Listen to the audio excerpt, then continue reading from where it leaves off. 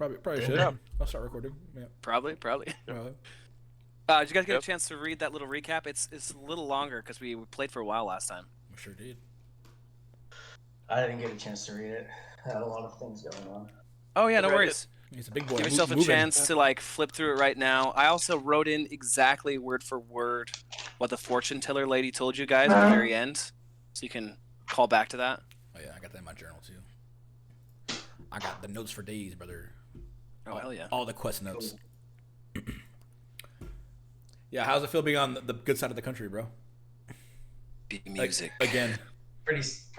The return to the Pretty west. good. Look at Wukong over here. Well, I mean, Montana was kind of shit. That's where Strahd is, but Yeah, you never fucking called me for trainers, bro. I was waiting. it was well. Yeah, I forgot. Does he have another kid 'Cause yet? I know you're up at like 12 a.m. So I Yeah. definitely will. I didn't go sleep last night definitely till like 7. I was playing Deathloop all night. Bro.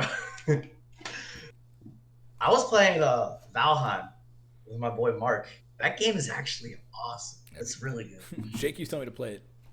I keep like, Oh, yeah, yeah. I'm going to, and I just haven't yet to download it. I want to play it, but I keep just being like, depressed and shit. I want to play it. Yeah. Well, you need people to play with. That's all it is. Yeah. Yeah, dude, I couldn't get that to work on my piece of garbage laptop. Can you guys hear me? Yeah. Yeah. Hey, there we go. I'm just in the bathroom right now, so Oh, nice. yeah. Put the mic to the toilet bowl. You turned up the sound. Yeah. No, I just have a headset. Do you want to? You can hear it flush. It'd be cool. No, I want to hear the drizzle.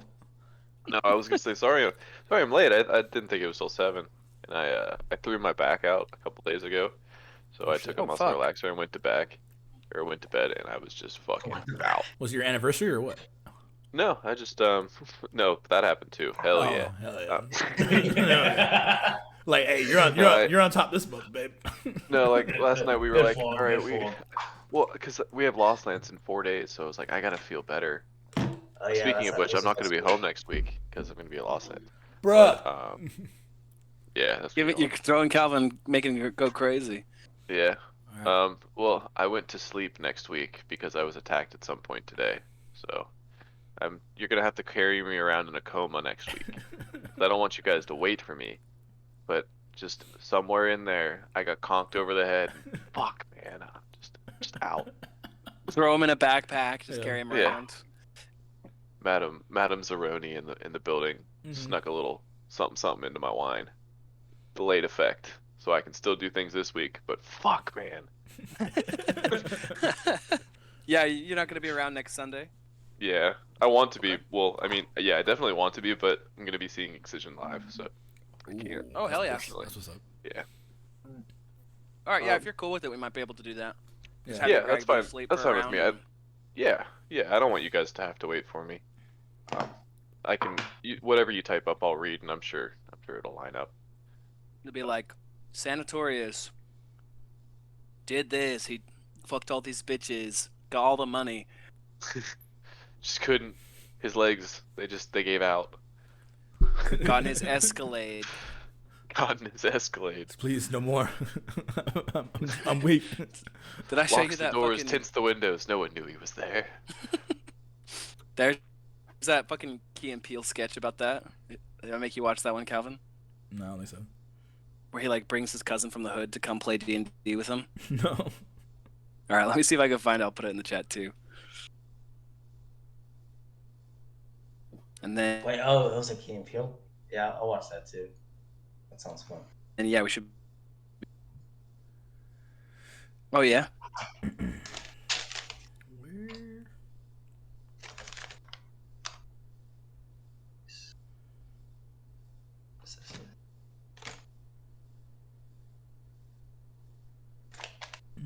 Mm-mm-mm-mm.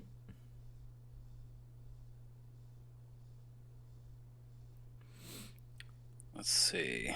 In the text. Oh, by the way, for the music thing, so Discord went full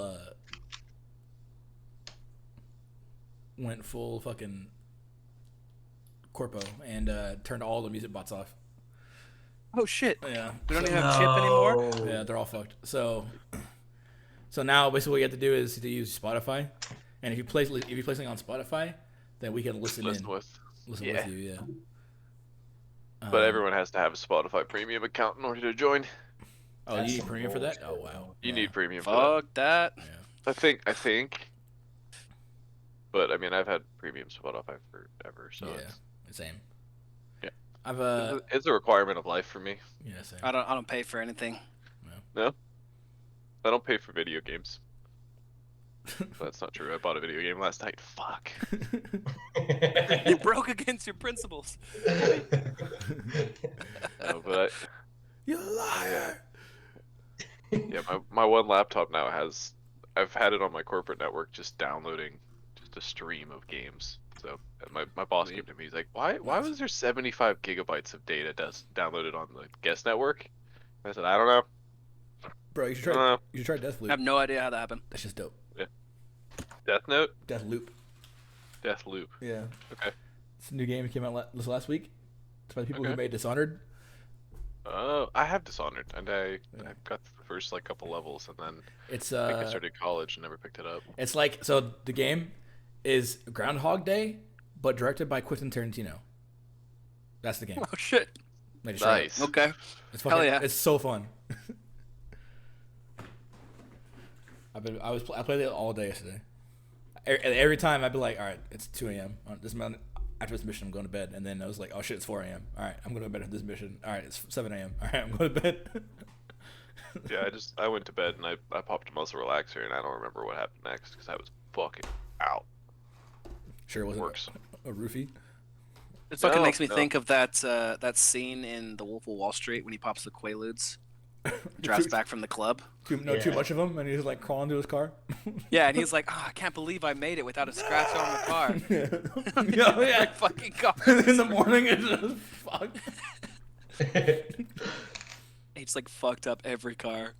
Hell yeah, pay for my traffic ticket. Let's go. You got a traffic ticket? Oh yeah. Did you It was speed? bad. How, dude? I speed like most of But the do way. you not pay attention, bro? Oh, what I would you do. get caught doing, Joe? Was it one of those Oh. like camera flashing? It was like he had to have been behind like some cover of some sort because I had no idea. He came out of He nowhere was behind low cover. and he like just slowly pulled up behind me. But it's only $50. It was only What $50. the fuck? That's not bad at all. Bitch, you weren't speeding. No. That's North Dakota. Pennsylvania, you get like 1,500. Oh yeah, for them you were going Yeah. like, for them you were speeding. You're going like 20 miles an hour. And they're like, oh, They have, slow yeah. down. money in North Dakota. There's tractors coming You on get- these streets. If you get pulled over in PA, you got to be going like 90, at least 90. Yeah, I guess that's also Nah, fair. I got pulled over. I'm in Vegas, so like they're probably like, we're not gonna bother pulling this guy over. There's some Lambo somewhere we can pull over. Exactly, dude. That's where I'm at too. PA, you got to be going 90 because I go like 87 everywhere, and no one ever stops me. There's like fucking street racers all the time coming down our street over here in LA, Mhm. and I swear, like I can do whatever the fuck I want in my stupid little sedan.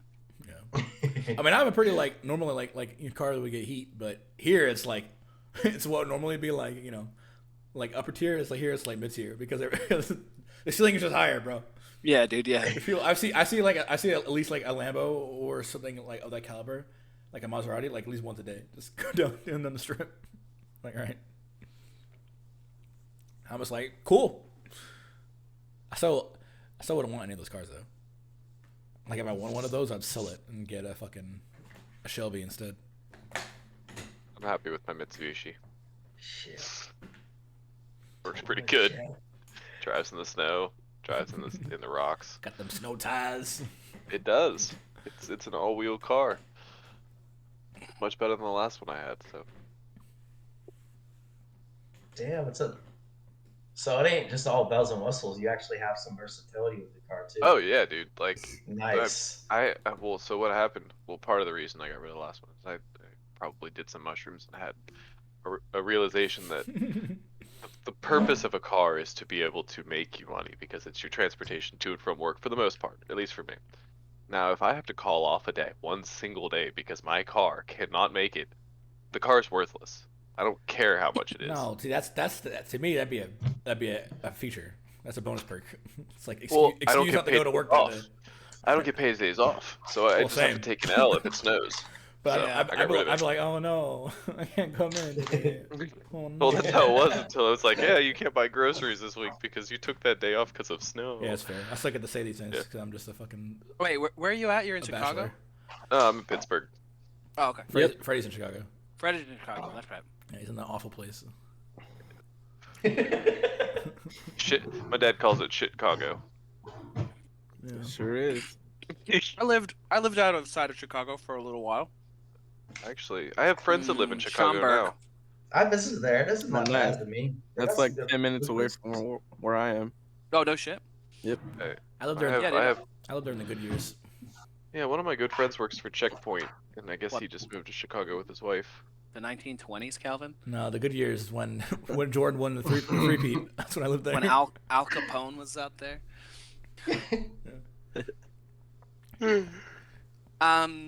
Yeah, let's get started. Bet. I guess for music, Spotify Premium if Calvin, if you want to throw something on, but Yeah, I'm gonna do it. For I the- don't for have the- that shit, so I'll have to go musicless. I'm gonna do it for the purpose of the video, at least. Alright. But yeah. I mean, Stream. we can still join in and listen to what he's listening to. apparent, you can try it, see if you can, but I don't know. You can try. I don't know if you need. I don't know if you premium need premium or not. Yeah. We did it last time. or not. No, I. But I you have applied. premium, don't you? Yeah. Yeah, exactly. You say it like that. Yeah. He's like, you know what, you're right. All right, I'm just gonna. Oh.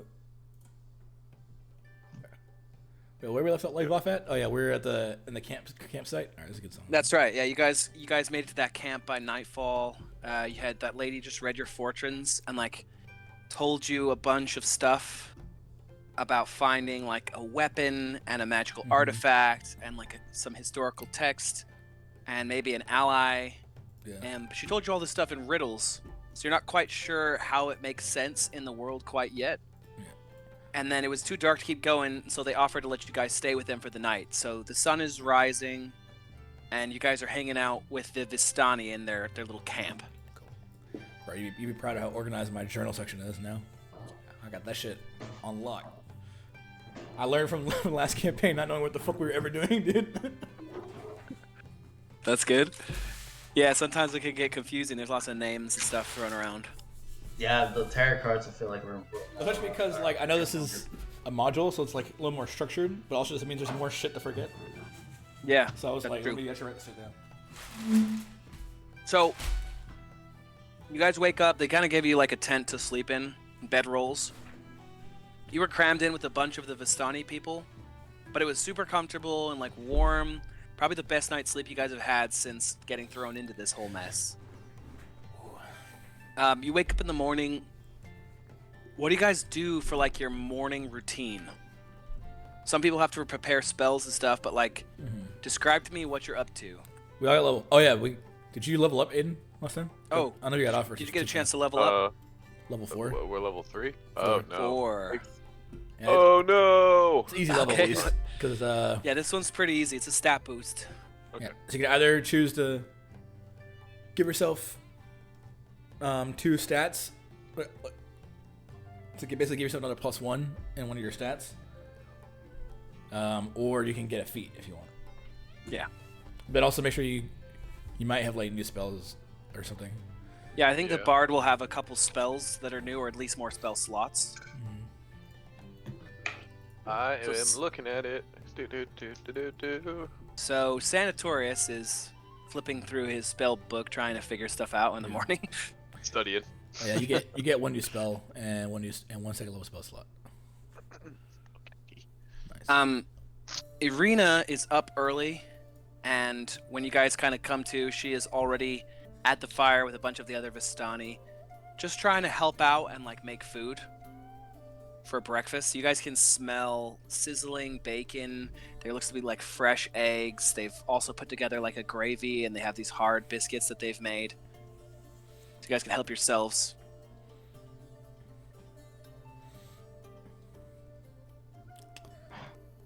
Yeah. Takes a Yeah, second we're to doing- warm yeah. up into D&D time. Gotta get into character here. Yeah, that's what I was saying. What's your morning routine? So, what does Borash do in the morning? Well, I would say, did they already have firewood and everything? by the time I woke up, or You could definitely get more. Like they Yeah. have firewood, but there's trees around that's what I would go. the to. edges. I would go. I would first I would ask to borrow one of their axe, and then I would go get some firewood. Okay. And what about Nemean? What would he be doing when he gets up first thing in the morning? I'm going to the pond or whatever was next to us, River, yeah. kind of cleaning up before I go and get some foods. Don't you? The water is cool and clear. You can see your reflection really well. The sun never really rose again. The mist is just so cloying. Like if you live in Seattle, there's just never any sun that comes through That's all all the right. way. Yeah, fuck that place. But you can see your reflection really well in the pond, and for a second, it almost seems like there's someone behind you as you're looking at your reflection in the pond. And when you look back, there's nobody there. Creepy. What about Therkor? What's Therkor doing when he gets up in the morning? I'm probably helping make food, or I'm going sleep. Still asleep. I'm gonna choose. Okay. I'm still asleep.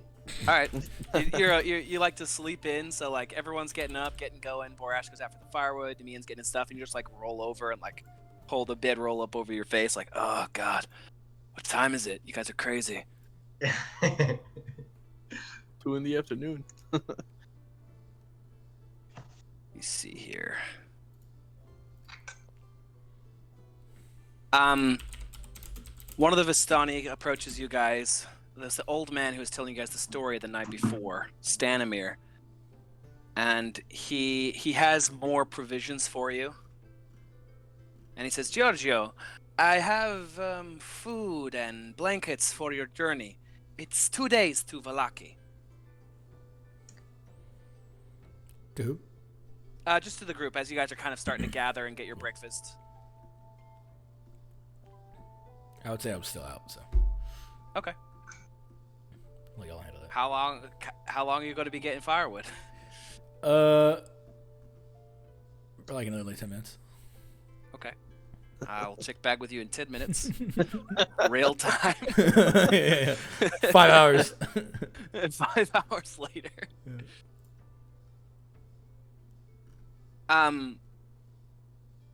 So I guess that would be toward Nemean, since he's the only one who's up and at the breakfast area. He kind of pushes onto you some more food to carry with you, some more supplies.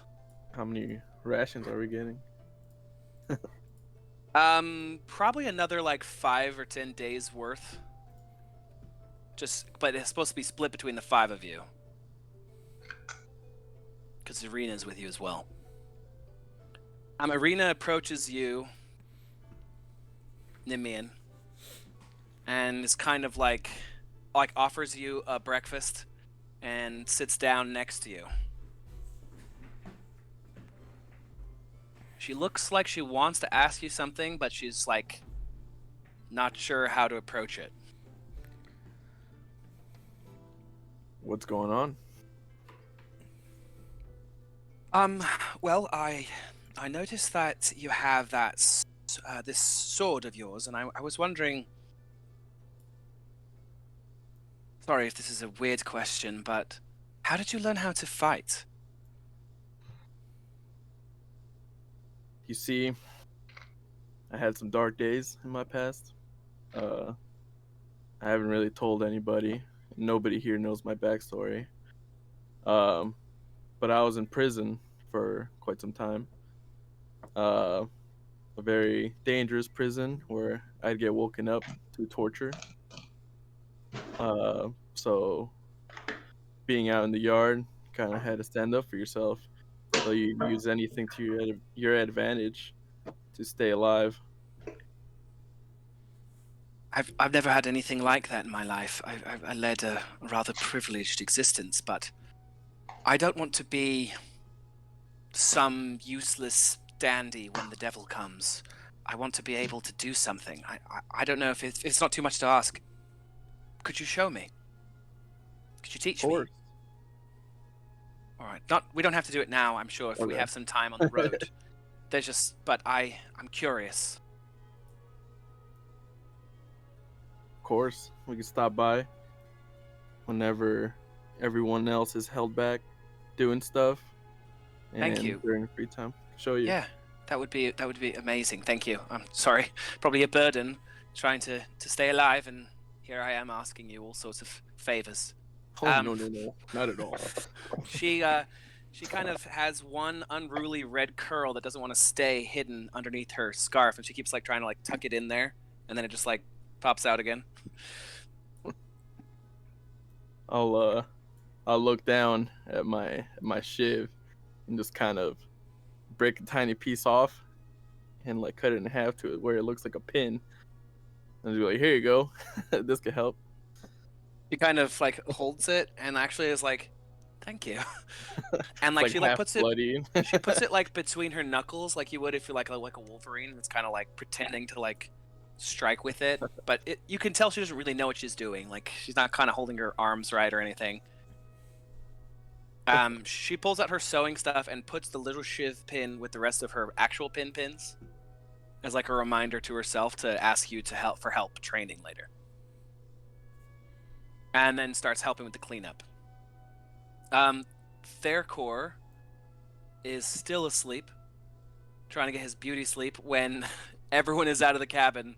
One of the guys comes back in and just starts like holding sizzling bacon underneath your nose to see if you'll wake up.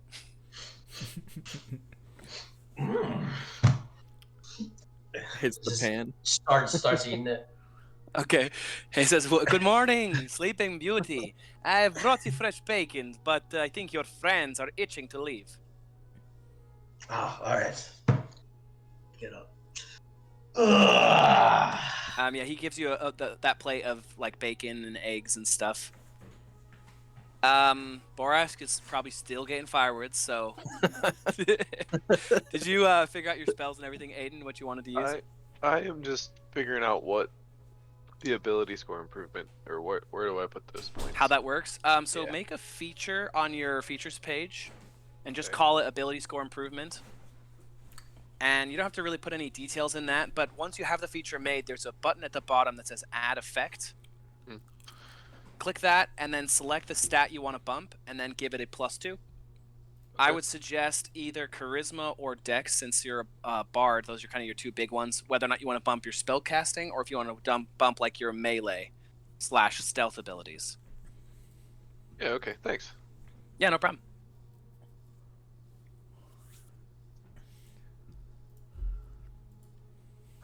But you, Sanatorius, notice that as you're tuning your guitar and getting ready for the day, is the gem inside your guitar, or do you have it on your person, or does it make this guitar go? Actually, inside my guitar. Okay. It's like the pickup. Okay. That's what I thought, like that it was embedded in it. Yeah. Anytime you notice like as you're stringing it, anytime the gem part of the guitar gets near the ground, the plants almost react to it. Like they just grow just a little bit, or they look just like slightly greener. Nice. It's a useful thing to have.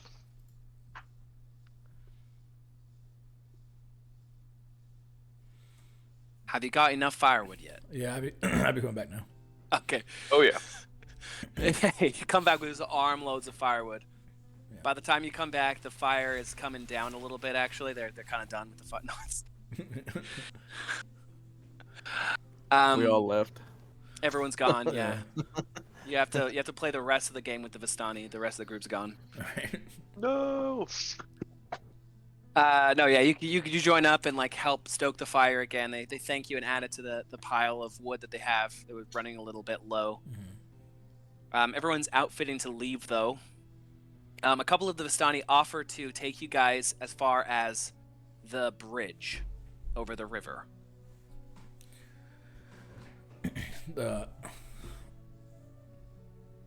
On the route to Valaki. Mm-hmm. So, I'd very much appreciate it. of course, Giorgio, we do what we can. Unless there's something else people specifically want to do, we can start heading that direction.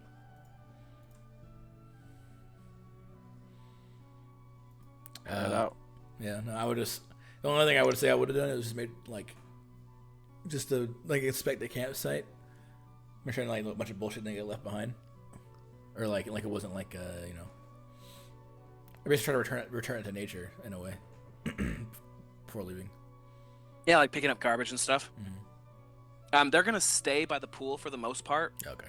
Like the caravan itself is gonna park out there for a while. Just a couple of the guys are gonna peel off and lead you guys across this bridge, and head you on your way to Valaki. Say, do you guys mind if we take 2 horses and a carriage?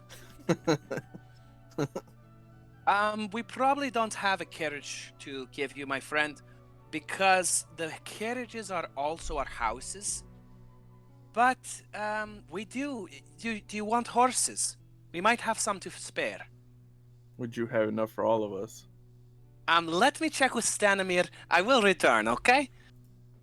And he kind of Okie-dokie. goes and checks with the old guy and talks to him. The older fellow kind of comes over to you and he says we have horses that you can use, but I don't think we have enough for you. We have 2 horses that are spare, strong, hearty beasts. If you take turns switching off, you could definitely spare your feet, but I do not have 5. I am so sorry.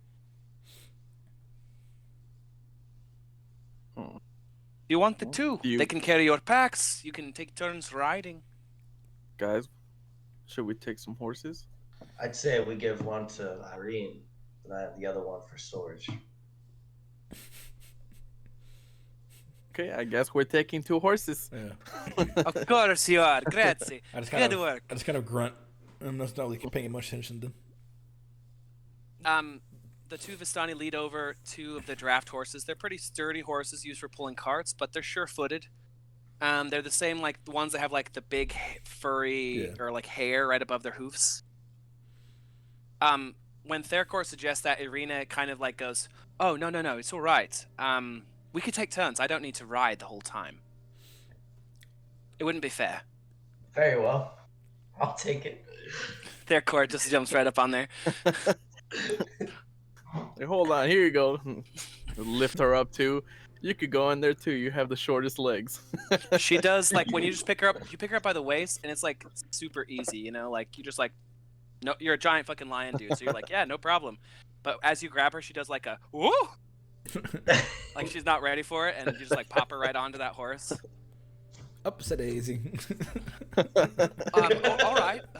I'll ride for a while, but we really should take turns. There's no reason to get anyone too tired. I don't need a horse. I have my own hooves. Look down. I can see that. Point down to my feet. I don't know about you. I'm gonna ride the whole way. I can basically walk as much as the Get horse off. can with the same kind of feet. So That's true. Don't you worry. If I get tired, I'll jump on Borashka's back. Make him mad. Okay, perfect. I just a low grunt in response. All right. Yeah, they lend you the 2 horses. Irina and Therkor are riding on them for now, and you guys can put extra stuff from your packs. All the gear we don't have. Yeah. Last time we put our shit somewhere, it disappeared. Yeah. I got 5 things in my inventory, bro. I don't think I need a fucking horse for that shit. Maybe a dog. You follow. They lead you down a dirt road, and it kind of clings to the side of a mountain as you move around this corner. It ends before this mold-encrusted bridge that spans a natural chasm. Gargoyles cloaked in black moss perch at the corners of this bridge. Their frowns are weather-worn, and on the mountainous side of the bridge, a waterfall spills down into a misty pool pretty far below you guys. The pool feeds into that river, which then meanders away into the fog toward the pool that you guys were camped out by. But once you reach this bridge, the path turns from dirt into pretty solid cobblestone dirt path. It's not paved, but it's obviously a road. Okay.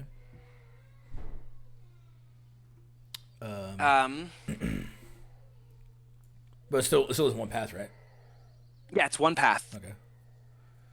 You guys go for a while. Irina offers Okay. Sanatorius to take her spot on the horse for a little bit. Are the Vistani still with us at this point, or did they turn around? No, they walked you to the bridge. Okay. So if you want to say anything to them before they go back.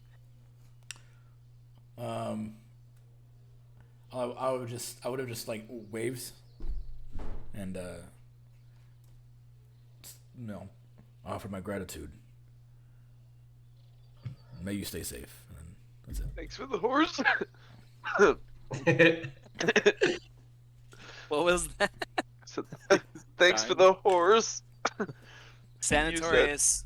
They stubby took legs. Sanatorius in and smoked him out in one of the tents No. with that good Barovian pipe weed. They say, "Don't you worry, Giorgio. You are good friends of the Vistani now. We take care of our own." And they all kind of give you guys like hugs, basically, like claps on the back that are a little much. You guys are like, "Oh, okay, whoa, I just stand still. okay." Yeah, they are shorter than you, so it's like they go to clap you back, but they have to like really reach up there and be like, Smacking your ass. "Yeah, just cup of feel." Pull my tail. Oh. You guys march along this road. The trees have dissipated. The road kind of winds through an open area until you get to a crossroads. The dirt road splits in two. One road is widening toward the east, and you can see more patches of cobblestone there than before, suggesting that the eastern branch was once a very important thoroughfare, whereas the other one continues on to the northwest. Or northwest. Is there like a sign at all or anything? There's no signs at this one, just this crossing where it branches. Valaki was. Say we go northwest, find the pool. The Sir Pool? That's where he just came from. Yeah, you just left the pool. But Find Irina the pool does. blessed by the light of the white sun. Oh, right. To the Yeah, northwest. Oh, that's to the northwest. You're right. Yeah.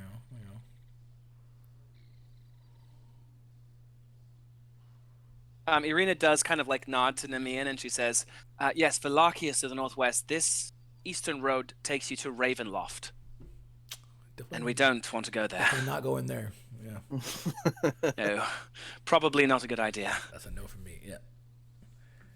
All right, northwest sounds good then.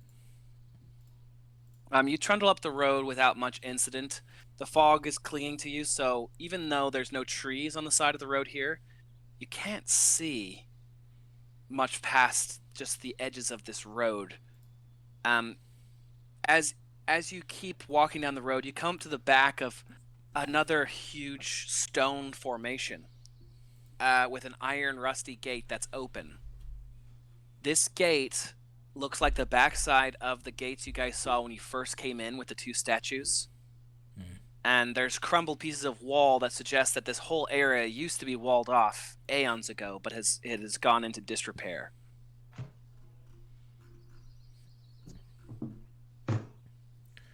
Does this mean we're leaving Barovia?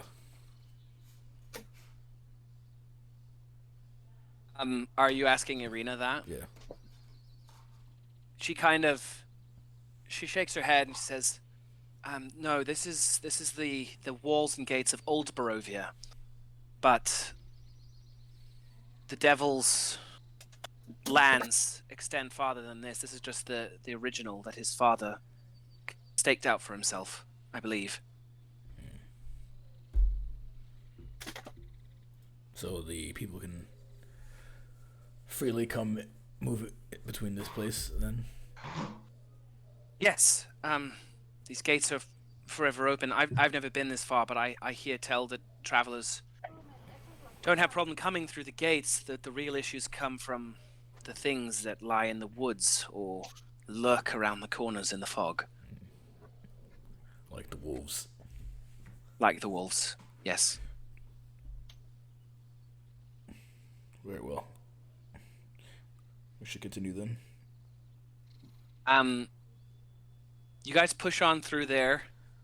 The day is growing long as you guys continue your march. You have to break several times to eat the rations that you had, so you probably are going to lose a day's worth of rations from your inventory.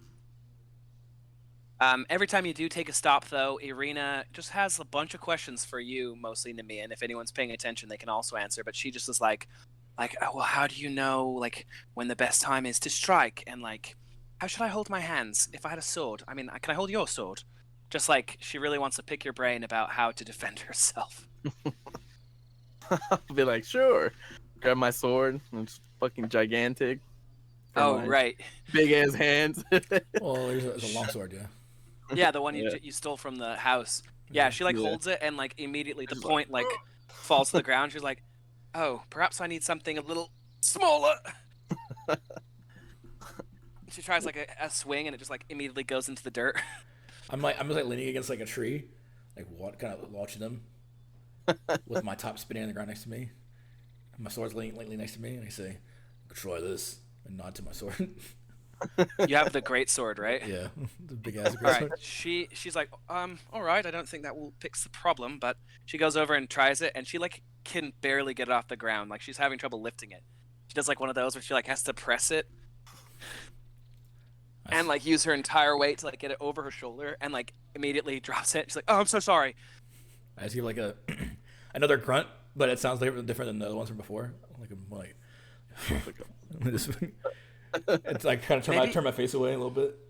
Maybe I should start with a dagger or something smaller. Sure, start with a toothpick. All right. Well, you know what they say about people with big swords, right? Compensating for something. So, My people have a similar saying, but it's about the horns. And I point at my horns, which are like they're not even like too big. They're just like normal, oh, like okay. medium sized. So I kind of just like whatever. And he's like, doesn't really mean much. He kind of blushes and stifles a laugh at that. I'll just then- yell towards him like, yeah, meaning he's really overcompensating for something, and just kind of walk away. Yeah, she covers her face and tries not to laugh too much, trying to keep that proper like lady. And as she's even laughing, that curl sneaks back out and bounces in front of her face. Shoves that back in there. Yeah. She's watching as Therkor kind of leads the way, like reading the signs of the forest and watching the ground from his horseback. And she starts asking you questions as well, just like, what are you looking for? Wait, how do you know when an animal has come this way? Oh, sorry, stop me if I'm being annoying, but I don't understand. Like, you just track your way through the forest. Years and years of trial and error, I guess. Just experience. Damn it. It's just an intuition thing. You get it as soon as you keep going out there and putting yourself in that position. Thought it was something you could learn. I guess I'll have to try harder. If I'm going to be on the run for the rest of my life, I figured I probably should be able to find my way around.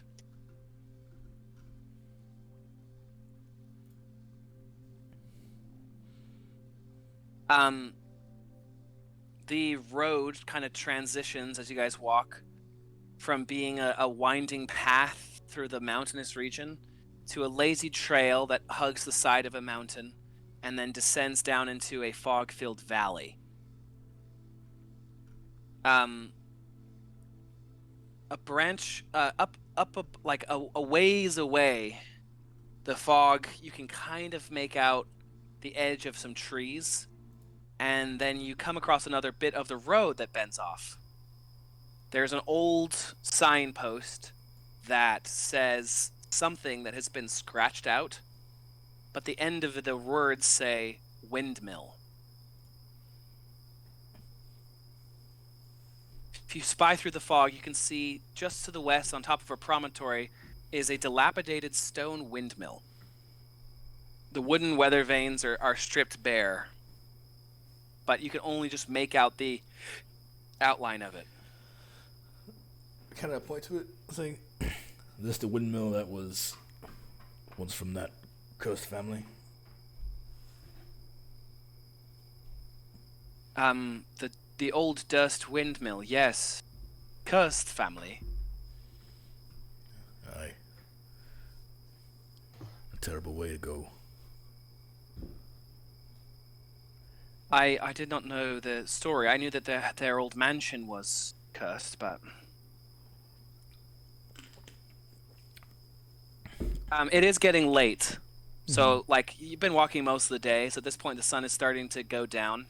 Even though the difference between the foggy day and the late night, like the evening, is difficult to tell. Once the sun goes down all the way, it gets pitch black here. There's no starlight, there's no moonlight that can penetrate that fog. I turn to you guys.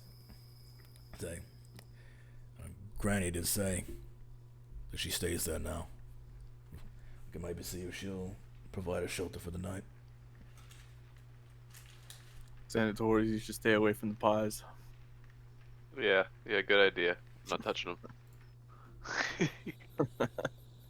All right, let's make our way there. Before you guys, when you guys take a step before, I'll say, I'll just kind of breathe out slowly and say, wait. I kind of like look off like to the windmill. Turn to you guys and say, you should know. I don't think it's anything bad, but Granny is not normal. And just be careful. I agree. I sensed that when she was first selling us the pies. Aye. Well, I trusted her. I think I still might. But there's something about her. I don't really much know what it is or what it means. But when I calm myself and open myself to my anger, like I do when I'm hunting, I also could feel her presence, but it was a kind I never felt before. So I don't know what it means. I just know it means something. For being one of the oldest people around here, I wouldn't think it's a good idea to mess with her, regardless. Aye. And like I said, I think I still might trust her. She treated us nice enough. And she's no vampire. Of that I'm sure. And that's all I say on that. Very well. Shall Well- get going? Yeah, if you're worried about her, should we not go there? Should we just camp out on the road? I think we have a better chance of staying alive. Yeah. How far away is it again? You can see it, so it's not too far off in the fog, but it's not on the road. You have to like go off the road down a little way or up a little ways to a promontory. You can see the outline of it from here. She did invite us, and she did know things. I'm sure she'd be willing, if nothing else, to trade a night of safety for some more stories. That seems to be what a lot of people barter for around here, is stories.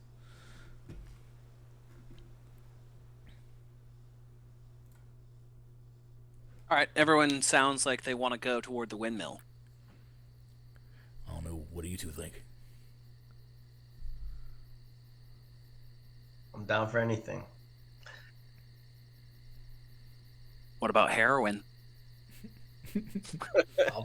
I'll try that too. One time. That's Candyland, bro. That's what Candyland is. All right. What about you, small one? Heard nothing but What good about things. heroin? Let's go. You had me at heroin.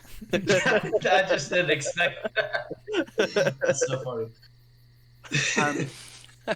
All right, you guys kind of trundle off the road, leading the horses up this steeper part of the land. As you get closer and closer, you can make out more of this windmill. It has like an onion dome on the top, and it leans slightly to one side, as though it's trying to turn away from the stormy gray sky.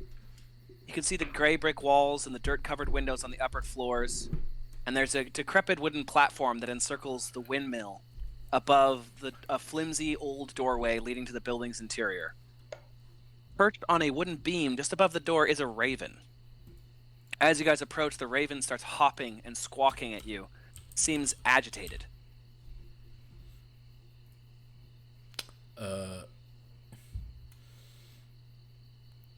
Can I can roll speak like? with it. Yeah, let me just think. I was thinking, can I roll like nature or something to see if it acts like a normal raven, or I don't know. Yeah, that's a good idea. I would put that up to a survival check though. Okay. So nature would be like, I guess it depends how you want to do it. Survival would be like, Yeah, I guess I've been doing it in more of like a teasing for danger, so survival kind of makes sense, I guess. like, how do I feel about this? Yeah, does this feel normal? Yeah. Whereas nature would be like, I read a book somewhere that ravens do this. Yeah. Almost want to say This like raven's a, acting against that. Almost want to kind of like purpose of like an instinct kind of check, basically. Yeah. That's kind of doing. So. Yeah, or that would be more of an insight then, which are both scale off wisdom. So survival or insight. I think insight then makes more sense. So I'll do insight. Yeah, like I said, they're the same score, so I'm not meta in gaming or anything. Yeah. 15. This seems like peculiar behavior for a raven. It's cawing at you and hopping up and down, and you know ravens are pretty intelligent. Like, people use them to deliver messages and stuff a lot of the time because they're smart enough. And this one seems to be trying to tell you something. That it's coming at, like, warning you. It's like, I would like to use my spell, speak with Okay. animals, and I'm going to speak with the animal. What's Okay. wrong, Mr. Bird? Isn't it danger! touch? Danger. Go back! Danger! Bad place. Bad. When he speaks, how I don't know how this spell works. When he speaks, does he speak normally, or does he like make bird sounds, like Theracor? Essentially what it means is that what Theracor says back. Mm-hmm. Like when he says, Theracor can just "Hey, Mr. Theracor Bird." can just talk normal, yeah. Okay. But he now understands what the bird is saying. I just look at you really. Okay. I look at you really confused. He said, the bird says danger. The bird talks to you. Well, I can speak with animals. Did you still have a pie left? I look. No. I kind of glance at your ears and I go, "All right, yeah." Elf. Ask I've it. seen many peculiar things. This is very strange. I don't know how I feel about this. What do you guys think? Ask it what kind Should of ask danger. him. What was the question? I'm sorry. I was doing. It's nighttime. No. What kind of danger? What kind of danger, Mr. Bird? Please. Bad? Much danger? Don't go. Don't go. Don't go near here. Run! Danger. It's just all it's saying, guys. It's bad. Run away. I'm gonna Don't go. look into the bird and breathe in, and then divine Okay. sense. Divine sense. It's 60 feet. Mm-hmm.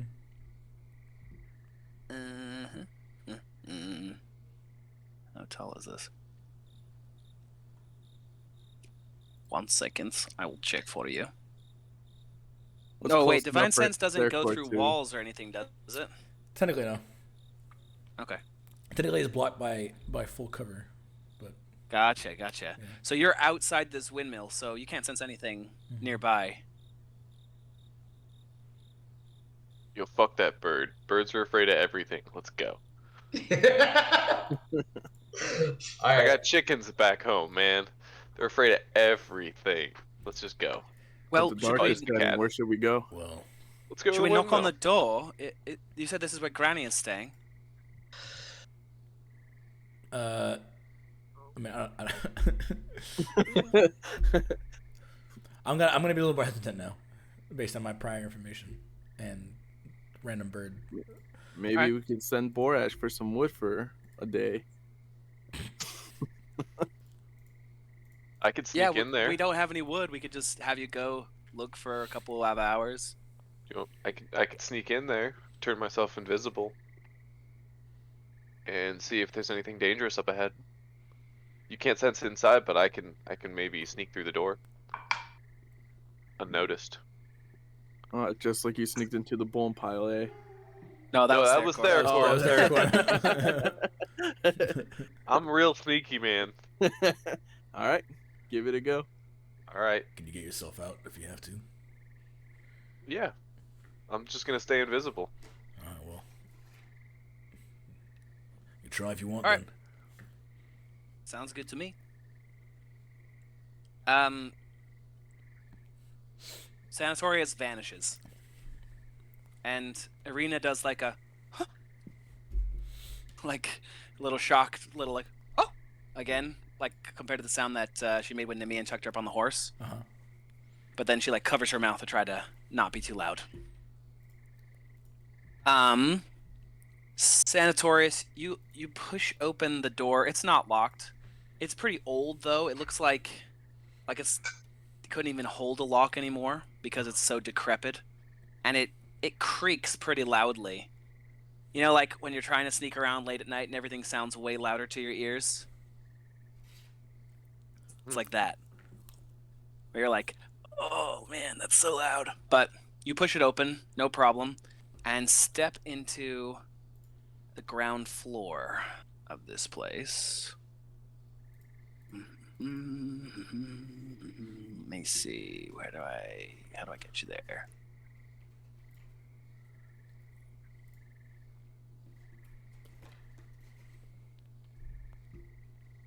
Ooh.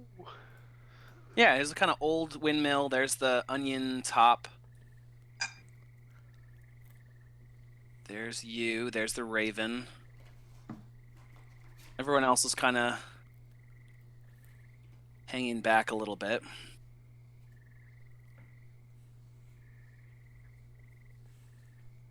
You push open the door and slide in, super quiet like. The inside is cramped. It smells great in here. The sweet smell of the pastries baking. This whole area looks like it's dirty, it's cluttered, because it's been changed into a makeshift kitchen. There's baskets and old dishware piled everywhere. There's the peddler cart that you guys saw her pushing around is sitting in the center right here that had the pies on it. It's empty at the moment. They also have a chicken coop inside. And there's a big heavy wooden trunk. There's a wooden cabinet pushed up against the wall over here covered in flowers. You can hear clucking of tons of chickens. And somewhere in there you can also hear toads croaking, like they've got toads in some of these boxes and baskets. There's an old barrel that's upright over on one side. And the brick oven, which is right here, is where all the good smells are coming from. There's a crumbling staircase along this wall. And you can hear voices from somewhere up above, people talking. Let's see.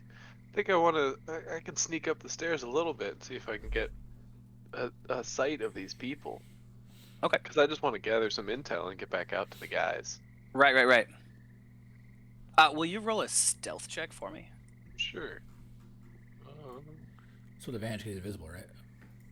I'm I think they will roll with disadvantage if someone was trying to perceive you. I think, or what does it say under invisible? I can look it up. Let me see. A creature you touch becomes invisible until the spell ends. Concentration up to 1 hour. Anything the target is wearing or carrying is invisible as long as it's on the target's person. The spell ends for a target that attacks or casts a spell. Okay, cool. Yeah, I think invisibility basically means they can't ever sense you by sight, but they could hear you. So this is basically like how sneaky are you being with your feet and your smell. But I'm gonna make them roll with disadvantage, even that, because they're not expecting you. If Here's my stealth. Cool.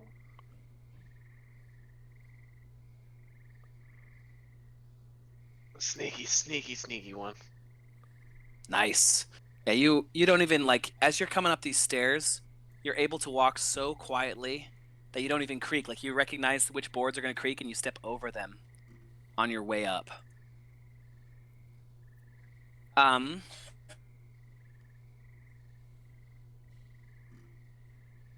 Leads us to this part.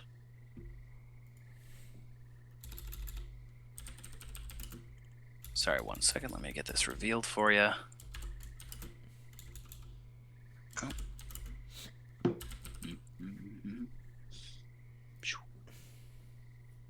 You come up the stairs over here. This area looks like what was the big grinding part of the actual mill. The windows are kind of covered over with mud and dirt to let very little light enter. Most of the chamber is taken up by this millstone. Just connected to a wooden gear shaft. It rises through the ceiling to the center of the room. It used to be run by the mill itself. The stone staircase continues on upward on the other side. The voices you can hear are coming from above you, and they're talking and laughing. The ground here is covered in like dust and or at closer inspection, it looks like mostly it's flour, but it's otherwise empty. Can I make out anything that people are saying above me, or is it still too faint? Make a perception check. Okay. Ooh. Nice. Yeesh. Dang. Yeah, okay. Nice. You stop at the base of the stairs and cock your ear to listen. And you can hear what sounds like two women talking, and they're laughing about the first thing you hear is just cackling, just like. And then I says to him, well, if you've got that big of a member, then perhaps you better come round more often. Oh, no, you didn't. Yes, I did. Just it sounds like two ladies gossiping about something. All right, I think with that, I'm not threatened by these ladies. I want to sneak back out and tell the guys what I know. There's just two gossipy girls up there. I ain't worried about it. I didn't see anything dangerous. We could probably get some loot from the bottom floor at the very least. Be quiet though. There's definitely people inside. Oh man, I don't know if I want to steal from Granny though. Yeah, what do you mean by loot? That smells so good in there, and there's chests and cabinets and You want to Snap out take of it. things from these people. maybe I'm pretty sneaky. They wouldn't notice, probably. Did you not hear a word that Borash said? Borash, I thought we were supposed to go in there. Rest. What is that? What are you doing? Why are you trying to steal this lady's stuff? It's getting Smells like- darker. It is like getting pies. darker. You're the I'm one. addicted to the pie. You're the one talking to a bird that's giving us warnings of danger. The bird kind of flaps up into your face, actually, Thercor, and it says, "Turn back! Run! Danger!" You gonna Yeah, listen this to bird a bird? is kind of stupid. Let's just go in and talk to Granny. All right. And that was the And her friend. the whole story. She has a friend, guys. There's two grannies. You don't even know. They could be nice, but they just seem like they were full of shit. All right. I Just have want a to bad pile in. feeling about It's pretty this. cramped inside, especially that first floor, but there is a little bit more room on the second floor. Do you want to try to sneak in? Do you want to just ask them? How do you guys want to go about this? I'm gonna stay in the doorway, at the threshold. Okay. Yeah, I'll be watching her back. So the two of you guys are like, we're not going in there. Fuck that. I'll go in and say, It should be like a goosebumps. hello. You just roll for like. This is All right. creepy. As their core's gonna step right in and just be like, hello. As you say that, the voices above stop, and you hear someone coming down the stairs.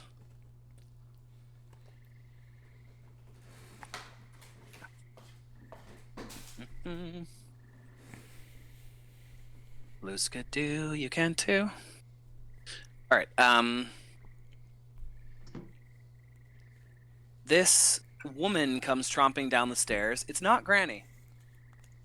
Oh. It's a different woman, younger, but very unfortunate looking. Like someone hit her over the head with the ugly stick. Like she is ugly. And her black hair is kind of tucked back and like stuck up with stitching, like crochet needles. Mm-hmm. And she's heavy set, kind of big wide nose, missing a couple of teeth. And she comes down the stairs, and as she comes down, you hear her say, "Mother, is that you?" And as she sees you guys, she stops. And then she looks at you, kind of confused. And she says, "Oh, hello there. What have we here? What are you doing in here?" She doesn't seem particularly upset, just curious.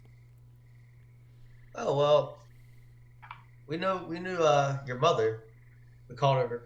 What was her name? Grandma.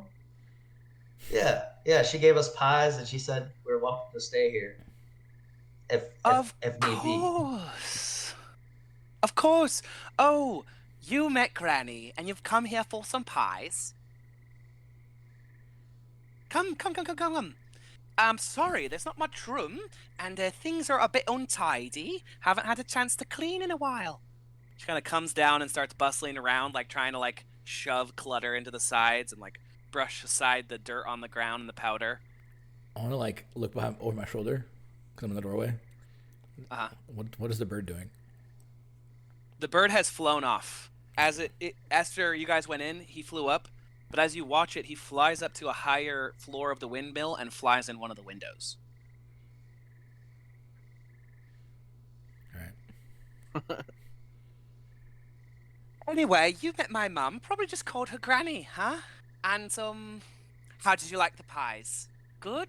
Bad? Too salty? Is there something else I can do to make them taste better? I have no recommendations. Those pies were amazing. Oh, stop it, dearie. No, I do say they're the best pies I ever had. All right, you're trying to sweeten me up so you can get one for free, ain't you? Speaking of that, she kind of like bustles around this clutter over to the oven and pulls a fresh baked sheet of pies and like kind of pushes more clutter off of that barrel and sets them on top. Ooh. I'm gonna kind of turn to you, Nimian, and just kind of like shrug and then just like walk inside. We let these fucking idiots go in. I just shrug and I'm gonna step inside, but I'm kind of like staying by the door. Okay. Because they're kind of squeezing. It's cluttered, so when Borash steps in, it's kind of like has to like push people off to the side. Mm-hmm. Well, if you lot have come for pies, you come to the right place. We came more for a place to stay in these dark nights. You want to stay here, love? Or maybe at least, if there's no room, I'm looking around the room, maybe just camp outside of it. Oh, I can't think of a better reason. We love having visitors. There might be room for you up on the second floor by the actual groundstone. I'd have to ask me mum, but she's on her way back any minute now, and she loves having people over for dinner. How long have we been traveling? All right. You guys have been traveling for 2 days. Granny left the first night. So when she said the windmill wasn't far, she was full of shit. It's super far. She said that. And I'm gonna say, like, when did she last leave? 3 or 4 days ago. Oh, she does the rounds, pops over to the village and makes sure everyone gets a chance at her pies. But she left this morning, I don't know, early about, searching for wildflowers and roots and things. Can I insight that? Sure. Roll an insight check. 15.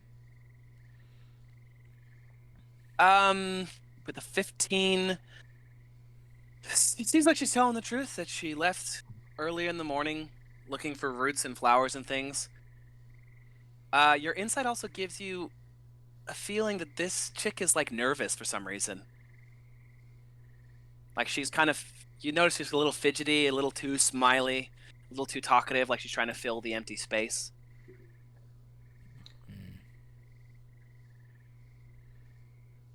Where's me manners? My name's Bella. What's yours? I'm Theracor, miss. Irina's also going to kind of poke her head in. Very cool. What an interesting name. And you're the one who tried the pies, yes? I was one of them. Was along with Senatorius, the dwarf. Hell yeah. That Them is some good Taurus. pies, my The lady. dwarf. I'm a halfling, you bitch. Respect the midget. Is it? My. Well, aren't you a handsome lad? She like kind of like does like one of those things where she touches your chin on your beard. Ooh, third word? On Senatorius. Ooh. I'm so cute. Yeah. I love grandmas. Thanks, Well, Granny. This lady's This probably is a like in her daughter. 30s, maybe 40s. Oh, Like middle-aged, but Oh. she looks like Granny in that she's Even like very better. short and kind of squat. But yeah, And she got hit is by a bus. she is Even better. ugly. Yeah, she's She looks, really like, she looks ugly. like a dependent. It's alright. You know, beggars can't be choosers. I'm a midget. Among the halfling society, you're actually pretty tall. But Oh, wow. Ooh. Check that out. Ooh. And what did you think of the pies, handsome? Mm-hmm. That's what I'm talking about. Give me some of them pies. Tell you what, I hate to ask people for things, but I do need a favor, and perhaps you can help me. And in return, I can definitely get you guys another pie without charge. Mm. Yep. Yeah, I could do some things. All right. Ophalia! She calls upstairs, and you hear someone else bustling up there. Get the letter! Another lady kind of comes to the top of the stairs here, and this is a mirror image of the first one. Maybe a little taller and has a huge wart on one side of her nose, and like 3 chins, like a little squatter, broader of shoulder. And she comes down and she says, "What? You want the letter? All right." And like pulls out this letter and hands it to Theracor there at the base of the stairs, and then trundles back on up to wherever she was before. Aphalia's working on a new batch of ingredients, but this here, well, recently, this letter me mum sent out to a friend in Valaki was returned unanswered. Haven't told me mum about it yet, but she doesn't. I don't want her to worry. She kind of gestures for you to open the letter and read it. All right, I open the letter and read it. It says, "Vasily, my dear friend, we'd be more than willing to help you with such a horrible problem. I can only imagine what those poor dears in Valaki are going through. You know very well that I've had my own bad encounters with witches, encounters that have left their marks on my very soul and my family. Those children, orphaned or not, should never have to face such evil. If you find a way to get the little ones out of St. Andrew's Church, safely out of Valaki, I'll be happy to house them here at my windmill. There's not much room here, true, but we have beds and we have pies to go around. Sincerely, Morgantha."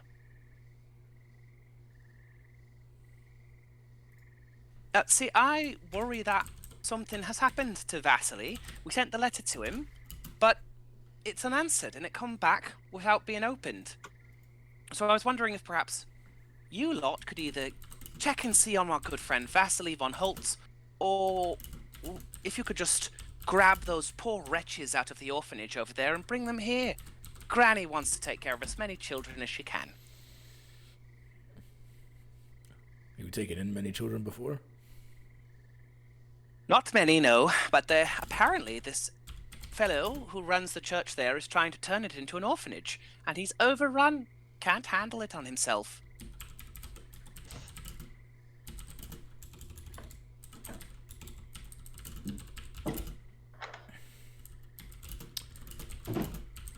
I'm gonna look around and say, this place doesn't seem too fitting for children.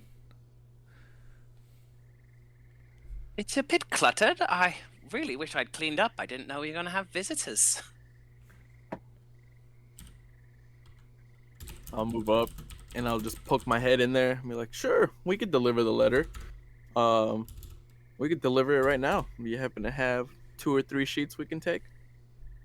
For the cold. 2 or 3 whats? Sheets. So I can like set up a tent outside with some sheets. Because fuck this. Alright. So I'm just trying to get I did suggest that earlier, yeah. Like, we can camp outside. I was like, yeah.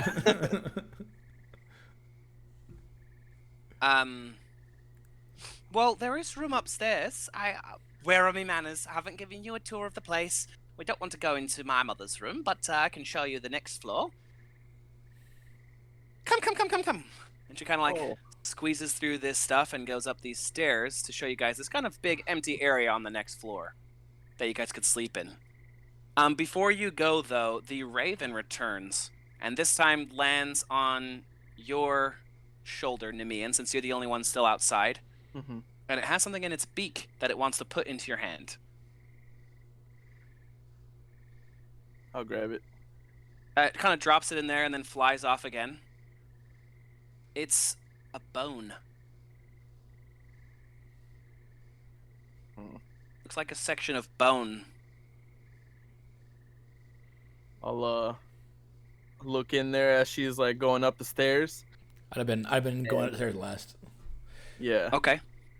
So before I say something, I kind of like hit Borash, and I kind of with my eyes make him like look down, and I show him. I open my hand and I show him the bone. Yeah, it's small, so it's a section of what's clearly bone.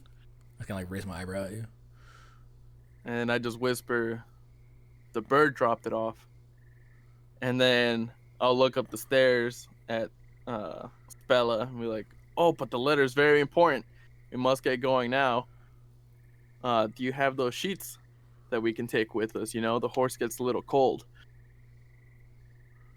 Of course, dearie. I'll go grab some sheets for you, love. Oh, But thank you. Sure you don't want to stay the night? There's plenty of room. Oh, no worries. We have to get going. I sort of meet your gaze again, and then look like back at the bone, and then go like, oh. And then I kind of turn over my shoulder and say, "Oh yeah, so I'd hate to. There's quite a lot of us. We're pretty big.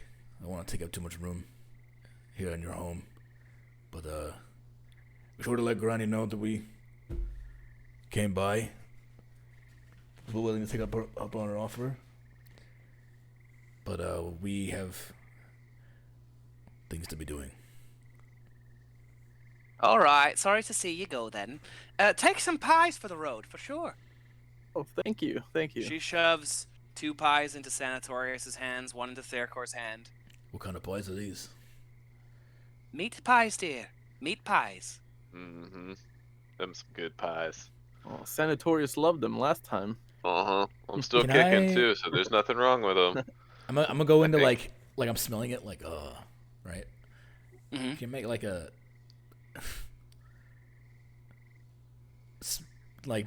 see if I can tell what kind, like what kind of meat it is. Based off the smell alone, Of the scent, yeah. would probably be a hard check, but yeah, you could do a perception.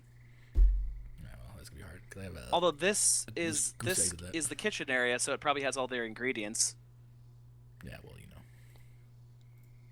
Yeah, he thought You got a a horse was 16. pig, you know? Yeah. True.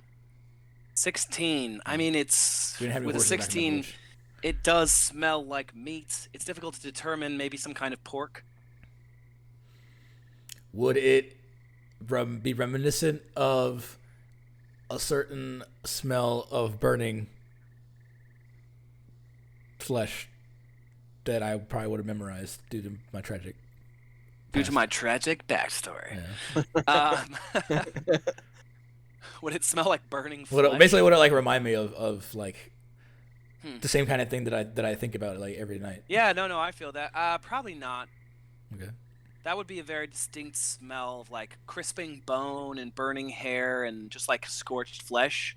That burns into your memory. This smells like a really good pie. Probably pork of some kind. Okay. All right. I will take her pie, and I will hand it to third core. By the door. I'll just grab it I'm and keep basically it so it doesn't seem gonna like hold- I'm just. Yeah, I was being basically holding it out at the door, like, and I'm like already half stepping, like turning away. To You're like, leave. no, I'm going out. Yeah, okay. Yeah. Bella tells you to wait right there. Core. She's gonna run upstairs and grab some sheets for you.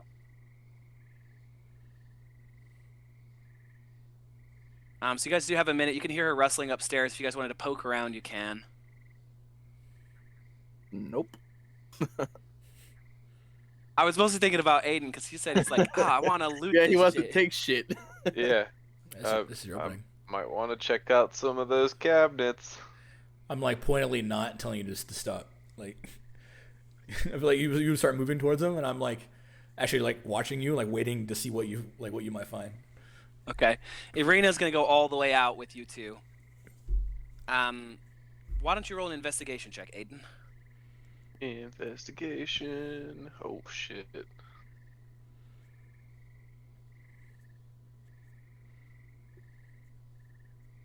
$13. Yep. Okay, with the 13, you can basically see what is most obvious to the eye. So you pop open the first cabinet, and it's full of baking ingredients, flour, sugar. There's several gourds of a powdered substance that kind of has a grayish white tone to it. Hanging on the inside of one of the cabinet doors are a dozen locks of hair of different colors. Mm. You also see 3 small... What's the word for them? Like... Shoot. Like a... Not a jar, but like... Mason jar. No, it's like those... You know the ones that have like a stopper in it? That like chemists use? Oh, like a vial or a flask? Like a vial or a Yeah. flask. That's a good word for it. Yeah. You see 3 of those that are different colors. One is red, one is green, and one is yellow. I want to take those vials with me. Okay. Don't you make me pick you up, Sanatorius. There's also that makeshift chicken coop has 3 chickens in it and a rooster. And there's a couple eggs in there. Yeah, those And yum. the wooden trunk, you can peek in through. There's like little holes bored in the lid, and it looks like it's full of toads. That's where the croaking is coming from. You can just hear toads croaking from this trunk. Nice music. Yeah. There's toads Very on the music right now. Oh, really? Yeah. Yeah. Well, I But guess we'll at take that, those. as you're like kind of peeking in there, Bella comes back with several sheets What's to Bella push not into stuff? Thercor's arms. Well, I guess I'll close these things back up and make my way back out. Okay, perfect. Don't be strangers then. And if you see me mum on the road, be sure to say aye. Oh, before I go though, do you happen to have some silverware? You know, fork and a knife. I like to be fancy when I eat my meals. She just like honestly looks confused, like she's trying to recall if they have silverware. She's like, we've got like out of real silver. No, it doesn't matter. I just need a spoon, fork, or with a knife. Either I might or. have a wooden spoon around here that I can spare, but most of that stuff we need for baking and shit. Oh, no worries then. Sorry about that, love. You'll have to use your hands. She kind of looks at your big old paws and she's just like, I think you'll be all right. I'll just smile at her and just kind of turn away. Yeah. So when everyone else is finally gone, and I'm standing at the threshold, look back and say, again, thank you for your hospitality, and we will deliver that for you. Boss love, no problem. And then, as I'm looking at her before I go, I take another breath and divine sense again. Oh, while you're looking at her, Mm-hmm. you sense 2 fiends in that room. One of them is coming directly from her, that same fiend sense he got from her mom, Yep. Granny. But also the barrel that is sitting over there to one side that has the pies, the hot pie tray sitting on top of it. You get the sense that there's a fiend in that barrel.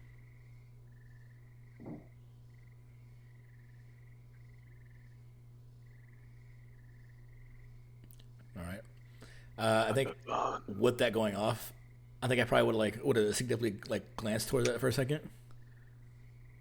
Okay. In case I don't know you want to do something with that, but Yeah, then- you and then I'm glance just- at the barrel, and she follows your eyes, and then she says, "Did you not get a pie?"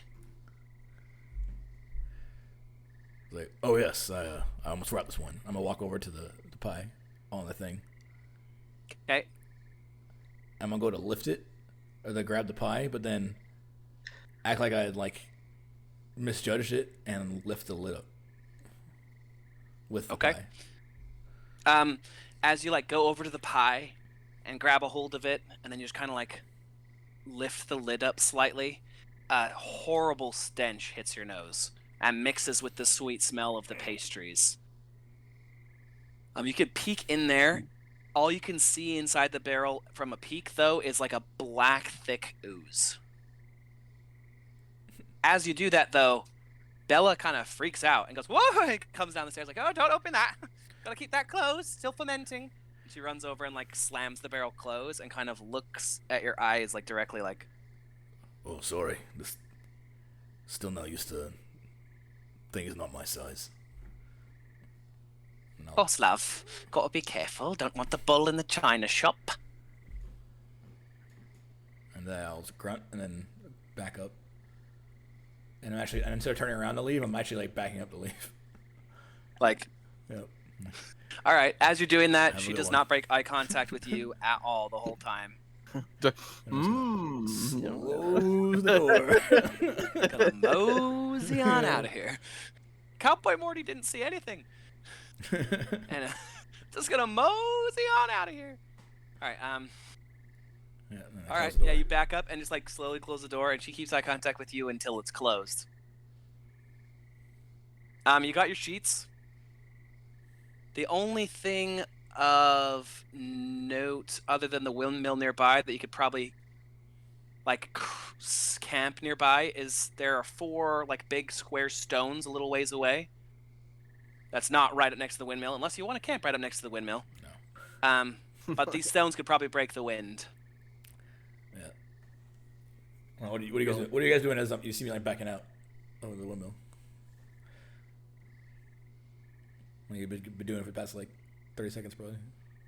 I'm Yeah. just looking back, and I'm waiting for you to catch up so I can be what was that all about? Irina's definitely giving you a look Like, what's this guy doing? what was that all about? I know you got your pie. You passed it on.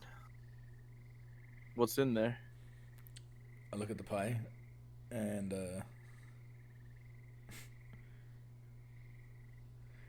I glance back at the windmill, and I say, "We should go away from here." After you? There was, and I'm kind of leaning a little bit, conspiratorially. There was something in that barrel that was alive, and it was that same feeling I got from Granny, which I of course got from her daughter. Came from that. It's something I've never seen before. I don't know what it is, but I know I don't like it.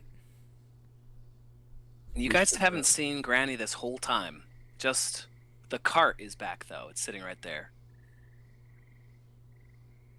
Huh. We should go set up the tent, and we should wait a little bit till they go to sleep.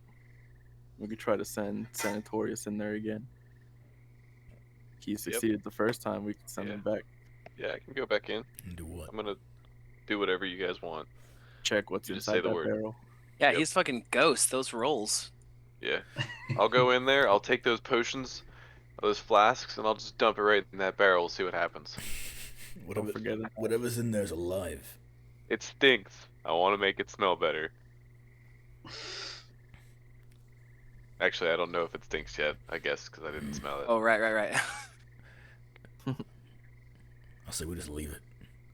We don't need to be here. We just move Up on to to you. Valaki. You just say the word, man. I'm a sneaky snake. Just, I Well, got you. You guys are having this conversation as you move away from the windmill. Yeah, heading that direction. Yeah. There's three of these like megaliths, I guess is what I would call them. As you get closer, they're just big square blocks of stone that someone has placed out in this field nearby the windmill. But they're a ways away, so you don't have to worry about, like, you get far enough away that the fog makes the windmill vanish. And even as the sun is setting here, there's a certain safety behind these stones. Each of the stones is kind of overgrown with moss, and they look ancient, and they have carvings on them. There's 3 carvings. One of them is, you can make out to be an old lady with her hands up like this, letting a raven fly free. The second one is kind of like a middle-aged woman with like swamp grass in her hair and kind of crazy eyes. And the third is a young woman wearing a crown that has 3 jewels on it and holding forth a bow above her head. They're super overgrown, although it looks like someone has laid flowers in front of one of them. And the one in front of the older woman, the raven kind of caws and lands over there to draw your attention to something. At this point, once we got like away from the windmill, I'll just drop the pie to the ground. On the way. Yeah. Okay, you ditch it. What about Sanatorius and Thercor? You guys have pies. Keeping my pie. I'm Shit's keeping good. my pie too. Okay. Anyways, I don't think you should eat that. I'm curious what the bird's doing, so I go towards the bird and see Okay. what's up with Yeah, I that. should throw those pies away. The raven is cawing and pecking at a circle on the ground in front of the old lady megalith. And in the circle looks like a small pile of teeth. Too small to be adult teeth. I will verify what kind of teeth they are. So it'll be like a Yeah, as you perception kind of look at check. them, you recognize these as children's teeth. Or maybe baby teeth collected from under pillows or something. There's no evidence to say that they were forced out, but there's a whole pile of children's teeth. We found the tooth fairy, guys. What do you mean? The tooth fairy? She sneaks into children's houses and takes teeth from under their pillows.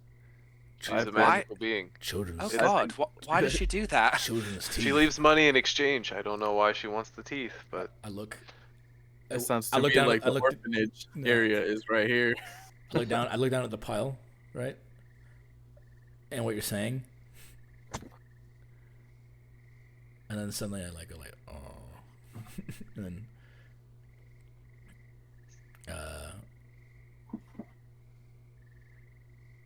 yeah, I was kind of like just looking at it. Do you for a still have second. that bone, Nimian, or did you get rid of it? I still have it.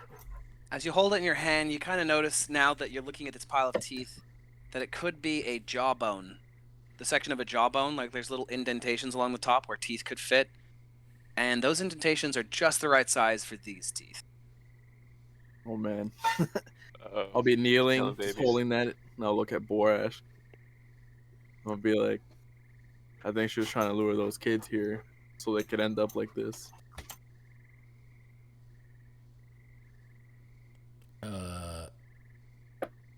I'm like pausing for a second, kind of like putting it together, because I have 8 intelligence, so I'm like putting it together. And then I'll be right back, and guys. then suddenly my eyes grow big, and then I like snarl, and I damn, and I like draw my sword,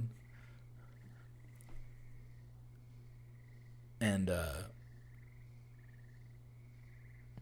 yeah, at this point, like I feel like the fire within me would be burning, but it would be like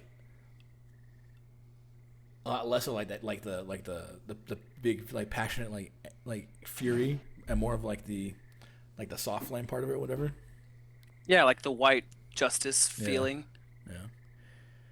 Let's say, I was so wrong. Wrong about what? Now I know what that feeling from them means. Of course, it makes sense. Of course, I feel them just like I would feel a vampire. It was different, but now I see. It's all the same.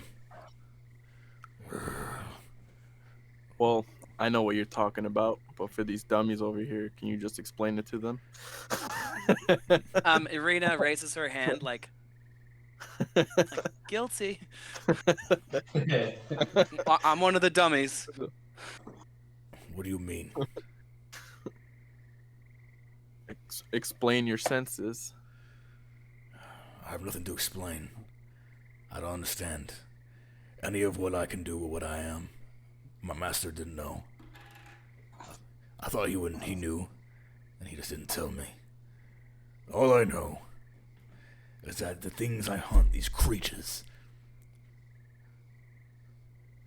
they all must fall and burn. I can breathe them in. I can feel them so that they cannot hide from me. And while that, and I point to the windmill, didn't feel like a vampire, I still felt it. I just didn't know what it was. I hadn't felt anything like it before. And now I know. It is crafty, it is vile, and it hides behind masks. But it is evil just the same. So what do you suggest? We go back in there, We burn chop them. their heads off? We burn them. And I point to the pile. Or would you argue with me against that as well? Well, I'm agreeing with you right now. I'm not liking what I'm seeing. So what's your plan?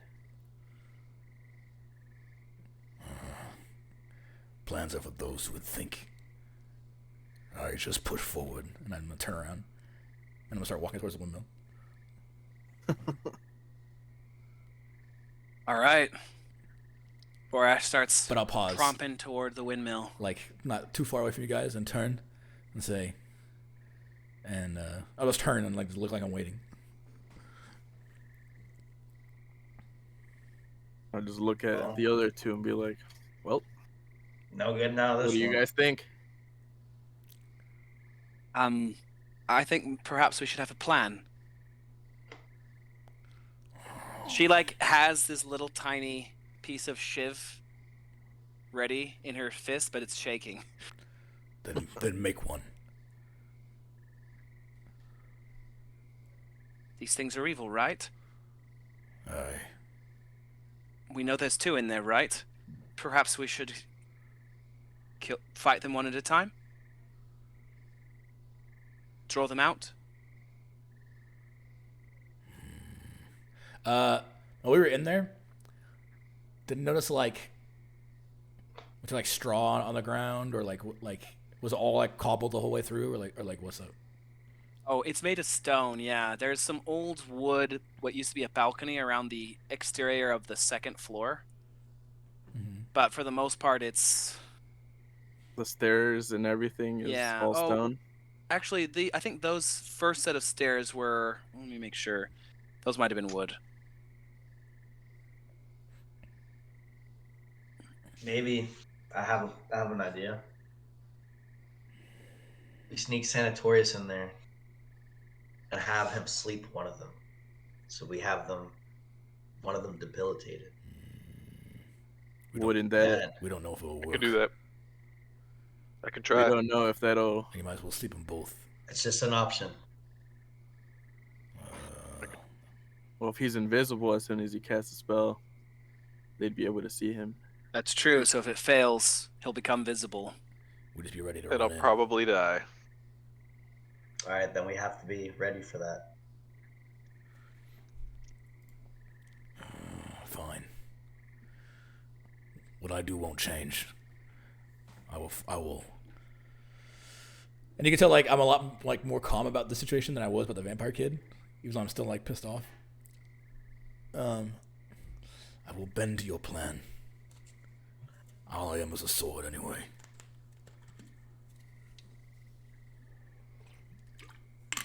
All right, so you guys want to try to sneak Sanatorius back in there? Is that roof stone too, or is it wood? That's the dome. It's probably wood. The blades of the windmill are wood too. Yeah, you can see it from the side view right here. Say, don't you guys have a way to make some flaming arrows?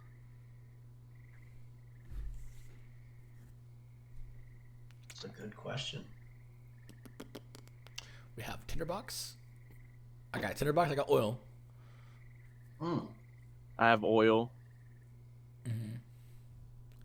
Let's see. We also. I have, The problem is. I have- Never mind. Good. I was gonna say I have prestidigitation, so I could light something on fire for you too. How far? 10 feet. Do we know that they're the only ones in there? We're going based off of Sanatorius' word. He said he heard too. I just worry that. What if there are victims in there as well? Should we not save them? I think the sleeping plan seems more feasible. What if we can't get in when the whole thing is on fire? Or if they're not even weak to fire?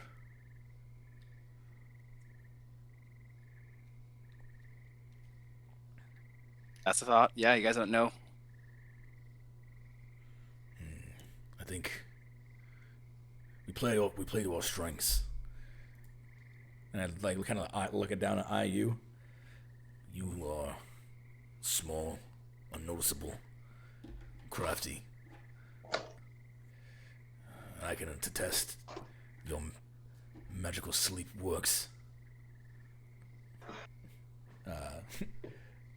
Remembering when you guys put him to sleep, whatever. And you try that. We get ready to run in after you in case it goes wrong. Once they are asleep, we butcher them. Sounds like a plan to me. All right. It's settled. All right. What's So, Aiden, you're gonna cast invisibility on yourself again and slip back in there. As he like goes in, I'm gonna turn to Arena, and then also look at Nimian, and say, "Are you gonna watch her?" I think she's gonna be watching the horse. I can stay outside, but I thought perhaps I could block the door to keep them in, so they can't run. I just turn away and I say, I'm not much a fighter, but "You need to start taking care, looking after yourself." My point is, I won't be protecting you. It's not what I do. I understand. If you want to go in, I'll like rip that chain off of my neck, like take this and stay close. Yeah, I'll say that's not what I do, but then I'll still hold my hand out towards her, Mhm. and I'm gonna cast Shield of Faith on her. How long does it last? 10 minutes. Okay. She gets +2 to AC. All right. Yeah, you hand her the shiv, and she kind of like takes it and holds it, determined look on her face. All right. Before Aiden goes up there, I'm gonna cast a spell on him. Protection from evil and good. Ooh, okay. Using magic weapon. Does it create a weapon, or do I let's say have to touch my sword and then the sword? It enhances an existing weapon. It enhances your existing sword. Yeah, or anyone's, but yeah. Yeah, yeah. And spiritual weapon is the opposite. So spiritual is it's that thing you have the scroll of, that big floating. You make a floating weapon or whatever. Okay. He made the Monster Hunter. Yeah, the Dragonator. I'll keep that in mind then. Yeah. So if there's danger around here, I can just do that because it's only a 1 minute thing. Yeah, magic weapon's good because it's something we haven't gotten to yet because usually it comes up later. But so certain creatures have resistances and stuff to stuff. Mm-hmm. Most of the time, most things don't have a resistance to something that's magical. So say if a creature had resistance like slashing, and you have a slashing weapon, but if you turn it magical, then it wouldn't resist it anymore. And resistance means they take half damage. Yeah, which is bad. Yeah. And then sometimes things are immune too, so they take no damage. Yeah. But then also the magic does a thing where it gives you +1 to the accuracy and damage roll. Sweet. All right. So you're gonna whose weapon are you making magical before you go in? Nobody's. I was gotcha. confusing the two. Yeah, I don't have any spare weapons. I was gonna see, but I don't have any because they're gone now. That's why I was asking the chick for silverware so I can give her a knife. But without making it too Yeah, can you have a knife I can take with me? Yeah. Is there something we can use for a weapon? All right.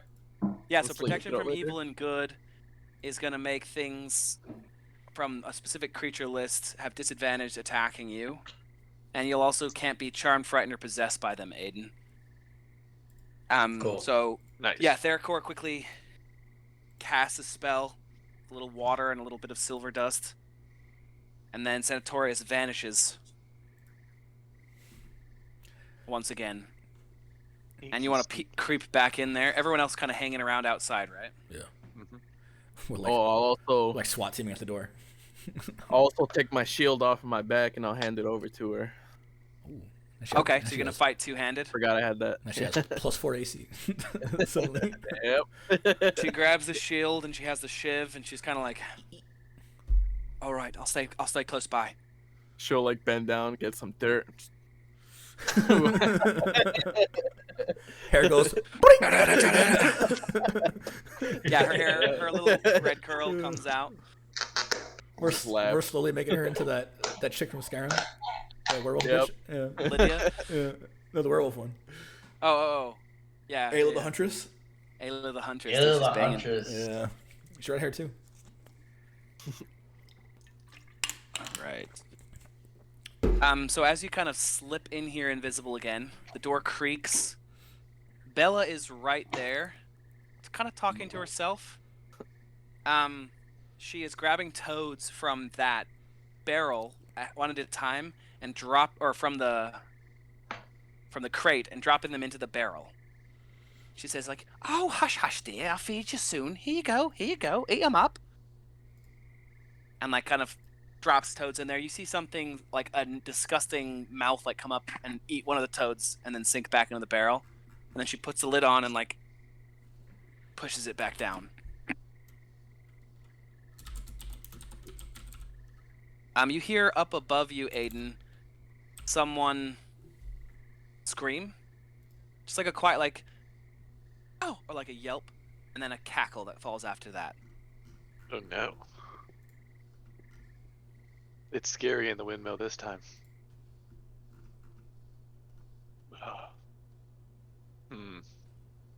Should I sneak upstairs some more to get a better view of what the scream was caused by? You're talking to yourself, bro. I think I'm gonna go up there and see what the scream was. I'm curious, man.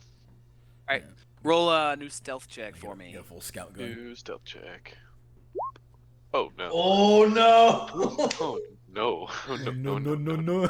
Oh, no, no, no, no. There you go. Okay. Yeah, you start going up the stairs, and then you step on the stair you avoided last time, and you just hear this creak. And Bella looks up, and then goes back to shoving toads into that barrel. She heard you, but she didn't notice you because you're invisible. You're able to go up to that next floor. Will you roll a perception check for me?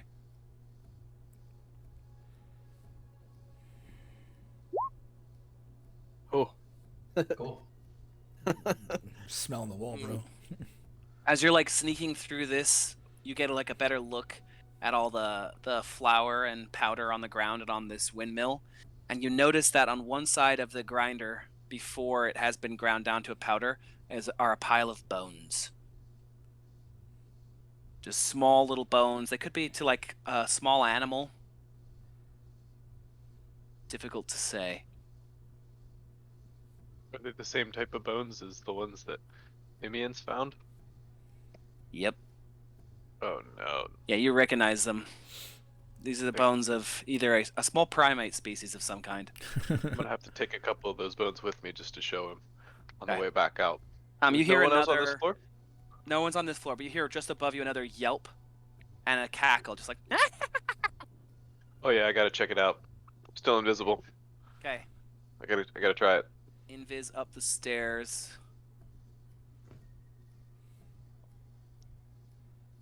To the next floor up. Kind of come around this bend. And you see the sister, who she called Ophelia. She is standing on the edge of this wooden gear shaft here in the middle.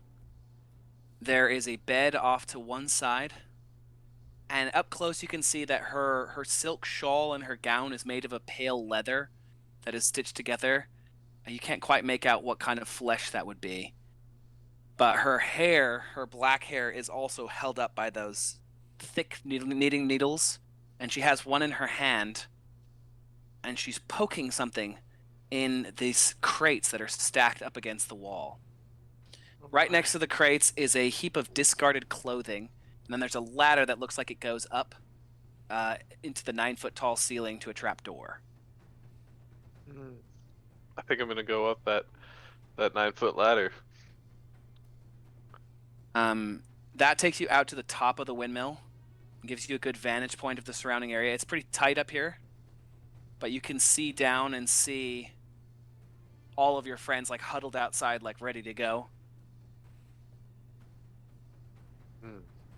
From this vantage point too, though, the fog also seems to dissipate somewhat, and you can see up to the northwest a little town nestled in the valley, and a black lake that extends beyond it. This is the farthest you've been able to see since you came in. Just like briefly, you get a glimpse through the fog of something off in the distance.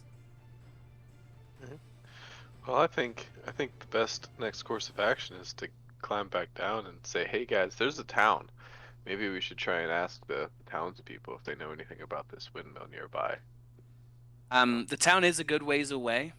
It's like you guys are on like a hill, and so at the top of the windmill, at the top of this hill, you can peer over and see it in the distance, the lights. But yeah, you could definitely get over there. Maybe if you can find your way through the woods tomorrow, at some point. Yeah, I think that's some good information to tell them. I don't think there's anything else. Yep. On that floor with the or with the Ophelia. No, I just want to sneak down past and get back out of here. Okay. Now we have a good idea what everything is in this windmill. Okay, you come back down the ladder. This time, as you come by, you notice that pile of clothes would not fit this woman. It looks like children's clothes discarded. No. Oh no, I think something bad is happening to some kids here. Ophelia once again stabs her little needle through the bars of the crate, and you hear someone say, "Ow!" And then she just.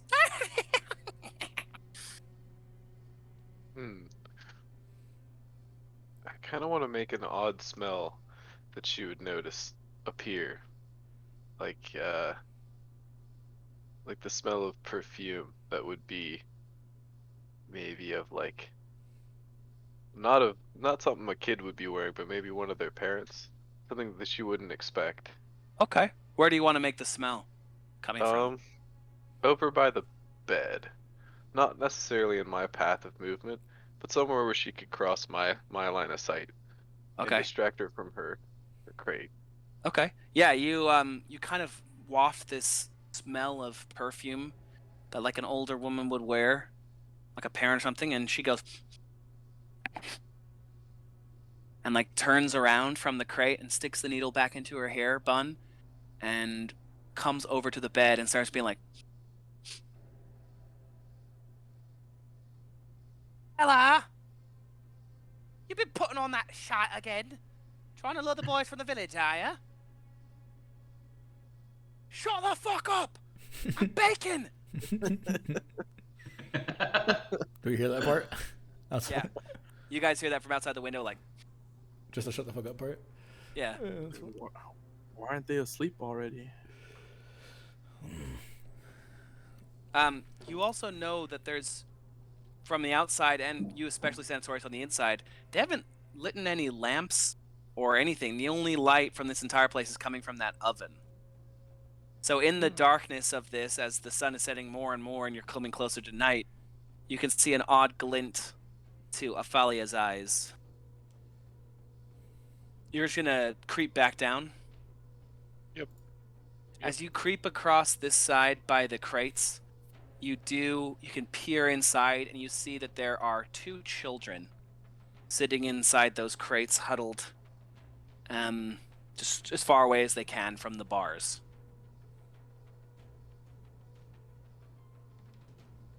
Well, I think it'd be a bad idea to try and ask them what's going on. So, I might just have to motion to them that I'm trying to help. Well, you're invisible. Yeah, you're invisible. All right. Right, so they can't see the motion, but you're like, I gotcha. I'm coming back for you. And they have no idea, but I know. yeah, you have that feeling in your heart. All right, Yeah. You pop back down the stairs again. You see, Bella now is putting together another pie. She's dumping the gray powder into the flour and mixing it all in. And then adding apple crisps and some candied nuts. Like, she's making one of the sweet pies, and it's the other ones that are already cooked, the meat ones that are sitting on top of the barrel, still smell amazing. But she's got her back to you, and she is just baking away. I'm gonna take one more peek in that barrel. I Oh, want you to wanna look smell it. The I wanna stinky look in that barrel? Okay. I want to look at the stinky barrel. I want to see if it attacks me. Yeah, why don't you roll one more stealth check for this one, just for the attempt to pull the barrel up without her noticing. Do. 18. Okay, yeah, you like creep over to the barrel and like pry open the lid and just peer down into there. Will you make a Constitution saving throw for me? Oh god. Stinky Uh-oh. barrel. That's a real. Oh, sorry, you have protection from evil and good right now, so roll that with, what, advantage? Mm-hmm. Let's just roll it again.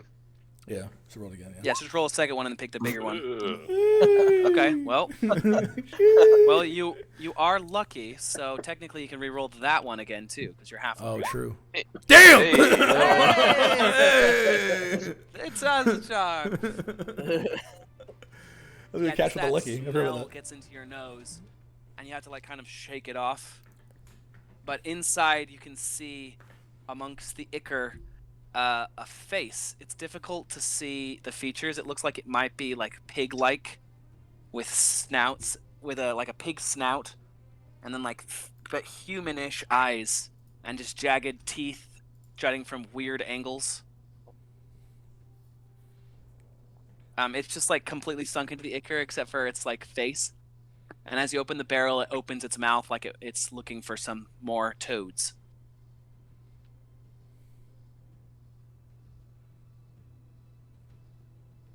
It's looking for more toads. Is where it reconnected me. Oh, sorry. Did you get bounced? Yeah. So inside the barrel, it's black ichor, and there's like a pig-like face, but with human eyes, and jutting teeth at weird angles, submerged all the way except for the face.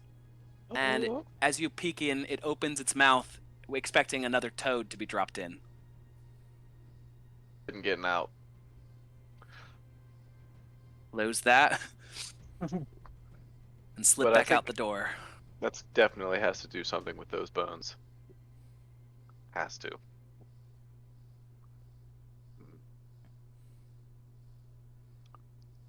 Yeah, I'm getting out of here. I just Alright, gotta you tell these guys. Yeah. come back out to inform the rest. Did you put her to sleep? No. Totally The forgot. whole time Well, what the fuck, man? you were in there, Hey you guys, did not there's put them to sleep. well, so I saw some things. There's some kids in cages. I wasn't a fan. And there's a little town. I don't know if you guys want to go there or not, but there's a town a ways away through the woods. And How long did this take? Him doing probably that about a day. Oh If no, we left. him peeking around. I don't know, Like 20, 2 30 hours. minutes. thing? Well, chill the So face. Chill the my face gone. spell's worn off. That's all right. We can say you're gonna cast that right before combat. We'll make that a prepared action. Okay. All right. Cool. All right. Because Well, that would suck if you're like, nope, there goes my spell. Yeah. Well, So, when you- Santoys, you better go back in there. Sporas is gonna When lose you said there's shit. kids, my hand grips on, tightens on my sword and I say, "You go in there and sleep them, or I'm running in right now." Yeah, I'm kind of against casting spells on kids. No, on the witches. Oh. Like the plan, bro. I'm just crawling at you. Oh, right. Oh my Sorry. goodness. Yeah. Yeah, let me go do that. But if I miss, I'm just doing it on the first floor. You know, someone keep an eye on me because if I miss, Fine. she's gonna see me and If come you slapping missed, we at me. would have been fighting by now. Just go. Okay, I'm going. All right, I'll I'm just gonna give him go a in shove. there. Right, the door opens again, and Bella kind of like looks around, kind of right at where you're standing invisible. Drafty night. Why don't you roll your sleep spell? Did you hear that? Sleep. Must be the wind or something. Yeah. I used to be an adventurer like you, and I took an arrow to the knee. 5d8, huh? I have a mod that like sends out a lightning strike as soon as someone says that. It's one of the best mods I ever installed. That's hilarious. Took an arrow and then All right, 29. Oh, that's not gonna be enough. So you Oh, cast isn't sleep on this. Oh yeah, I This forgot. lady. It works weird. I forgot about that. Yeah, it's HP. I keep so forgetting roll it's anything not. against It's it. not a saving throw. I keep forgetting that. Yeah. Well, we're You gonna become get fucked visible up. as you try to put her to sleep, standing in the hallway, or right in the doorway. So I guess I would say the moment I hear like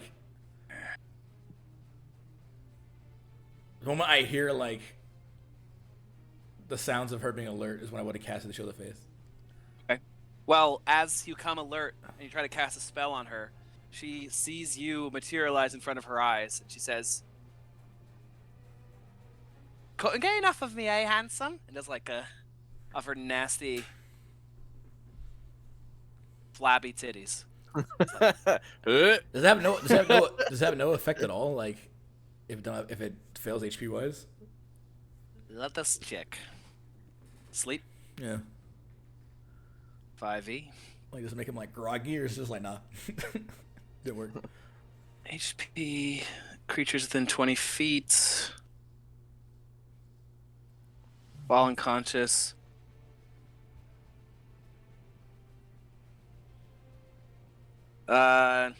No, it doesn't say it does anything. Damn. So it's Yeah. like a very Hail Mary. It's really powerful. Yeah, it's but- kind of a Hail Mary play because Yeah. if it works, they're out. Yeah. That's pretty good. All right. Well, She crosses the room to you stand by. and kind of traces one of her long fingers around your chin again. She says, I've got something special for you. Come on in. Come. Kind of steps away and wants you to follow her in. He said, "All Did I hear that part? All right. Do you follow her? Yeah, you guys are all standing there like in the dark, Did I like hear her talking to him? I'm Yeah. scared, man. I'm going All right. with her. As soon as Be you like Boris, go. as soon as I heard her talking, I would just shoulder through the door and Bust in for fighting? run and attack her in Aight. the back. all right, let's roll for initiative then. Yeah. hell yeah. I was like waiting. Hell yeah. I'd just look at Irina and be like, stay close. And I'll rush in nods. right behind them. I got a 7. Ooh, 7. Back to the bottom of the order again. A 7. It's funny how 17. because most fighters, Jeez. most Yeah, I got 4. because most martial characters do Uh-huh. like dump decks, like most of the time. So it's funny how like they're the characters that would make the most sense for them to like be ready for combat, and they always have low initiatives. It's kind of funny to me, like in a metagame sense. So Aiden got. Oh, I forgot my highest. plus. Yeah, it'll be plus your dex. So 7 plus what, Freddy? Oh, never mind. Yeah. There is no dex. Yeah, there's no dex, bro. You're wearing heavy armor, bro. There ain't no dex. So who's going first, me or you? It'll be We're the same. We're It'll the same actually decks be- too. So Aiden's turn first. Well, we since he rolled both a got 7, 17. that's why. Oh yeah, and then you guys roll.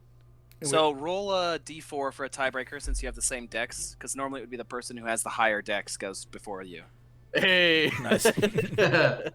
But Calvin's going last. I run. Actually, Joey's going last. I go in. I go in first, and you just like shoulder pass me.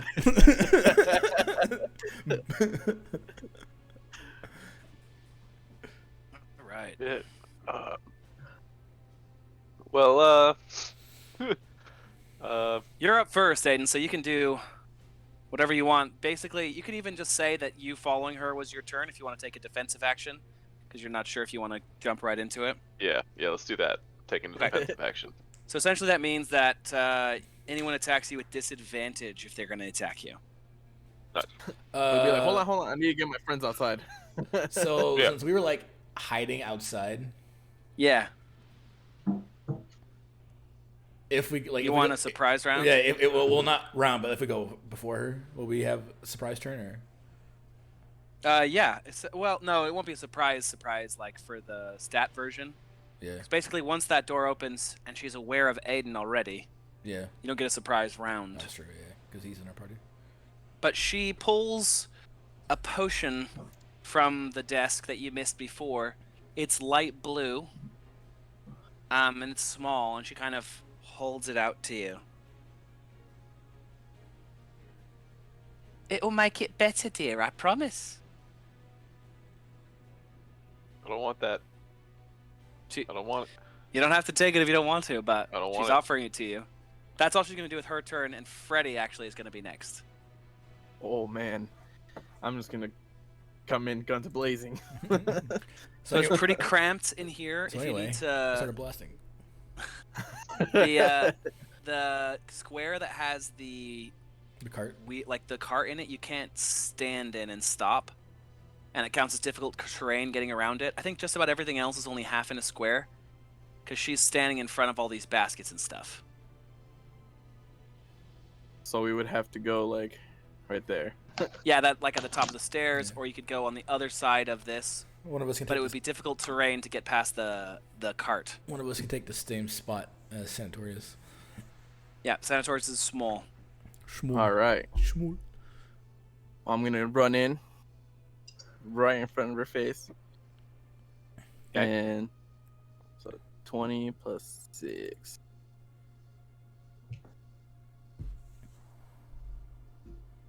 Bam. Guided strike 2.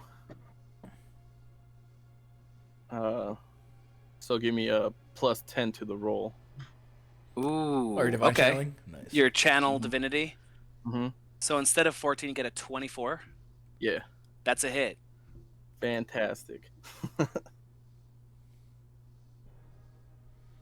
gonna grab my longsword, and it'll be the 10,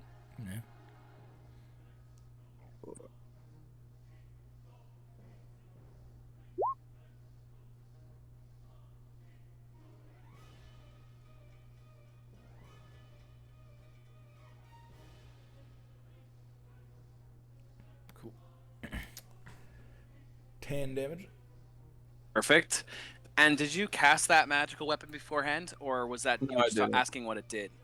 No, I was asking. Gotcha. Okay, so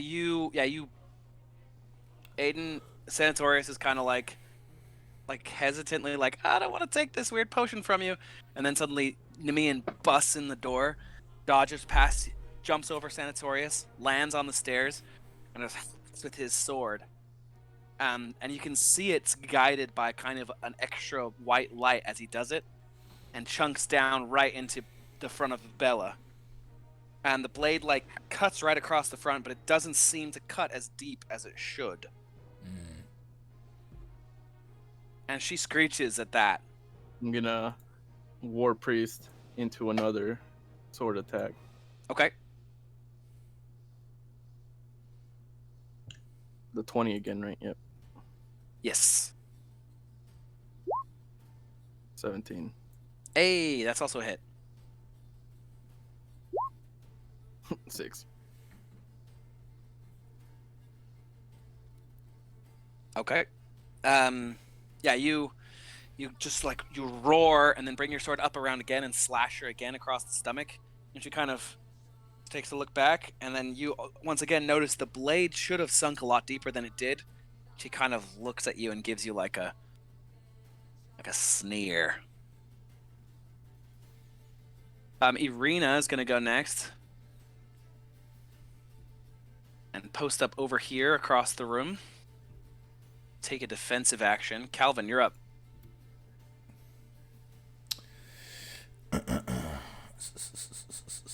Alright, so I'm gonna.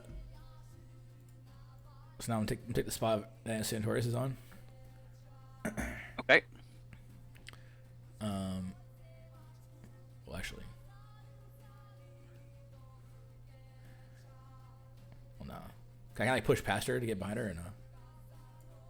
Like right here? Yeah. How far do you have to move? So I think it's like right here. So it's what? So it's like 5. Like 25-ish. So essentially this Run around spot and this spot, like to Yeah. cross over there, you can get there. It's just difficult. difficult terrain That'd because be you're 20. climbing over. Was 25 here.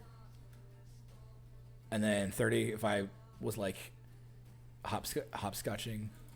Yeah. How do I ping? Oh yeah. So I went like from here to here and then boom, boom.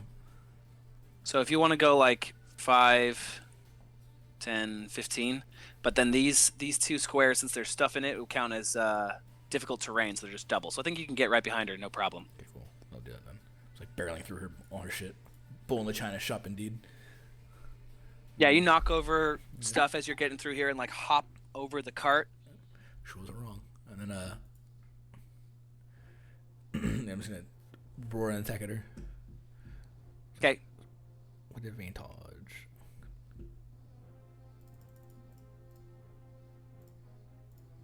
19. Ooh, nice. That's a hit. Okay. Okay. Yeah, I was gonna do a normal attack first.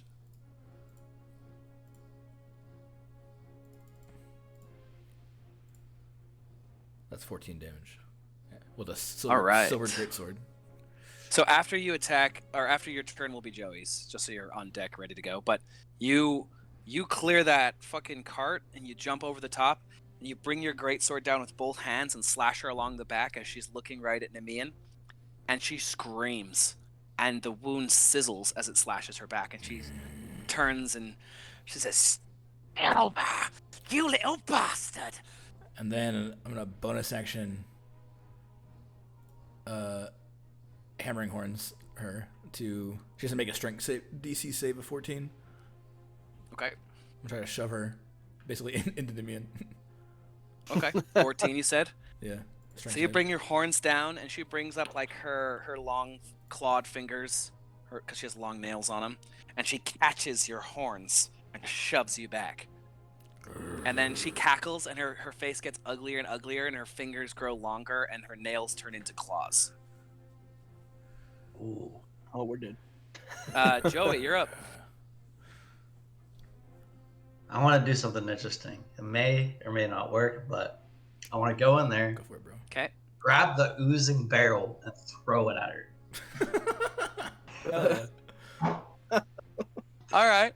So it would take your action to grab the barrel and chuck it, but it will be a strength kind of thing to throw the whole thing at him. Ah, I see. So make an athletics check, I would say. And the barrel Alright. is like right here. Picture like the Mario toss where you like spin and throw it. Fuck. Did. Pull the hernia. Yeah, 9's not gonna cut it. So I think you run in, and you grab the barrel, and you like can't quite. It's fucking heavy. You're like can't Pies quite are get heavy it on off the top. ground, and the pies slide off the top, and you like almost get it, and then it just like sits back where it was, and you're like, oh fuck, oh my shoulder, oh god. Alright, well, as a bonus action, I'll use Planner Warrior. Oh, nice. Which one is that one? The where you mark them? No. So this one, you can, with a creature with 30 feet, next time you hit with the creature on this turn with a weapon attack, all damage dealt by the attack becomes force damage. Yeah. The creature takes an extra 1d8 force damage from the attack. Does it say on this turn? Yeah. So basically, you have to do the turn. So you bonus action before you attack on the turn. You're gonna use it. So hold on to that one, and then wait until your turn comes around again. Okay. It has to happen on the turn. But then, it transforms everything from regular damage to force damage. There's no limit Alright. to it too, so you can do it. You can do it every time you attack, basically. Aiden, you're up. She kind of, as she transformed, she dropped a little potion onto the top of one of the counter spots here in the baskets. So you don't have to take that anymore. Wonderful. Can I still try and pour one of those into the barrel? Sure, the barrel is over here by Thercor. Okay. Oh, so I guess I have to move here. Yeah, and then, which one do you want to pour into the barrel? Hops in cart. yeah, the blue one. Yeah. I want to pour the blue one in. All right, so you, Thercor tries to throw this barrel, and you like run over like you're gonna help him, and then open the lid, and then dump one of the potions in there. What the fuck are you guys doing? We're over here about to die. You're over here doing cooking mama over here. We're fucking just. We'll keep cooking for you. This is the blue one she tried to hand you, right? Not one of the 3 that you took from earlier? Yeah. Okay, Yeah. cool. I picture- Yeah, you dump that in there. Picture he like goes yoink, grabs off the counter, runs over. So I guess. You see the face in there again, and it opens its mouth, and you dump it right into its mouth. Seemed just like it was hungry. As far as you can tell, there's no visible effect from where you're standing. All for right. that potion did. Okay. Nice. Well, All that's right. not good. That's gonna switch over to the lady. Lady in red. All right. Well, it was nice knowing you.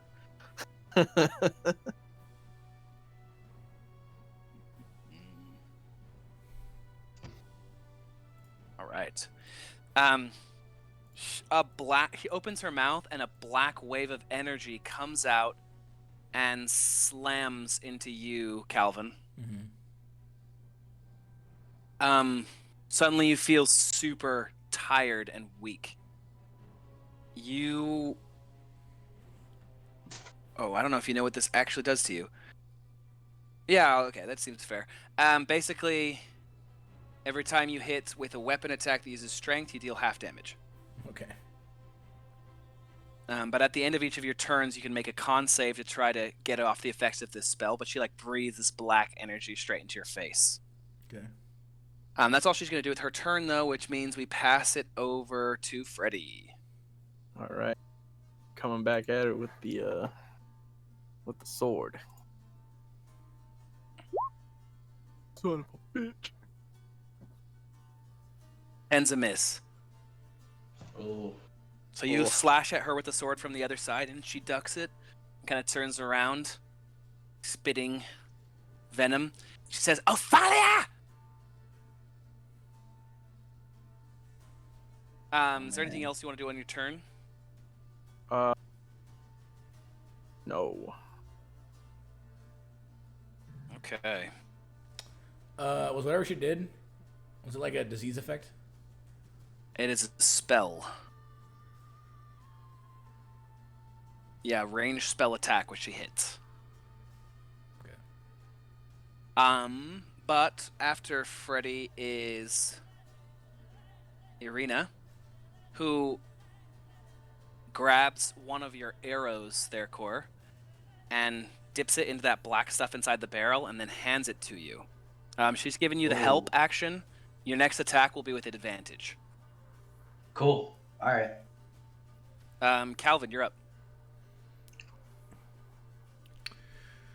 So yeah, you feel tired and weakened. Your damage will be halved with strength-based attacks until you shake this, but you make a con save at the end of your turn. Mm-hmm.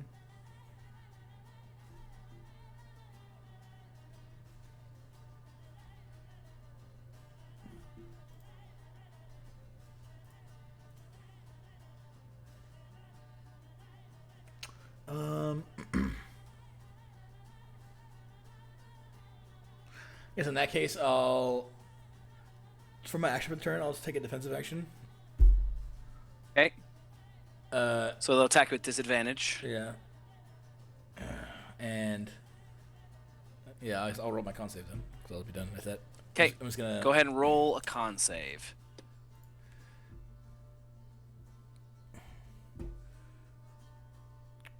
Blights on this land.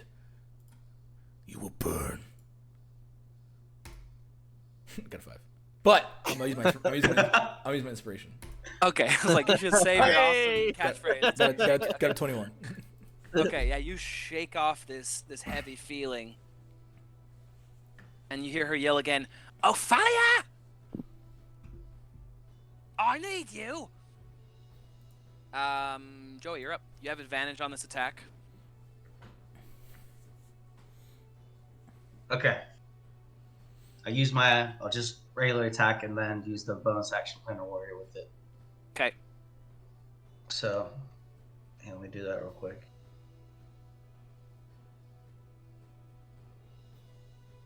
Plus 6.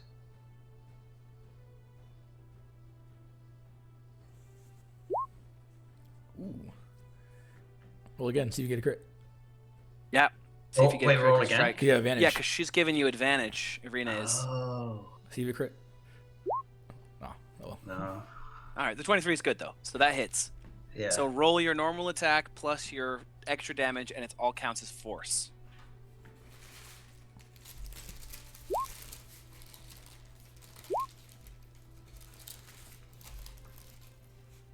And I think that's it. Yeah. Got the 1d8 plus 3 and then Yep. So 8 damage. it's not as much as I wanted it, but So you pull back the arrow she handed you and shoot it off, and as it hits her, it kind of like explodes out in a bubble of force and rocks her head up against the side of the windmill. oh. Okay, so it was effective. Yeah, it seemed to that seemed to hurt her a lot more than Nemean's slashes have been. Damn, okay.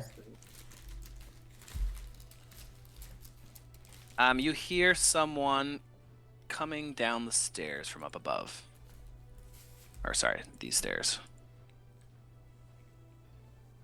Just like someone coming down like, "Oh, I'm coming. What you done now? Did you let the dretch out of the barrel?" Aiden, you're up. I think I just want to back up a little bit, take aim. We'll move to here. And So then, you will take an attack of opportunity unless you disengage. right. I'm just gonna stay there, and I'm gonna hit her with my crossbow. Okay. So, since you don't have the feat that Joey has, you do attack with disadvantage from that short of a distance. With a ranged weapon. With a ranged weapon, yeah. Or ranged spell attack. So, how do I attack again? You're 20. 20 plus. Plus the weapon number, yeah. Right. Okay. Where the hell? There it is. Oh. Oof. Yeah. Yeah, and you have to take the Probably missed worst there. of the 2 rolls. It's just too close of quarters, really, to get the crossbow to be effective. Oof. Wow. Technically, you could re-roll that one as a lucky feat, right? You roll it. Okay. Still oof. Oh, yeah. Still 7. But you have to take the disadvantage, so you have to take the 2 Yeah. anyway. But, yeah, so it's just hard to maneuver it, and your bolt shoots into the ceiling as you're trying to aim it. Whoops. Sorry, guys. You Can also I give have Bardic your... Inspiration to I want to give it to Joe since it seems like his attack is the most effective against her Theracore. Okay. I'm He'd gonna- have to dunk his arrows again. Yeah, and since you I'm quickly- No, the force thing is his ability. He can do it every attack. The dunking of the No, arrow? that no, wasn't no. the force. Oh, The force is his. The force thing ranger came from that... Yeah, a Gotcha. ranger thing. Irina just, like, prepped him, so it's she really gave him strong. advantage. Okay, so you sing a little song for Theracore to try to inspire him to do better. Mhm. Okay, perfect. After you is our good friend.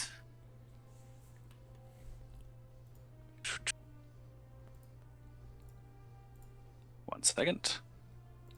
Let me see what she wishes to do. Is your bardic still 1d6 right now? Hidden. I think it's still a D6. Okay. Yeah, I think it's D8 next level. Cool.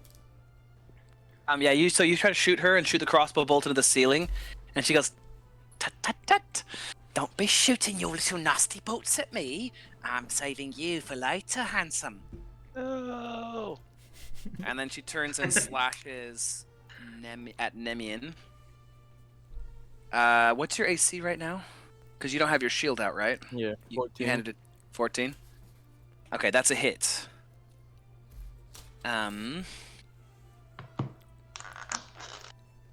She deals 18 points of damage as her black Yeesh. claws slash across the front of you.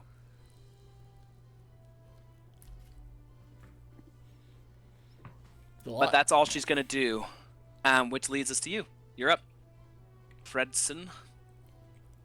So you said last time spells don't count as an attack. No. So, depending on each spell has something called a casting action, like Yeah. casting time. If it's Mhm. one action, you can do that instead of taking the attack action. But if it's a bonus action spell, No, you can but still attack. so I can Yeah, basically- war priest it. Yeah, right? no. So That's right. That's right. Like I was looking it up, and basically it's like even though spells can attack, technically there's like attack action, and then there's cast a spell action. And even if your spell is an attack, you're still casting a spell instead of attacking. So that's why you can't you can't extra attack off a spell, and you Yep. can't war You can't priest off get a your spell. war priest attack if you're casting a spell. Okay. Basically, just gives you Alright. the ability as a caster to get 2 attacks off, which normally you can't do. Which is pretty cool.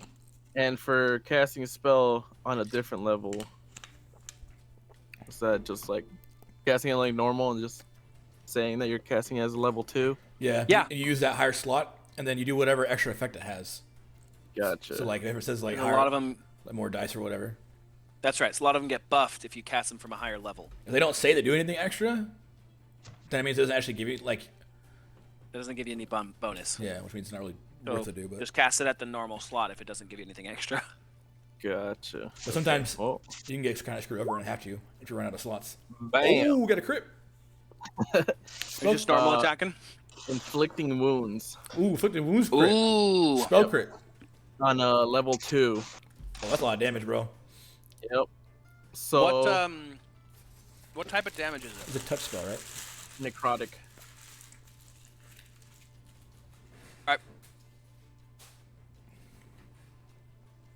So go ahead and roll your damage.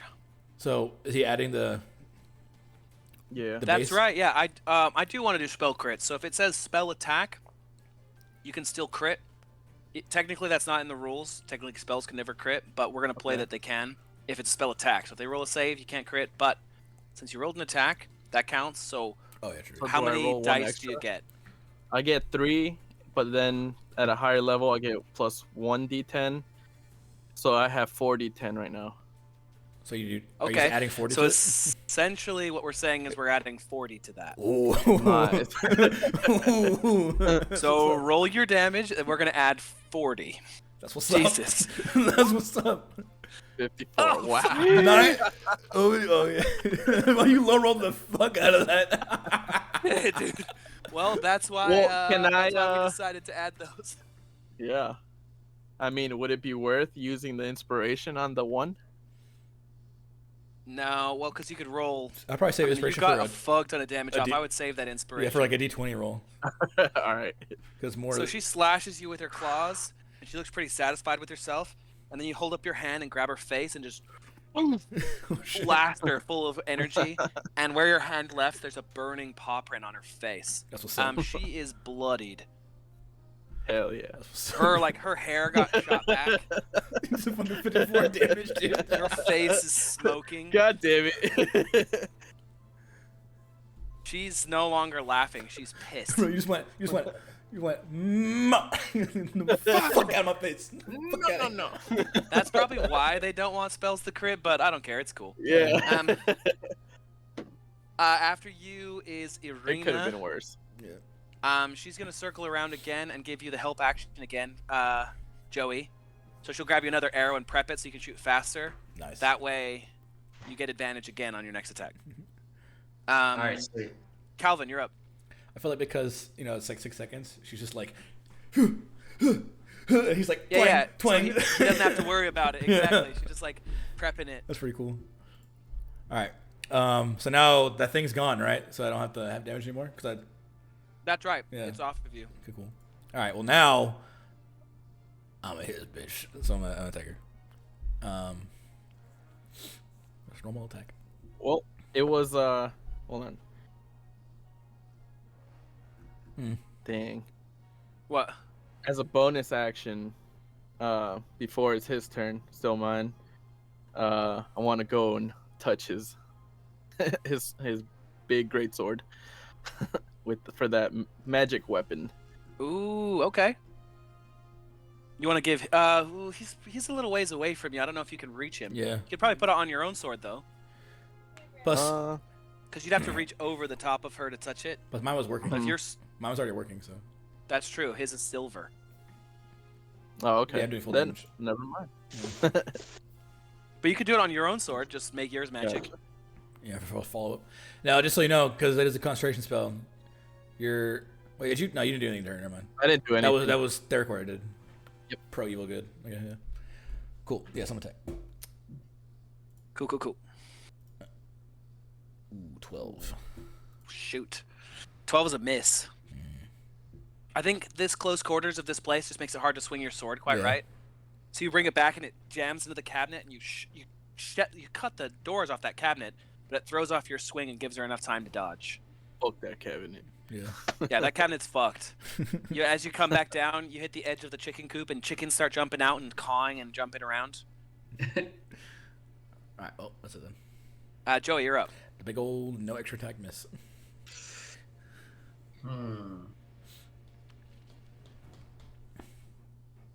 Okay, that's a reaction spell. I'm gonna do Hunter's Mark. Actually, wait. Is favorite foe the one that jumps to people? Hunter's Mark's the one that jumps. Favorite's foe is your ranger ability. That's a D4. Hunter's Mark is a D6 that can move around, but it's also concentration. So is favorite Okay. foe. So you can't. So stop are her. you can do one or the other, yeah, if they're both Yeah. concentration. And then her And the thing her oh, sorry, what were you saying? her pro and evil good that you gave her will go fall off. You gave it to Aiden. Or Aiden, yeah. I see. Well, while you guys do that, I am going to go to the bathroom at the worst time. So. Nemean stops, turns around. Starts pissing on the wall. Gotta go. Pees on the wall. Yeah. But yeah, so basically all your stuff besides your planar warrior mark thing, the bonus action, is not concentration. So you just stack that with your other hunter's mark or favorite foe, but you can't stack the hunter's mark or favorite foe. The hunter's mark is D6. Are you saying I can use Planar Warrior again? Yeah, you can use every time you attack, you can use it. It just takes your bonus action. Okay. Yeah. So I can only use Hunter's Mark where. So hunter's mark. So there's basically the ranger has a lot of layers of what it can do. It's why it's strong that you can stack things. But so think about hunter's mark is a spell, so it takes your spell slot and it's a bonus action and it's a concentration. Favorite foe is not a spell, It's free action, and it's also concentration. And then your planar warrior ability is a bonus action, but it's not a spell and not concentration. You remember you can't stack concentration spells, and you obviously can't stack bonus actions because they take the same action, right? Right. So you can think about it that way. And then so basically, Hunter's Mark is your best one because it lasts a long time. So you put it off at the beginning, and you can move it, but it takes a spell slot. Your other thing is less damage, but it's free. And then every turn after that, you basically would be planar warrioring as you're attacking. Okay. Yeah, there's a lot of layers to it. You got to Yeah. decide when you want to put stuff on and when not. But Yeah. the planar warrior thing is awesome because you can always have that going. Yeah, I think about like it's typical your DPS. Like you set up the damage buff, and then you for the first turn, and then you like land or whenever Yeah. you would. So just once you can't got the stack mark too on much. them, you can leave it. But yeah, it's cool. Yeah, It makes you I pretty sh- bursty. Yeah. Yeah, that's what I was trying to put together. I think I should have put Hunter's Mark in the beginning, and that did worry after. So I'm gonna do Hunter's Mark now. All right, I totally didn't miss anything. Keep going. Nope, we were just talking about Hunter's Mark. Yeah, but it's not that bad And though, that's- because you're still gonna get a D6 for the damage for this one, because you Hunter's marked first, obviously. So Right. Oh, Do I still 24 get a is a hit. Bardic Inspiration? Yeah, so hold on to that. You Oh, can shit. use that whenever you want to bump a roll for an attack or an ability check. yeah, Khmer Bardic is just Okay. adds D6. So this is your normal. Oh, That's his advantage. that's your advantage. Yeah, yeah. So you hit with a 24. So now go ahead and roll your damage plus the D3. Hunter's Mark. That's a D6. D6. And how much? What Nine. type of damage is the Hunter's Mark damage? Let's see. I have it as well.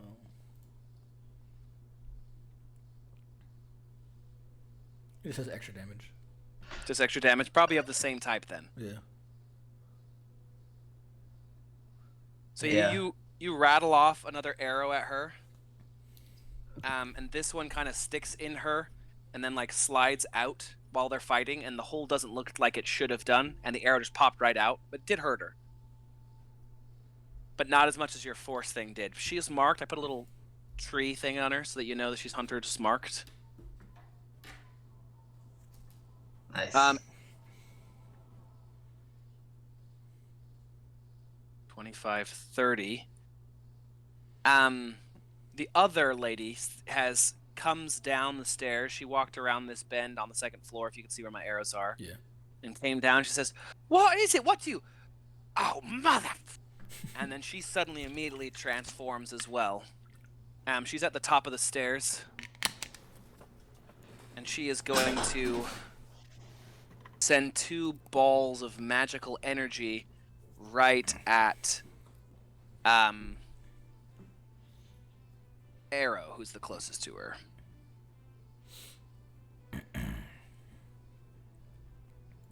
Dealing 7 points of damage to you as they just blast into you. Oh man. But that's all. We're back at the top of the order with Aiden.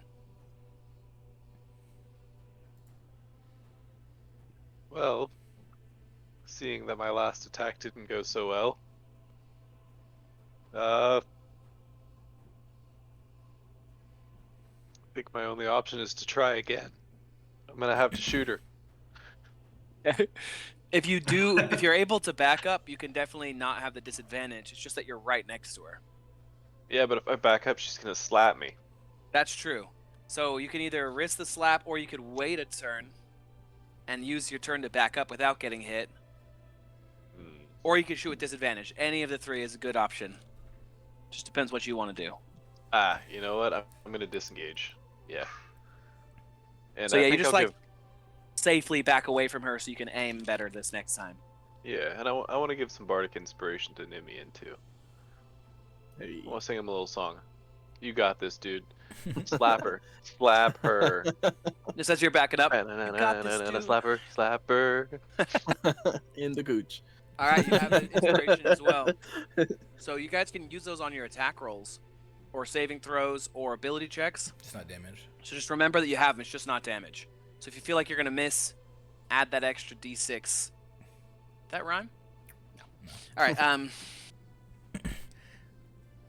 She's looking bad though. Her face is still scalding with that lion paw print, and her back it's slashed open by that silver sword. She slashes out at Borashk with her claws, but you catch it on the edge of your sword and throw her hand back, and her hand steams and she screams again. Nice. Freddy, you're up. All right. Oh.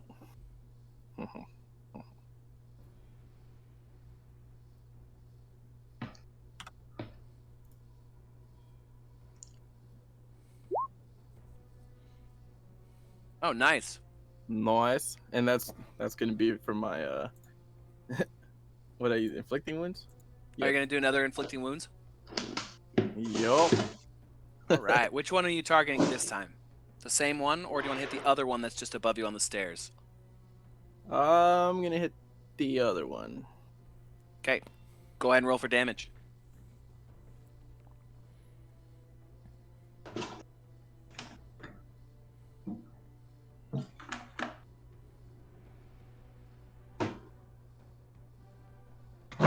Plus the 4 for the attack, right? Yep. So I don't even think I did the 4 last time. 4. Oh no, that's your strength. Oh. You don't get to add the 4 with spells. That's one of the Yeah. Oh, unfortunate. gotcha. Just 18. But still, 18 damage. Yeah.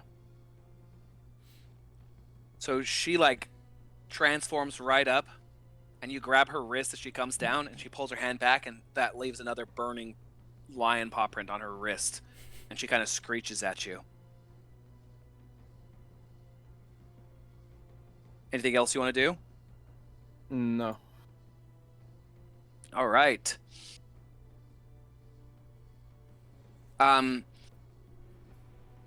Irina is again going to hand you an arrow. She's kind of prepped now for what she's been doing, practicing this the last 3 turns, and give you the help action again, Joey. So you all have advantage on this next shot. Cool. Calvin, you're up. All right, I'll take the one that's bleeding. Yeah, the other one's technically up above you on the stairs, so you wouldn't be next to her, Yeah. even if you're in this spot. Crit. Oh! Yeah. With the crit. Hell Spicy, yeah. spicy. Spicy, No. spicy. So you'll add double. So at the very minimum, you're getting 12. I'm gonna put a smite into one of these. So I'm gonna double up my smite. Yeah, you can get a smite in there. Yeah. So I'm gonna do a first level smite. No, only level I have. So yeah, first level smite. So I'll give you all the damage in a moment. All right. And what are the bonuses with the smite? What gets bonuses on damage? Just undead, or Undead or fiend? she is a fiend, Yeah. so you'll get the bonus damage too. And it's radiant damage. Whoa. So it's gonna be a 3d8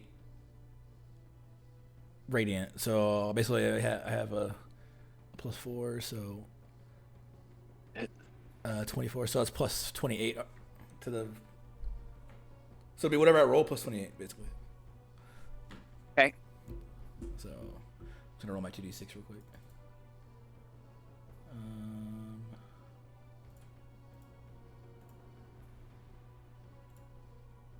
Okay. And then plus 28, so 38 damage. She All has to right. be dead. How do you want to do this? All right. That's enough to kill her. So, yeah, so I see Nemian just like paw her face and she bleeds and she cackles, and then she had slashed at me and I caught it with my sword and growled at her and then whipped my sword back around and just go sideways. And as I'm roaring, and I'm just thinking of like those teeth in over there or whatever, and that like soft flame like kind of flares up, and I just come slamming it in, and then it flashes with flame, my sword, and then just cleaves her like straight into her spine. And She her gets anime severed in background half. and that long Yeah. sword strike. She just doesn't notice for a From second, then Montana. slides into 2 pieces. Yeah, you cut her in half, and as her shocked face like falls backwards, she disappears into dust. Like the radiant damage just like burns her until she's nothing but a pale dust. Monster. Since she's dead, do you get to move your hunter's mark? Yeah. He Joey? is on his turn. Yeah. Okay. Unless you want to do anything else, Calvin, it's Joey's turn. I was gonna walk up at least a step since I haven't moved yet. Okay. Um, So Arrow's at the base of the stairs, but Ophalia, the other one, is at the top of those stairs. So technically, you're not going within striking distance right here unless you had range. I wouldn't be within distance. Right. All right, never mind. I'll just chill right then. All right. So I was thinking I was kind of like still breathing from that. So I'll be done. So you can move your mark for free, or is it a bonus action? Pretty sure I think it's a bonus action. It's free, isn't it? Let me see. The target Let's drops 0 check. points. Yeah, use a bonus action to move it. So you can Okay. you can choose to move it. You don't have to if you don't want to, But then it will go away. but then it'll go away. I'm gonna move it as a bonus Okay, action. so your bonus action will move it. You still get to attack with advantage since Arena's right there giving you the help action. Will advantage help me if I try to throw a barrel again? Oh my god. It's to Yes. the top of the stairs. Technically, it would. You could roll with advantage because it's just the help whatever your next thing is, either attack or ability. So if you want to grab that barrel and try to chuck it, you have advantage Yeah. now. All right, I still cool. have my bardic inspiration too. And you Ooh. have the bardic inspiration, so So I you're can. feeling extra strong. So you can roll the dice, and then after you see the number, but before Flesh tells you if it works or not, you can decide to use the bardic. Right. So if you think it's gonna miss and you think the extra d6 could help, you can Yeah. use it. Okay. So you can get up to max of 6 off a bardic, if you're lucky. Dude. Ooh. Oh no, it's just 4 because it's not plus anything. Oh, That's that your- was your advantage. Never mind. That's your advantage. Never mind. Shit. All right. All right. You want to use your bardic inspiration? Come on. Oh, yes, let's no, go. you gotta add 1d6 to No, that. it's Oh. D6. Yeah, it's bardic, not normal. Yeah. Sorry. You do have inspiration, though, technically, at the moment, so you could use your actual inspiration to reroll to that. Do You it. really, really want to chuck this barrel. Yeah. Do it. Yeah. So normal inspiration is a 20. Bardic inspiration right now is just a D6.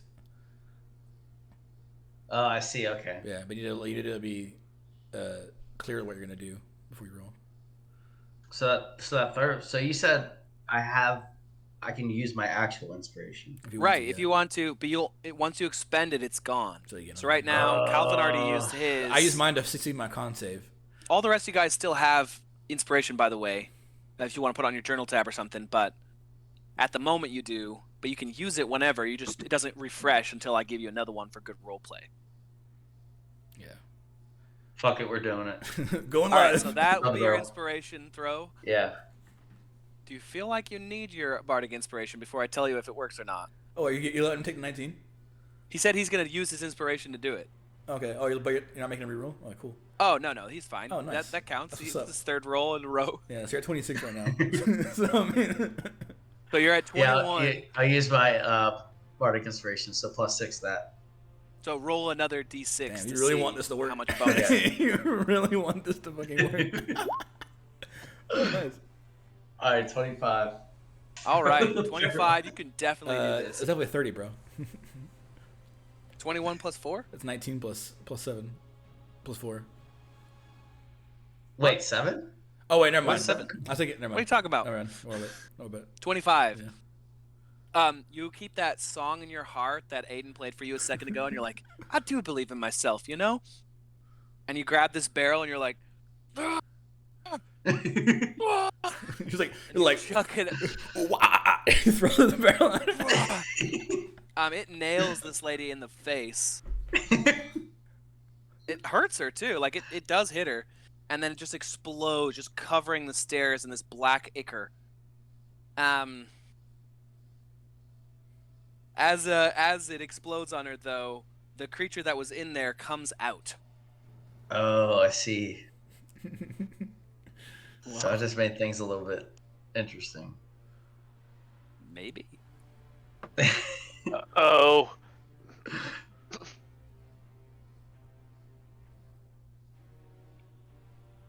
I mean, it kind of climbs out of the ichor onto the stairs in between Arrow and this lady. Uh-oh. She's gonna bail. Going back up She's the gonna- stairs. 5, Ooh. 10, 15, 20, 25, 30. Leaving this thing behind. And yell at it. Kill them! As she leaves. Oh, no. No, no. Oh, no. Wait, if she was leaving from my reach, can I still attack her? Well, she's trying So to this leave. thing was in between the two of you. Yeah. Sorry, I had to alt click it, but it came up between you, and so she used that to book it. Mm-mm. It kind of stupidly looks around. Yeah, it kind of looks like it has like a pig face that is deformed, like half human, half pig, with long bat ears off the top, and then like arms that stretch past its knees like a gorilla that end in claws. Its whole body has like a mottled green look to it, except for its face, which has a fleshy pink tone, with jagged teeth sticking out at weird angles. Kind of like cocks its head and attacks.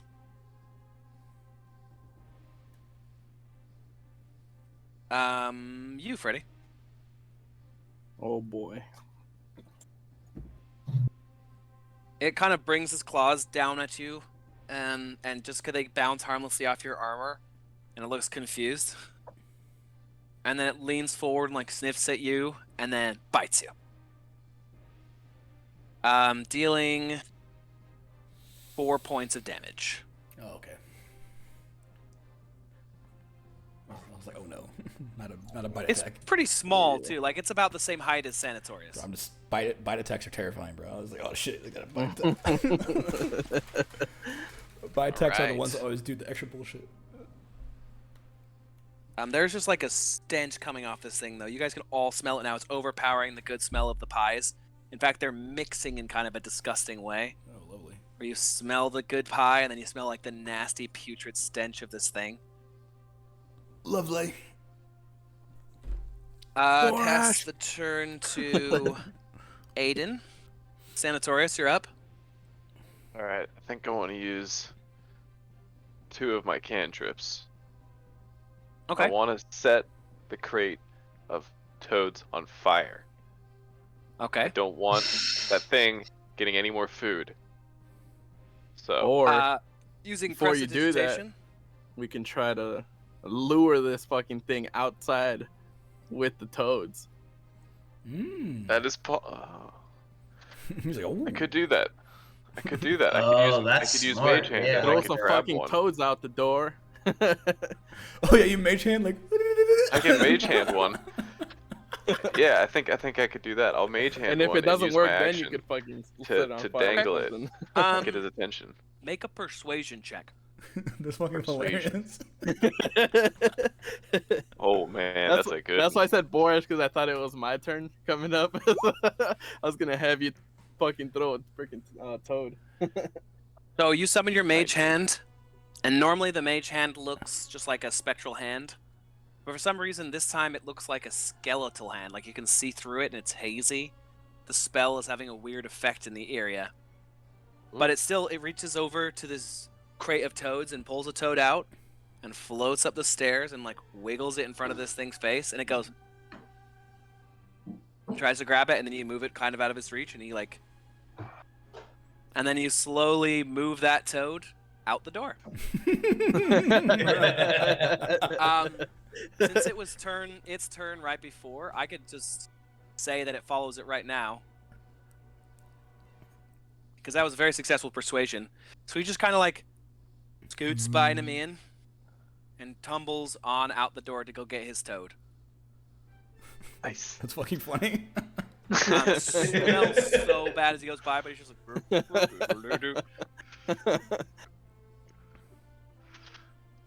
I guess that'll do it for me. All right. That's a good move. Freddy, you're up. Up the stairs. Yeah. After her. So I will. So when you're coming up these stairs, you'll do the 5 for this square, Okay. and then the next 2 as well. That's the up. The 10 more, 5, 10. Would I have to move back to Borash to do magic weapon so that he can go ahead of me, or wait until he goes up? A dealer's choice, but you do have to touch his weapon. So if you want Yeah. to be doing that, you have to go over to him at some point. But you could go up the stairs first and then touch it as he goes by. Okay, I'll just do that then, so that he can go ahead. So this is like, it's called preparing an action or like saving an action. So you give me an Okay. if-then statement. So you're saying like, if Borash walks by me, then I'm going to cast magic weapon on his sword and save my action until then. Okay, so it'll be the 5 here you said, and then 5 here. Remember, you move more than me though, so I probably won't reach you. If you, That's true. 'cause you have 30, Well, you have that's why 35, I'm also trying to calculate it too. What do you have? 30, and I'm Yeah, and, so and I'm a square how behind you. far- 2 squares behind you. How far can you get? 5, 10, 15. 2 behind you. First, he has to get to the bottom of the stairs. 3 behind you. So you'd have to get to here. That's 10. And then 5, 10, 15. That's 25. So you could end up here, Calvin.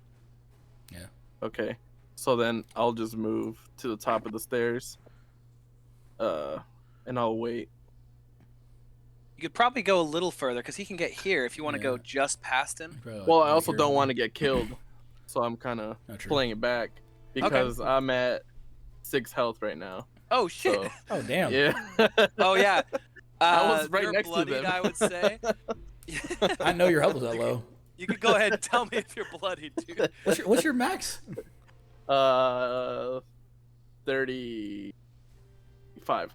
She hit him for pretty good earlier. Oh. She got you for like Yeah, 18 it or was. something. Yeah, it was 17, and then that thing hit me. Oh, then you got hit for a couple of small for- things, right? Yeah, I forgot about that. Yeah. Okay. Yeah, he's been taking hits this whole I time. didn't think about that. I'm over here still chilling at 40. I was like, oh, this is chilling. I don't give a fuck. Alright. So you're going to wait till he pushes past you. 5, 10, 15, 20. Irina is going to come to the base of the stairs and close the door. Or actually, she's going to grab a toad and walk over and throw it out the door too, and then close it and sit in front of it. Smart girl. And the thing like sees the toad fly by as it's munching on the first toad, and then starts walking even further away. Hell yeah. All right, Calvin, you're up. Alright, so I'm just gonna charge then. So boom, boom, boom, boom, boom, boom, boom, boom, boom. So I'll be running past you, stopping where I can stop. And then I'll go So ahead. now you and can do in your magic weapon. I'll be like, wait! Touch your fucking. Bing. Yep. Oh yeah, you imbue it with a celestial energy, and it kind of glows now. Yeah. And then for my bonus action, I'm using my channel divinity and swear a vow of enmity upon her. Okay. So until she dies, or for a minute, I'll have advantage against her. Okay. Vow of enmity. Let's see. How about this goal thing? That looks like a good vow of enmity. And basically, I go to the top of this monster, and then like a red sheen flares out of my eyes when I make that vow. Okay. And you feel that same like fiery heat that you had before, that rage. But it's still pushed off by that same like white fire of justice. All right. Joey, you are up. You're still downstairs. Can I shoot her from here? Oh wait, sorry. I forgot that was a movement and then a bonus action. So can I use my action? Yeah. So for my action, I'm gonna lay on hands, Nemian. Oh, good idea. I'm just gonna give you all 20. That push you over half. So I get 20. 20 health. Yeah. 20 health. Okay. If we do a drive by, like I walk by, you touch my weapon, I touch your shoulder. No, we do that. We do that. Oh, yeah, we do. bro. Yeah, we do that. The brothers arm clasp. Johnson, you son of a bitch. Fucking predator. All right. Yeah. Does that pull you over half? Yeah, I'm at 26 now. Okay. So you're no longer bloody. Yes, your Johnson wound is knit up. up as he heals you and you imbue his sword. From the base of the stairs, you cannot shoot her because the roof is in the way, and she's at the top of this other set of stairs, going even further up. I see. Okay. So you have to go further up than that. How far can you get? Let's 10 see. to where Irina is, You're 35, right? It's the Yeah. rough terrain. and then 10 up the and you'd have to go around that, so that'd actually be 15. Then 10 up the stairs is 25. Plus the next set of stairs, that's 35. How much do you have? 45? I'm pretty sure it's 35. Did you take mobile? 35. What did you? Did you take a feat? I know he has like a ranger bonus to his movement and a wood elf bonus to his movement, but I just don't know how much it. Oh, I actually have mobile. Yeah, you took mobile, didn't you? What? 45 feet. You took mobile at 45 level feet. 4. Oh shit! You took Yeah. a feat, Yeah. Yeah. which means got you it, that's don't all. get hampered by difficult terrain, and you get Yeah. another chunk of feat. And you have nice. 45 move speed, dude. Jeez. Nice. And the You're gonna be whole running. whole All right, so disengagement thing. no, so 10, All that movement just to throw a fucking barrel. 20, 20 plus. You can't count from that one. 25, 30. Oh, you're in there like full bro. 35, 40, 45. You could get on the stairs right behind her if you wanted to. Right behind her on the stairs. Shoot her in the heel, Yeah, bro. that's 45. Or you could just you could stop before and shoot with your bow from them, a distance. shoot them angles, bro. I was actually thinking of doing something crazy if Irene wasn't blocking the door. I wanted to leave the thing, climb up one of these wood things like right here, Uh-huh. like go right here, and then shoot her through the window. Yeah, she can definitely move out of the way. She can let you out. She's just making sure that thing can't get back in. So If Okay. you want to run out, she like pulls the door open for you. All right, so I'm right here. So Yeah. So to go One. out the door is just 10 feet. then it has to be this window. Yeah, so you'd So- have to go around the edge. 10, 20. Are all 4 of those not windows? They are, but this is the one that he can see her from because she's at the top of these stairs. Oh, true, Yeah. true. Right. Right. That is Yeah, how- so you'd Right. use Perspective all your works. movement speed, but then roll a climb check to see if you can get up there. So Climb that would check, what's one be of these? athletics. All right, cool. Strength Plus base. 2.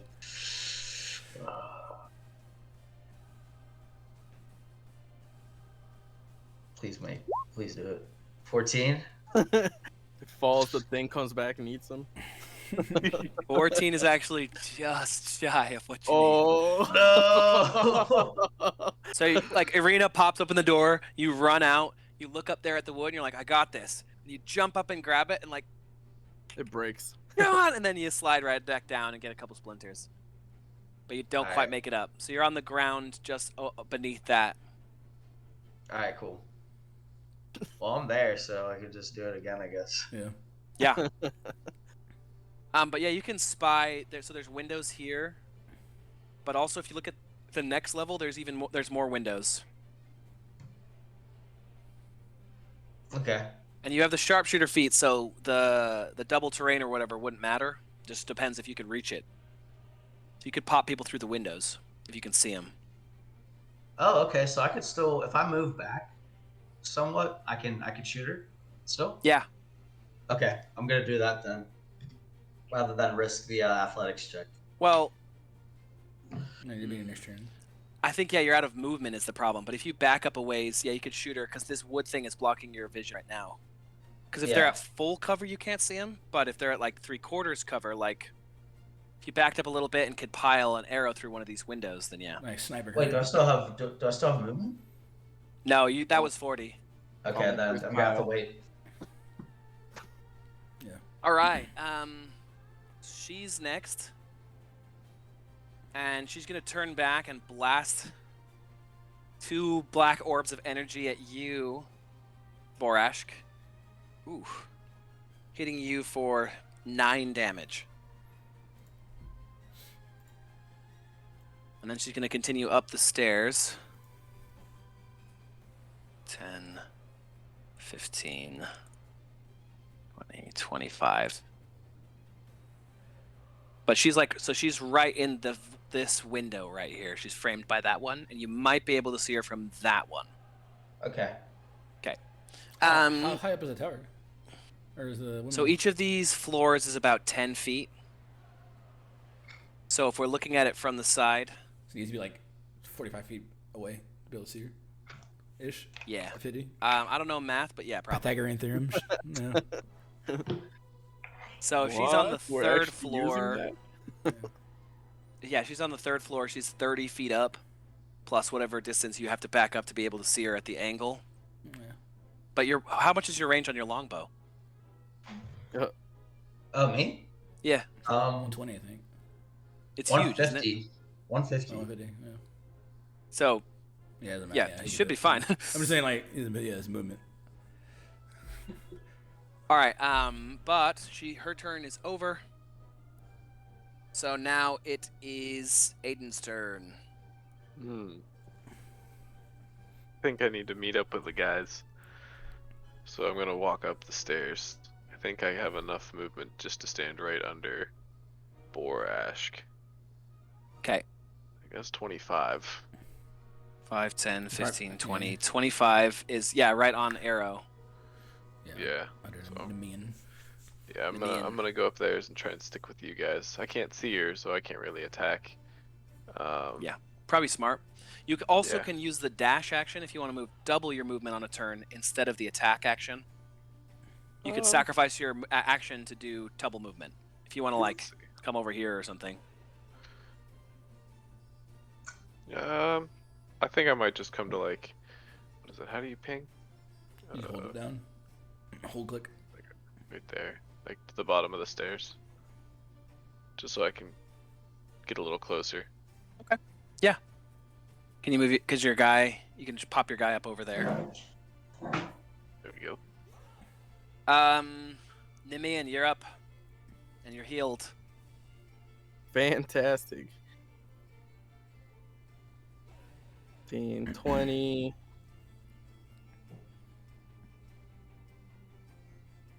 So I can get to there. So as you get here to the top of the stairs, you see that she has actually ripped one of the children out of the cage and is holding it with her claws to his throat and holding its hair. Get it back, or I'll slit his throat. The boy looks to be maybe like 9. Oh boy. Like, let me look at the spell list. Shit. What do I have? Let me look at my options. Right. Shit. Right.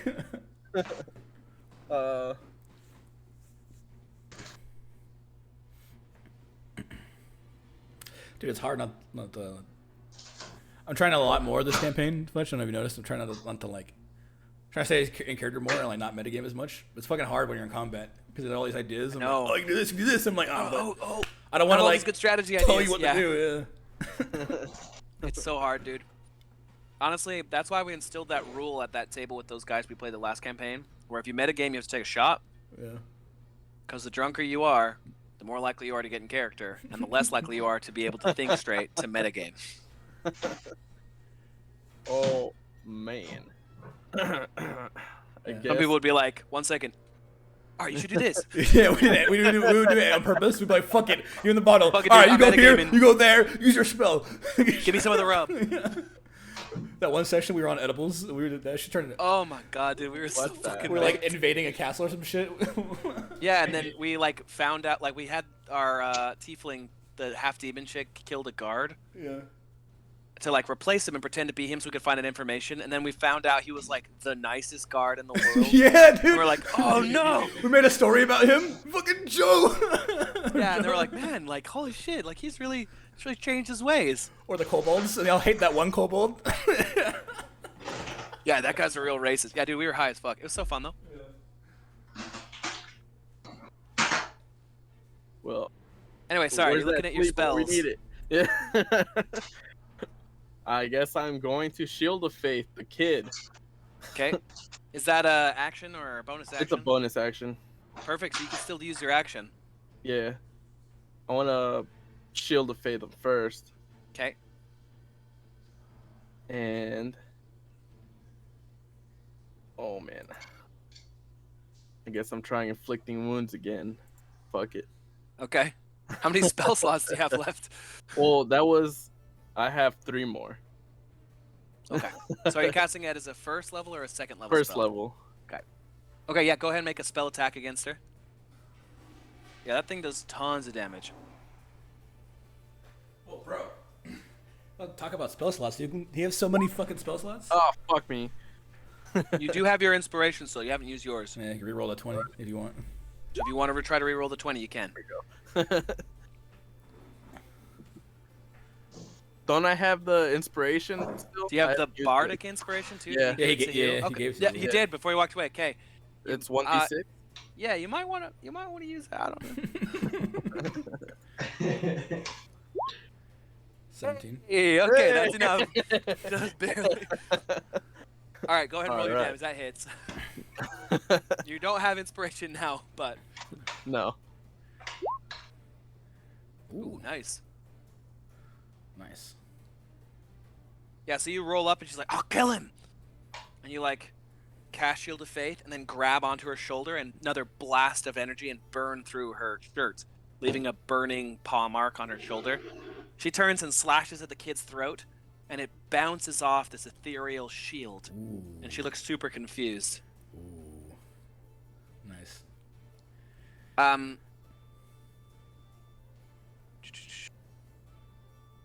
Irina is next. She's gonna just keep holding that door downstairs.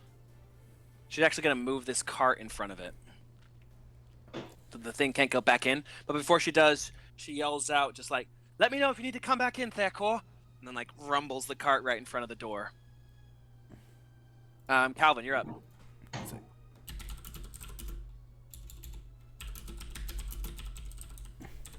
1 second. Now I have to look at my spell list. Alright. Where's that sleep when we need it? 5, 10, 15. Okay, I could get like right here, I think. 30. Yeah. You could probably mount. I'll let you jump over this banister at the last second and get on the other side if you roll a good enough athletics check. Yeah, but this pole's in the way, so I probably can't attack her, right? Oh, that's right. That goes all the way up through the top. Yeah, so Yeah. you still couldn't get her from there. Cool. But I'm in the room, I can see her at least. Yeah.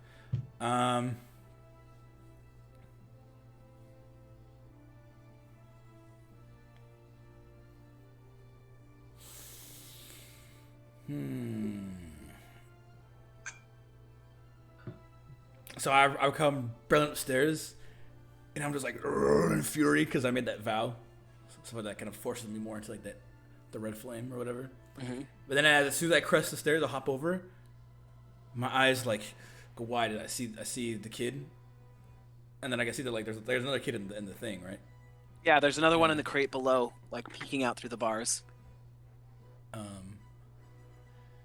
And then this is like, and then I feel like at that point the soft flame will kind of like fully take over, and then it's like, I will not let you. And then I'm also gonna noticing that her thing just bounced off of Nemian's Shield of Faith.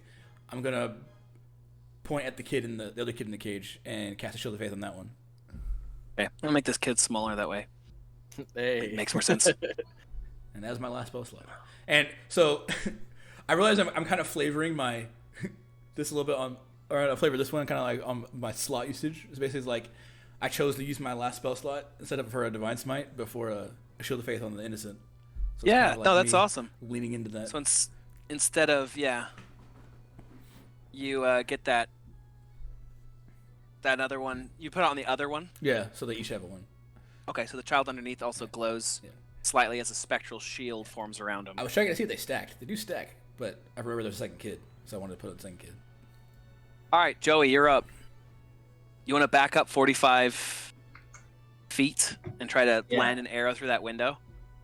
Yeah, that's what I'm All gonna right, do. all out. We're just going to move you to the edge of this because there's not really much distance to go, but you just kind of run over there. We'll say you're 45 feet away from the base of the tower.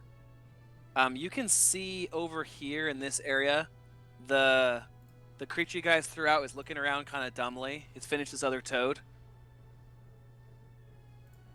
But he's a pretty far distance from you.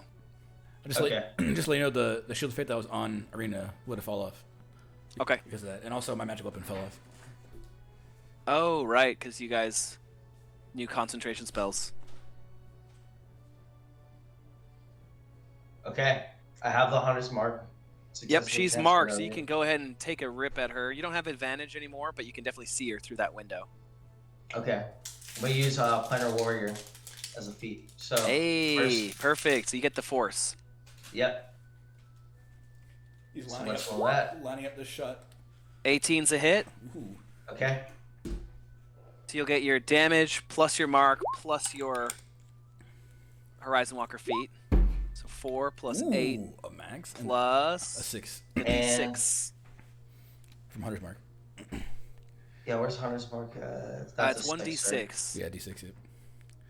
Let me just double. Yep, 1d6. So that. Yeah, all the Yeah, best. I need to cast that like immediately. Another 3. To 12. So 7 plus 8 is what? 15? Oh yeah, right.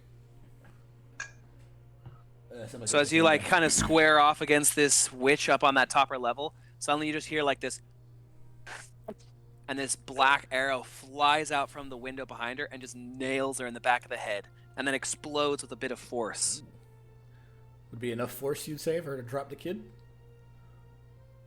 That's a good question. No, she holds on to the kid. Damn it. I just had to roll I a tried. strength save against Yeah. what he rolled.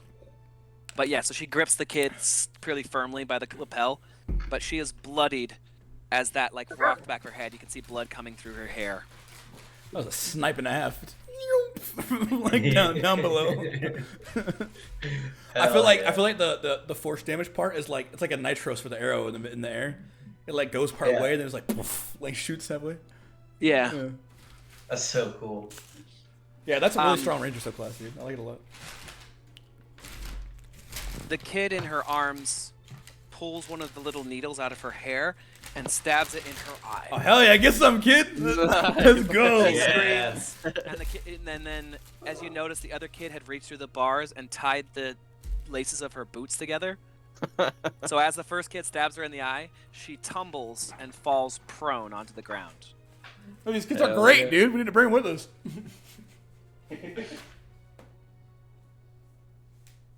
So she's prone, so you get advantage on attacks against her while she's on the ground.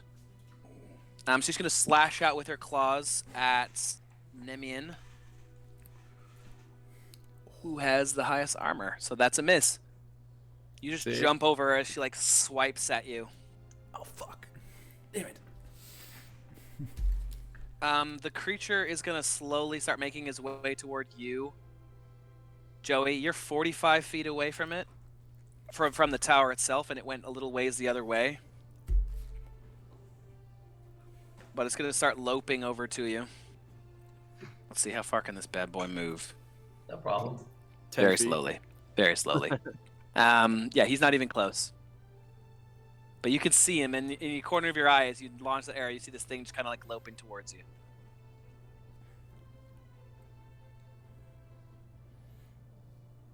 All right. Aiden, you're up. You're at the base of the stairs. You can hear the fight happening upstairs. Well, it's starting to sound like it's going in our favor.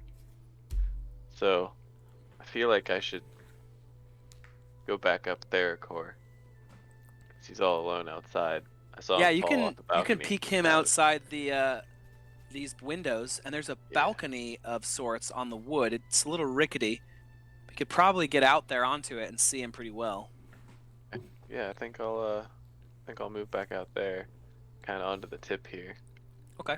Yeah, Thercor's like somewhere over here, about 45 feet from the tower. Wonder. See, could I make it over to here? I think so. You got you got 25? Yeah. 5, 10, 15. You'd probably have to make an acrobatics check to get across this part where it's just splinters. Let me see. Hey, in worst case scenario, I fall down and I'm closer to him, right? True. Okay, well, let's check. Although you can take falling damage. That's okay. I'm a big boy. Huh? I'm a You're little boy. guy. I mean, it's not the best roll I can do, but Smallest guy with hey. the biggest appetite. I think I'm falling. I think I'm falling Oh, down. you got a -1 to acrobatics? Yeah. Was that Dex? That's Dex. Wait, really? Why does mine say -1 then? Oh, not athletics. Those two Oh. get a little mixed up. Acrobatics, so +3 then. Acrobatics. Ah, there you go. So So it's 18. actually 18. Nice. Yeah. So you like go onto this balcony and you see these like slivers of wood and you just like do a quick like jump and swing Assassin's Creed style from one to the next and then hop up on the next part. Nice. You can see Thercor, yeah, about 45 feet away from the base of the tower over there with his bow like aiming up. It's prime stage. Anything else you want to do? Well, I could still give him another bardic inspiration. So I'm gonna play him a little show from up on the balcony. Just 'cause you didn't make it, I did. You know. All right, you start jamming out up there. Yeah. Oh, also, you're a lore bard, right? Yeah. So I think you can use your bardic inspiration to give enemies debuffs too, if you want to, in the future. Check and see if I think that's the right type of bard, but check and see. Yeah, as long as it's within 60 feet. Yeah, so that's Can something use to it. consider too. Yeah, if you ever want to be like, actually, I'd much prefer this guy just doesn't hit. Like a reaction and inspiration. Yeah, Yeah. That's cool. Okay. it's the opposite. I have Alright, one. cool. I have one left. So after I give that one to Joe, So Joey is inspired bardically. you're inspired again. That's pretty strong. It's like a bane you can just do as a reaction. Yeah. All right, Freddie, you're up. Nimian. All right. Advantage, She's prone, right? so you have advantage, and she has Sick. one of her hair needles in her eye. I'm gonna go for the swing with my sword.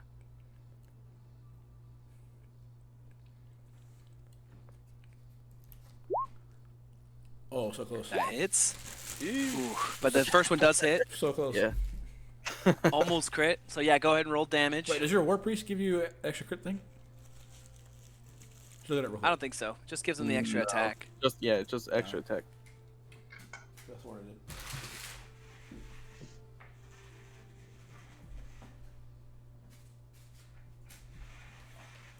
One d10. So 9 damage. 9 damage. Okay.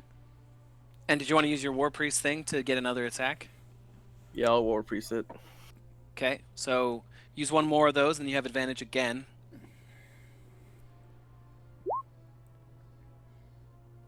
That hits. 22 hits.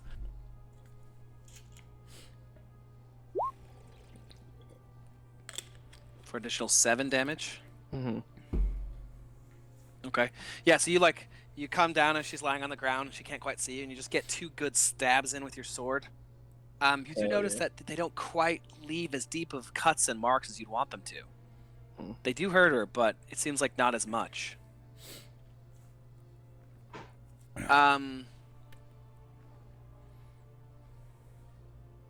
Thercor, you see the creature is like kind of tumbling towards you when the door opens and another frog flies out. And you hear like woohoo, and, like turns around, and then the door shuts again. And so instead of him walking towards you anymore, he kind of turns back and goes to try to catch that frog, just like. That's Irina's turn. So Calvin, you're up. That's fucking funny, dude. Alright. What are these clocks on us? Is that concentration? That's concentration. Sorry, yeah. So you guys are both concentrating. So if you were to cast another concentration spell. Alright, Oh, so is Joey technically, right? yeah. I mean, he kind of will always have one up. Yeah, because of his marks and everything. Yeah. Okay, yeah. So I'm gonna step around the pillar, and I'm gonna make my attack, and then I'll see what happens. So. All right. I don't wanna, Good to make sure it hits first. I don't want to describe You something don't want to say cool, something and just badass fucking and whips. fucking miss. I got bailed out last time by my inspiration. Fuck it up. Yeah, you have advantage too since she's brown. Hey, let's go! Let it crit, baby! Nat 20. Let's go! Oh man, I wish I had a fucking smite up. All right, I'm gonna finish the video. All right, so You did what was right for the people, though. 2d6 plus 4. Well, also I realized too that I could have, instead of vowing, I could, there's the Tasha's thing where you can, instead of using your channel divinity ability, you can harness it and you expend your channel divinity to give yourself a spell slot back. So Oh, really? I could have done that and then got a smite off, but. Is it an optional thing or is it an additional thing? What do you mean? Oh, well, some of the Tasha's abilities say instead of taking this, like with the ranger stuff, you get a new thing. That's optional. Whereas the other ones are additional. you have to like expend your divinity for it. So it's like, Oh. so it's not like, yeah, you can't do It's just both. another way to use channel Yeah, divinity. so yeah, Gotcha. basically gives you a third use of it. And channel divinity is like, I get 1 per day, so. All right, Yeah. So 2d6. And you vow of enmity to her, right? So does she take extra damage for that, or Nah, I just get advantage, so it doesn't really do anything right now. so double advantage? You know. Which I was thinking, So- that's why I was thinking about that. But yeah. Yeah, It's yeah. too late, so. Too late. Oh, max damage. Nice. Max damage. Max So- plus max, so 24. So that's. Oh, and it's just double the dice, right? So. Right. Uh, Plus your strength. yeah, so 24 plus the 4, yeah, so 28. 28 damage. And it, Look at you. and it's silver, so. Do you want to describe what you do, or you want me to do it? So. Now that you know it hit really well. Yeah, so I come around the corner and I see her on the ground, and kind of like, and now, like I said, now I'm like full, kind of like I said, like that good part is in me, and I see the kids like fighting back and protecting themselves and stuff, and it inspires me. And then where was rage, I expected to attack her kind of savagely. Instead, I just had this sort of like a thought in my mind of just like for like finality, and so I just come up on top of her. She's on the ground, and I just put my sword over her, like her face, and just growl, and then just sink it straight into her face. Okay.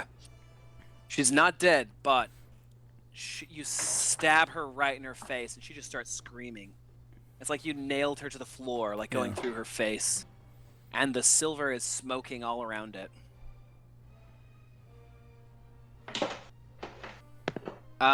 Joey, you're up. Now, she is on the ground now, so I don't know if you can see her. But this I see. this thing is still within sight and range. It's just facing away from you now, trying to catch a toad on the ground. Well, I did have a plan for that creature. I was just gonna kite it, keep shooting it, kite it, lead it back into the house, and then everyone leaves and they close it inside the house. So whenever Granny comes back, there's that. She has to deal with that. Blame it on the monster. She killed your daughter. Bro. Yeah. All right. So you just want to try to trick it to go back into the house at some point? At some point, yeah, because All there's no right. You don't have to guarantee shoot it. which. But yeah, she's on the ground, so I don't think you can see her through the window. So what do you want to do with your turn? Well, she's all the way up there. There's no way Is there any way I can climb these and get to the window? Oh, like climb up to where Sanatorius is? You could Well, I won't be able. I don't think I'll be able to shoot over Sanatorius. Well, I was ju- thinking the third. just floor. so you know the option. Like you could, like if you wanted to, since you can't even see her, if you wanted to prep to where like if she stands up and you can see her, you can shoot her. We were just talking about that with Freddy. You can technically prepare an action with an if-then So statement. it's like delaying it. So if you want to hold on to your attack, you could be like, I'm not going to attack her on my turn. I'll hold my action and say, if she stands up, then I'll shoot her. Okay. And You wanna do that? Would I have to wait until it is my turn, or would that happen? That would just happen. Once she It's stands up. basically, you're delaying your action until a later point. Yeah. It's kind of Awesome. advanced Dungeons and Dragons, but It's kind of like turning Yeah. your attack into a reaction, kind of. Yeah, basically. You Okay, just- I'll delay my action then. okay. And you can technically always do that. So if you guys ever think of something, you're like, wait a second, I don't want to do this yet. I'll delay my action. Yeah. Well, she's after you, and she's gonna stand up. So go ahead and take an attack. It's like you're leading, just waiting. Like stand up, bitch. Yes, sir. All right. So she stood up. Yep, she stood up. So make an Okay. attack. Ooh. You do have a new Okay, bardic hit. inspiration though from Sanatorius. So I add a 6 to that. You would roll a d6 and see if you get enough to. Okay. No, Damn. that sucks. That's gonna miss. But she pops her head up, and you loose your arrow immediately. So the two of you guys just see this arrow like shoot through and stick in the roof just above her head. It like rifles her hair on the way. It's an impossible shot, and you're like, holy shit! How's Therkor even nailing her from that far? Damn. All right. She's gonna stand up though and attack Borash again. Her face just has a hole in it now, and her skin is like sloughing off. You can see the inside of her mouth where her teeth are, and they're nasty and rotted.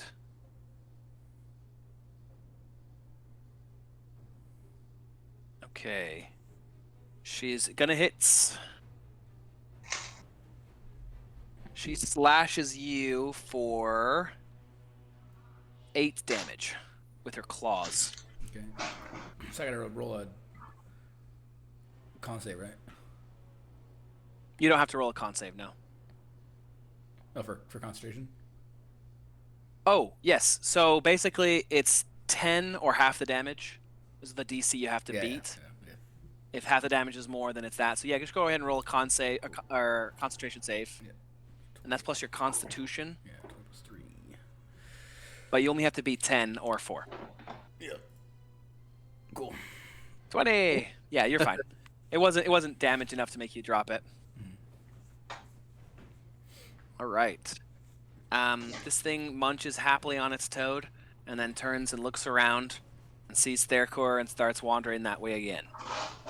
He's not actually that close to you since you're 45 feet away, but he's heading that direction.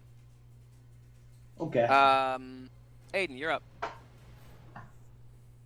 You can now see the creature like tumbling or just like walking on over to where Therkor is. Well, I know Theracor's having a bad time over there.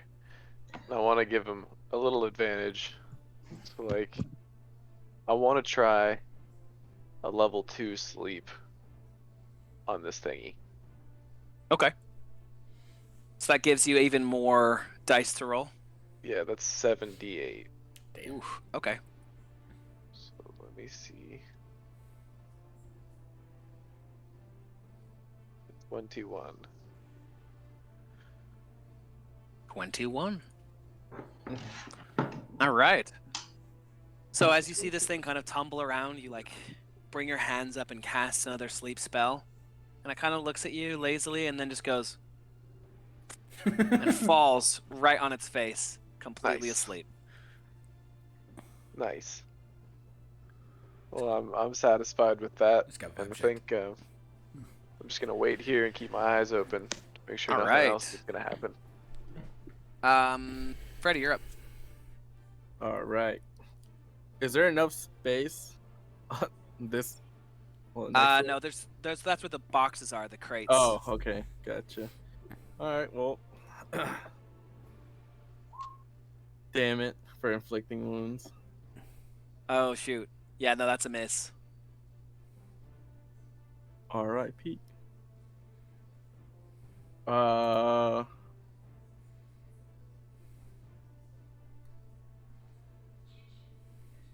that's it. All right, cool.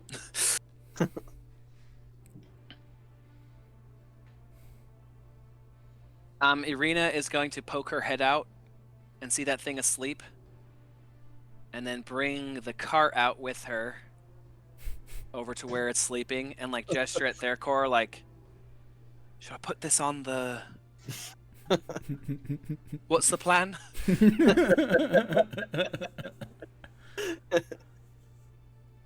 You want to tell her your plan there, Cor? What happened? Someone went to sleep? Yeah, Aiden put it to sleep, the creature thing. Oh, nice. Okay. And so she brought the cart out from the inside the house and is like, should I put this on the cart? And then, what's your secret Yes, plan? Put it in the cart and put it inside. So whenever Granny comes in, she may assume that all of her daughters died because of this creature. All right, she goes down to try to lift it onto the cart and cannot get this thing off the ground. All right, I go help her. Okay. We Whatever, can it's my your turn. turn. Calvin, you're up. All right. I'm gonna just try to finish her off. Okay, yeah, she's looking pretty bad. So next to my vow.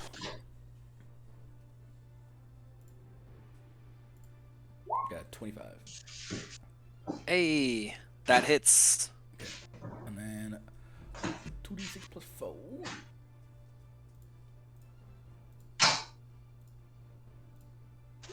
$11 damage. 11 damage. You bring your sword up around and lop off one of her hands. Her left hand ends now in a steaming stump as the silver just severs it all the way, and she screams and holds it. And then I'm gonna bonus action hammering horns her. Okay. Trying to like shove her out the window. You have advantage on this since her shoelaces are still tied together. Yeah. Well, she has to make So go ahead. She has to make a strength save. Oh, gotcha. So Be- she'll have disadvantage A then. DC 14. Ah. Okay, now she succeeds. They're pretty fucking hardy. But you go to hammer her horns. She kind of like shoulders it and keeps her balance just barely because her shoes are tied together. Cool. That's it then. All right. That thing is asleep. Joey, you're up. I go help Irene put the creature in the cart. Throw it in. All right. Go over and make a athletics check with advantage because she's helping you. Okay. Athletics +2. Haven't had any good luck with these. The strength ones. Yeah. Damn. Jesus. Oh my god. Advantage. Christ. You have advantage. You can You have go again. advantage. Go ahead and roll another one. Damn! Damn! All right, your barrel throwing feat from earlier really threw out your back. You come over to grab this thing. And you're like, oh my god! 1 second, Arena. Oh. You were ready to show off and just toss this thing in the cart, but you can't even You're just like, Charlie horse. Oh god. You can't get it in the cart either. Also, it stinks. Ugh. That's fucking hilarious, dude. I was thinking like, oh, what's the one again? And then once. I was Two thinking the ones. same thing. You've had some fucking terrible luck. Damn. That's how I got lost all the time.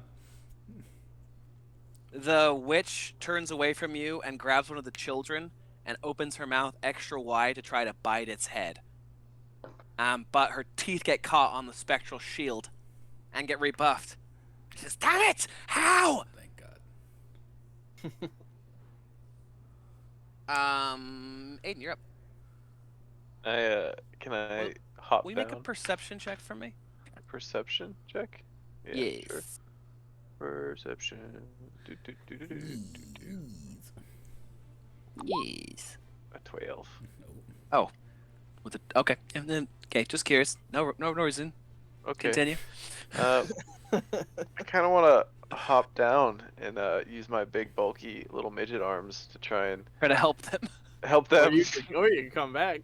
All right. I could make come back, another but you guys look fucked. acrobatics check to try to avoid the falling damage. Acrobatics. Yeah, double jump in the air, free land. Nope. Ooh. Oh, Okay. That's gonna hurt. So you're ready to do your parkour. You jump off, but you land wrong. You only take 2 points of falling damage, though. Okay, well, that's not bad. So you just kind of twist your ankle Yeah. and pop down right about here. It's like when dudes try to impress a chick at a party, but they're like drunk. Right. So they're just really awkwardly impressing people. All right, you're gonna lend your midget arms to this cart creature debacle? Yep. Okay, well they're helping you, so go ahead and roll with advantage. It's an athletics check, so this is the strength one. So that's The -1. It's a -1, but you do have advantage, so you could roll high enough. not that one. That's I'm a pretty strong little midget. Bro, the hardcore crit fails and he crit succeeds. Yeah, Thercore, like, he's like, I got it, no, it's okay, I'll do it. And Sanatorius waters over and he's like, Man, I just grabs fell him off up this behind it, balcony. He's like gets him on his shoulder half and, his like, tosses size. him up on the cart. It's like, And Irina is kind of like, All right. like, she looks from Thercore, like, and then she looks at Sanatorius and she's like, Mm-hmm. like, wow. I'm a strong one. that's fucking hilarious, dude. Alright, yeah, the three of you guys can just wheel that cart back into the place with the unconscious creature. It's like, come on, what are you doing? No problem. Nice. What's the holdup? Freddy, you're up. All right, let's try this shit again. Your last slot? Yep, last lot. Please tell me it hits. Oh, is that your attack roll? Yep. You got 16, bro. That's a miss, dude. Oh no. That's a miss. So you move in for the same paw attack, but she's ready for it this time since she's seen you do it 2 times before. She grabs your wrist and like moves it out of the way before you can, as you're expending the spiritual energy, and you don't get to inflict the wounds directly on her. Looks like the kid's kind of like in the way too. You're like Yeah, like it's hard to maneuver. trying to make sure you don't just All like right. burn this kid's hand. Yeah, for Yeah. Arena's turn, she's gonna tumble the cart back into the place with this thing. Calvin, you're up. We're trying to save these 2 children up here, and these fools are downstairs. Partying in a We're fucking. bringing the bad guy. They're making a contingency plan for when Granny comes back, who they can blame it on. It's funny. We're attacking the other one. These guys are focused on a barrel. We're attacking this one. They're focused on something else. It's funny as hell. All right. Yeah, I'm attacking her. Okay.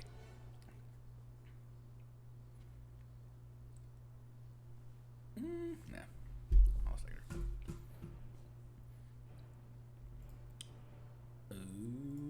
23. Hey, that hits. Cool. For 13 damage.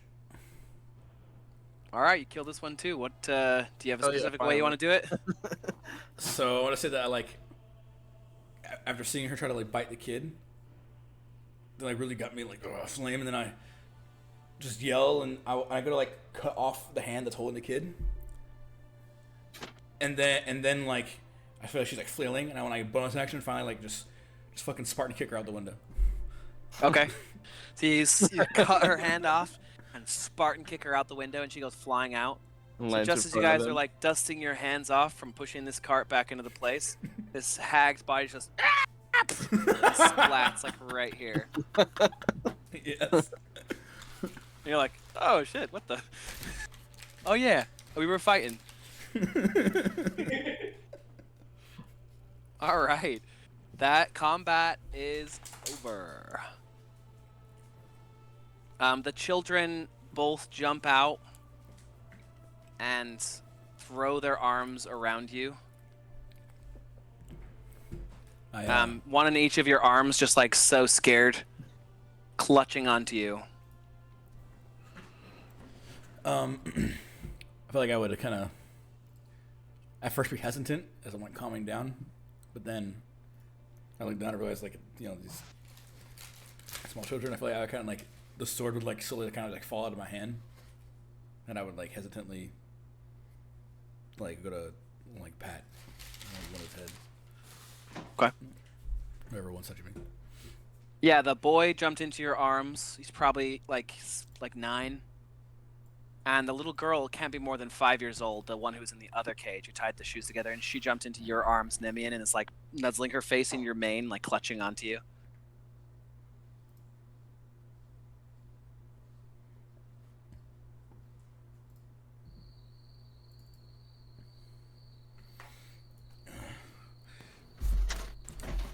you hurt at all? The kid shakes his head, and then he shrugs and he shows you his arm, where the lady was pricking him with the needles from her hair. There's just like a dozen red marks. I'm okay though. They ate Peter. They took him away. I kind of grunt and then. Well, they're both gone now. There's another, the worst one, the oldest. She's the one who took me. Yeah, I like my jaw kind of clenches and say, "Yes, there is one more." And I'll kind of like shake for a second. Where did she take you from? I'm from Barovia. My mum and dad wanted some more of the pies, but they didn't have any more money. So they traded me.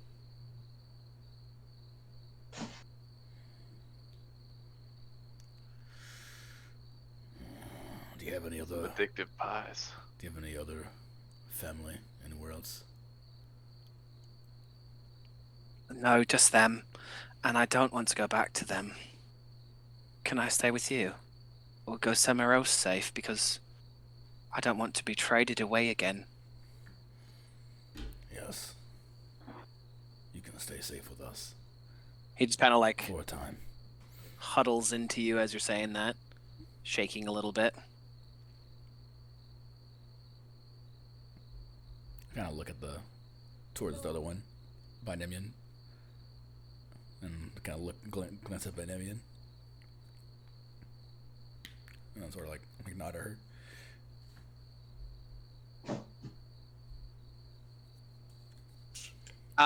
Thercor and Sanatorius, you guys are outside. Will you guys make perception checks for me? Oh shit.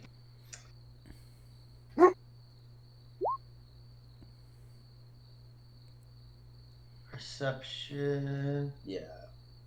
We good here. Oh yeah, that'll do it.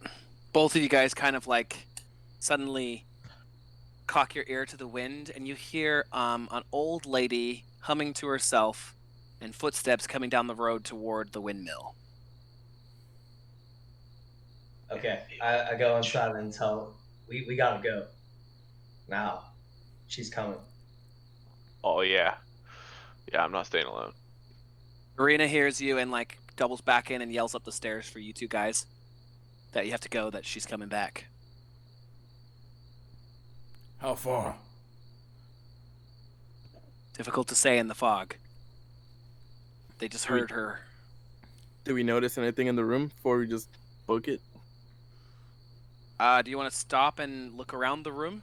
I don't. Well, on the way out, just Like look from real what you quick. just see, it looks the same. There's a tumble down bed. There's these crates and the Okay. pile of children's clothes. But So I'll just get I'll pick up one of the kids, Yeah. and I'll just head upstairs. I'll so you guys come. gesture to the other kid as well. See if he wants to either walk on his own or because he's older, or me to grab him. You should just grab him. He just holds on to you. Yeah, he's pretty scared. Alright, I'll just pick him up like one arm, and then Okay, start Yep. barreling down the stairs. you guys book it down the stairs. Irina has the door open. And you guys all start running back to your camp by the stones. Okay, yeah, you guys all successfully get away from the tower. They left the thing in there, right? Yeah, they put the thing back in there, in the cart. lying in the cart. Yeah, and that downstairs looks trash now, so maybe she'll think that's what happened.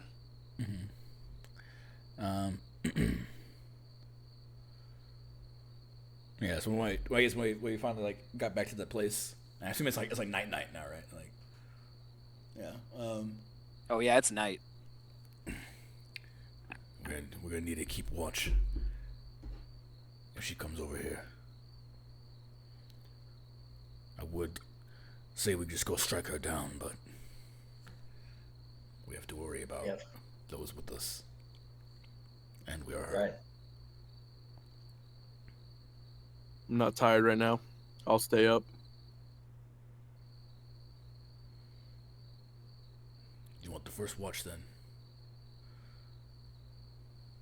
I could probably stay up all day or all night. 'Cause Also, I assume Therkor, it's pretty late You into probably, the night. you probably don't want to do that, just to let you know. yeah, because you want the long rest to get your spell slots back. And Oh, also, short rest. then you would get a level of exhaustion, which Hmm. sucks. Yeah, you don't want those. They're bad. Therkor only needs to meditate for 4 hours, Yeah. so he can always help with the watches. You can basically cover 2 watches. Needed a short rest for everything, so So, Alright, I got Firewatch. yeah. So basically, because long rest is like 8 hours, but you only need 6 hours of the 8 hours to like get the benefits of a long rest. So essentially, 2 hours divided by people is like the watches. But since we have an elf who only needs 4, he covers 2 watch shifts. gotcha. So basically, me, you, and him can cover all the watching while still getting all our rest in. All right. Did anyone eat the pies that they gave you? I threw that shit on the ground. Hell yeah. I still have them, but I'm not gonna eat them. You Yeah, don't, I don't good think idea. you don't want that bone marrow pie, bro? I don't think I want it anymore. It's made from kids. Fuck. Kind of takes it out of it for you. Yeah. Oh, you fed that blue potion to the creature, right? Mm-hmm. Yeah. Okay, you noticed that it had a raging erection the entire time you guys were fighting it. Viagra bottle. Whenever the lady said, "Here, take this, it will help. Trust me." All it did was make him have a boner. She was giving it to Sanatorius, dude. She wanted Yeah. that. Yeah. I was, Bro, that's I'm an attractive little tiny guy. no, Oh my I'm just God. picturing the reason why I watched the frog is because like that gorilla in the zoo when it used to fuck the frogs. Have you seen that video, dude? It's so fucked up. Yeah. Jesus. Yeah. So you want first watch then? I can get the second, and then by then the elf should be ready. Hey, you guys stay up. Irina kind of sets up a spot with the bedrolls for the 2 children by the underneath the shadow of one of the monoliths, the one that has the youngest woman with the crown holding the bow. She sings them a song and brushes her fingers through the girl's hair until they fall asleep, just quietly under her breath to not draw attention. And then fall asleep right there. Hey, we get extra healing from sleeping with you, right? Yes. Yeah. Hold on one second. I'll check the exacts. I'll The go Song to- of Rest. Yes. With Arena, and then I'll take my shiv back and my sword. Oh, or yeah. my shield. She gives them back to you, and it's like, thank you. That was pretty intense, my first battle. I'll get used to it, I think, but my heart is still racing. You were pretty good. Keep it up. You're learning pretty quickly. Thank you. That's support. I'm not sure what I'm doing, but thank you. Yeah, you sure did enough for helping me with the echo. Whenever she exploded earlier, that was awesome. You did all the work. I was just trying to help you along. I couldn't have done without you, Irene. Thank you. Thanks for saving those kids. We don't want to take them back to Barovia. I guess their parents are addicts. Definitely You not. think we could drop them off with your brother? You can use them as snacks. Well, there's an orphanage in Valaki. I think that's perhaps what the witches wanted us to do, is bring the orphans there for them to make more pies, but we could take the children there. Yeah, to the. After, We even have a name of the person who runs it. We can take the children there and just inform them to. It seemed like they had already refused, but just make doubly sure they know to never trust Granny. I would say we go back and tell Barovia, but they're land is already cursed enough as it is.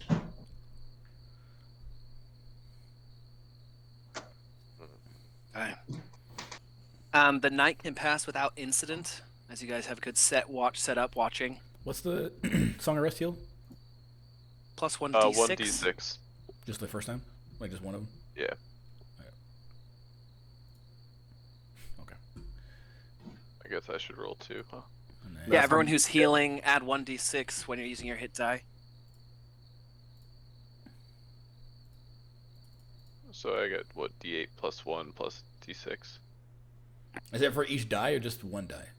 Just the one time while you're healing. Okay. So it's just a bonus hit die at a d6, basically. So if you're healing, Aiden, you have that many d8s to roll, plus your d6. You guys have lots of healing magic. Regular healing, well, while you have a short sleep, how much does that heal you exactly? We're doing a long rest, but So you get a certain number of hit dice, which would be on your first page, based off your level. So right now you should have 4 hit dice, and I think 4 hit dice. clerics use a d10 or a d8, something like that. D8 plus 3. Right. So roll as many of those as you'd like, but you only replenish half of those at the start of every long rest, or the end. the end of every long rest. So basically, you think of it as you're safe to use up half of your total, because it'll just come back. But if you ever need to like overheal, like say you were like at 1 or some shit, and needed to overheal, It'll take a couple days. you won't get your full you won't get all your hit die back.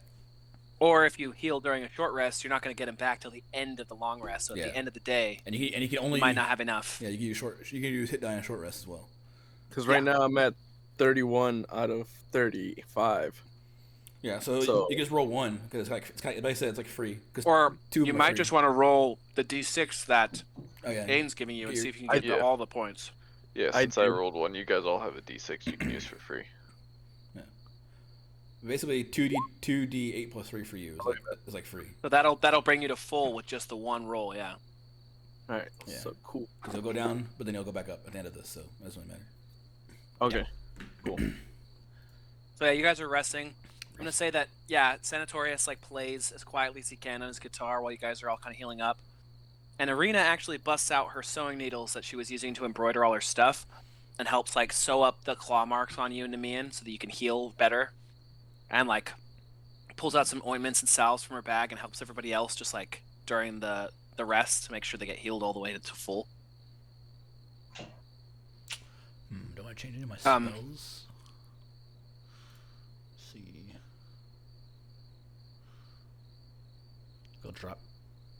I'll drop Pro Evil and Good for now. Put a Cure Wounds on. During the night, Sanatorius, you feel a pulse from the gray orb in your bag and get that same sense like someone was watching you again. Oh, no. And you just have terrible nightmares all night. Oh, man.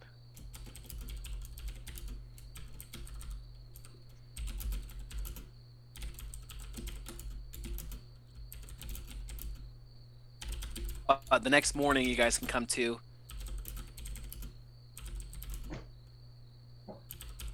So is his a curse because of the orb? It's the Are mysterious you asking if object he's cursed? He's not cursed at the moment, no. Okay. But the orb itself might be. You're not quite sure what that thing is.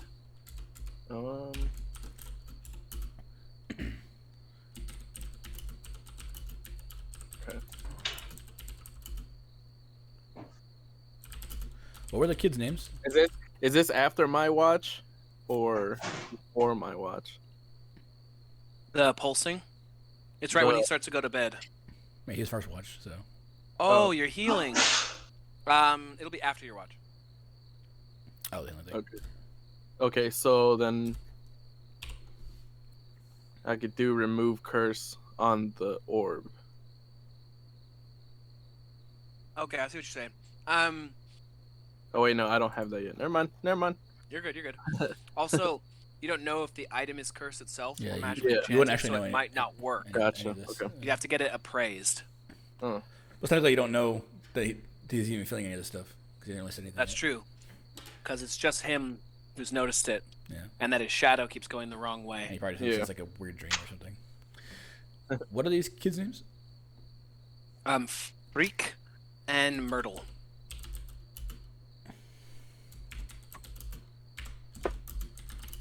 Freak. Yeah, Freak. Frik.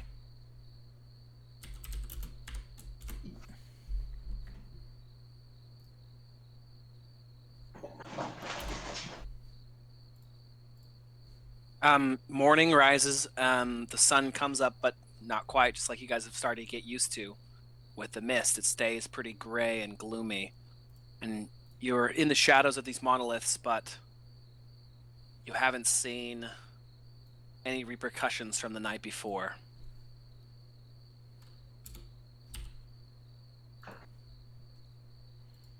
You can spy the windmill not too far off. You also can see the road through the fog, so you could just hop back on the road and keep on your way toward Valaki. We have a lot to do there, so Yeah. I'll gotta keep moving. once we're awake, I'll like be kind of like looking off to the windmill. And just kind of just glaring at it, basically. Just like I'll have like my sword out like in the ground, and I'm like just holding on to the hilt of it. And I'm just kind of like thinking. Okay.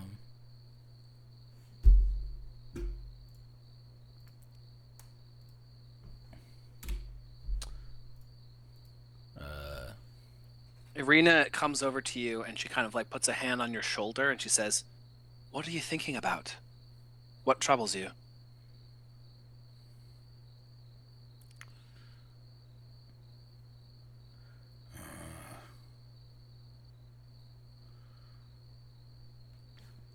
I don't know what to do.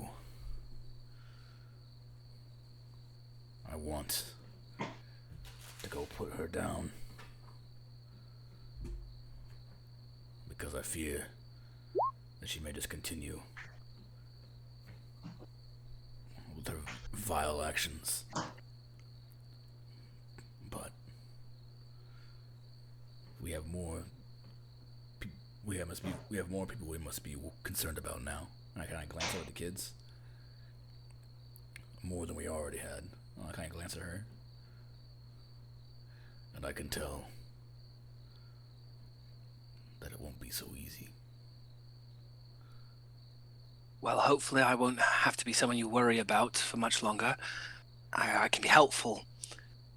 She kind of stuffs that red curl back into her scarf and tries to tie it tighter. But yes, we probably should take the children to St. Andrew's Church first, and then we can come back and try to find the witch. Aye. This is what makes sense. And I know it is what we should do. And I hate it. And with that, I'll kind of like yank the sword out from the ground. Only like down, point down, and force myself to turn away from the windmill. I hate it all. And I'll kind of stalk back towards the rest of the group. Okay. Irina gets the two children up onto one of the horses. Who wants to ride the other horse for the first little while? Can we put both the kids on it? Yeah, she put both the kids on one horse, but Okay. you have two horses. We'll put her on it again. Okay. She kind of does that. Whoa! Whoa! I can walk. I'm serious. All right.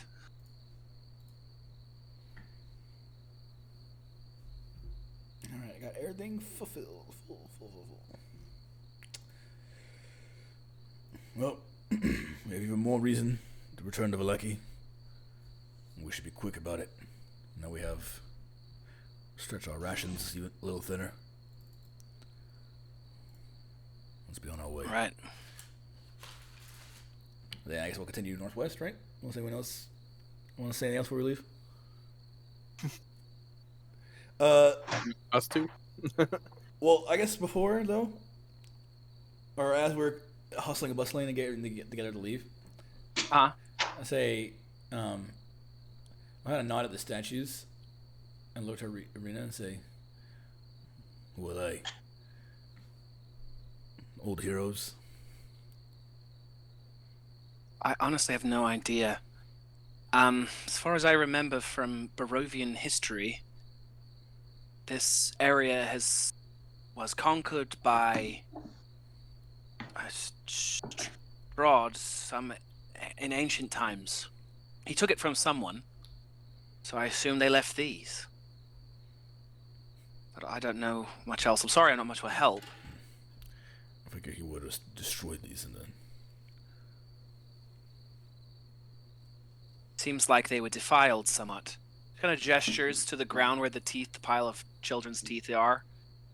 And you can see that the ground in front of it has been carved with ritualistic symbols, and there's dried blood and markings on places. There's even a couple more spots where there are bones or big desecrated marks across the front of these black megaliths.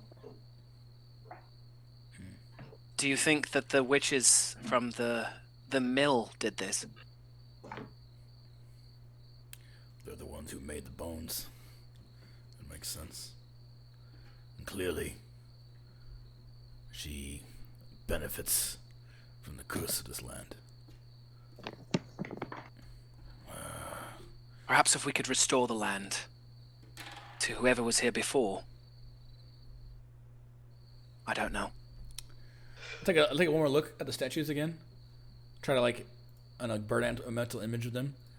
It was like an elf type figure with holding a bow up. It was There are 3 gigantic stones.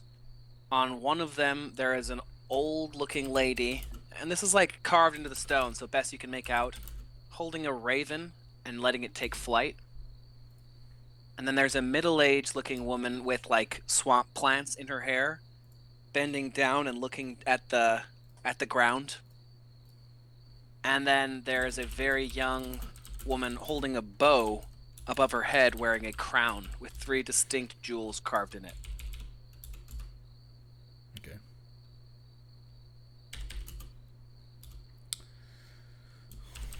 Old lady with raven.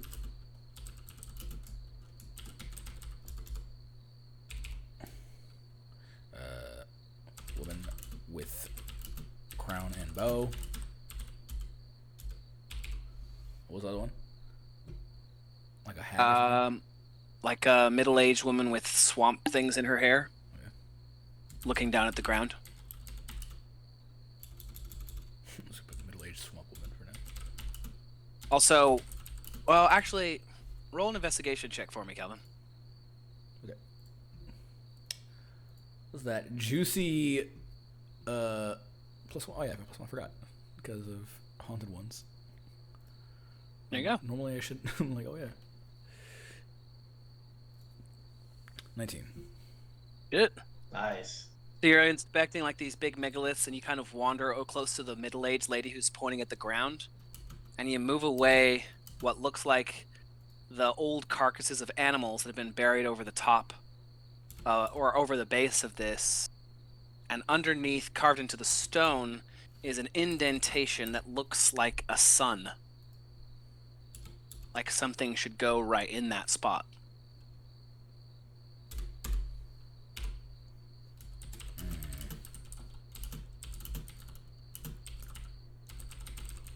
Like, it's shaped like a circle. so like a dish basically, but with sun flare things on it. Yeah, it's like a circle with wavy lines coming off of it in a pattern around the edge, and it's indented.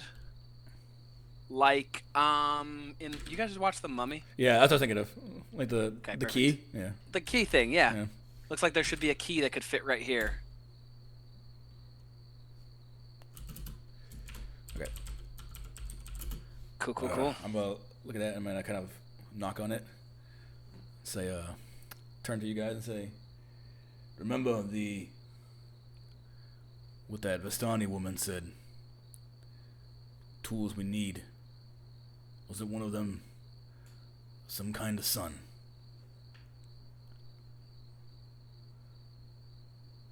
And I'm knocking on the ground in front of me. So they gesture to you all.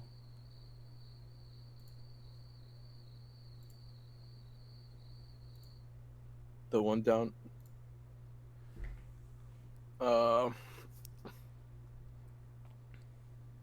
What the lady said is at the very bottom of the recap. If you guys want to look it over, I have to pee real Yeah. quick. Yeah, so I have it. I have it up here. Full blessed by the light of the white sun.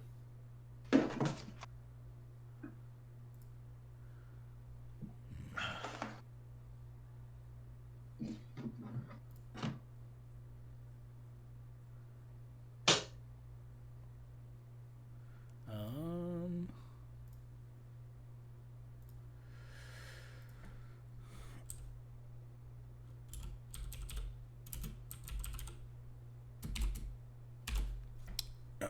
Yeah. So what it said is, where is it?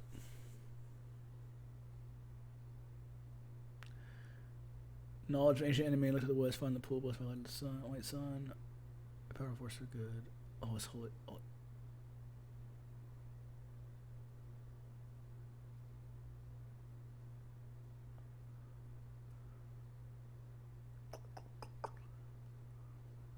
Which one of the things had the actual symbol on the card was the sun? Was it the dictator? Or was it the dictator, right? Because the rogue was a person, or one of the two. I don't remember which was which. I can go look. I can go look at it. Symbol. 'Cause the only thing I didn't write down is the fucking what the actual symbol on the card was. 'Cause I'm pretty sure one of them was like Yeah, I only wrote.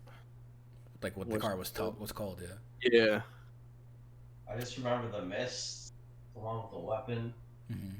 I mean, I have them all down. I just don't remember. The only thing I didn't put down was what was on the card, like picture was. Oh shoot! Yeah, I don't remember. Yeah, I mean, I can go look at it, but I was wondering. Anyway, I was mostly just saying that so they could all like look at it and Yeah. say something if they want to.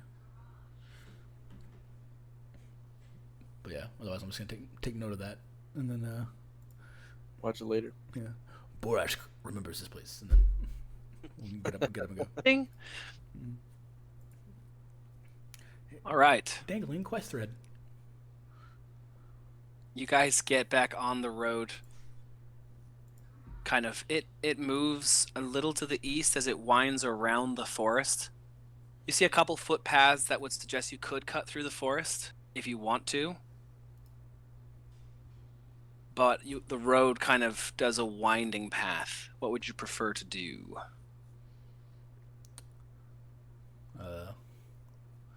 Normally I would be all for cutting through the forest, but it's like because we have these kids with us. Just go through the road. Yeah, I probably shouldn't. I'm not trying to take any chances. Okay, the Why road not? cuts east then before it starts turning again west, and it's winding along the edge of the forest, so you can see trunks of trees surrounding you on all sides. You see a gap in the trees and can see just through the fog the shores of a lake, black water to the north of you. Mm-hmm. And the road continues on west, though. Did you guys want to stop and take a look at that lake?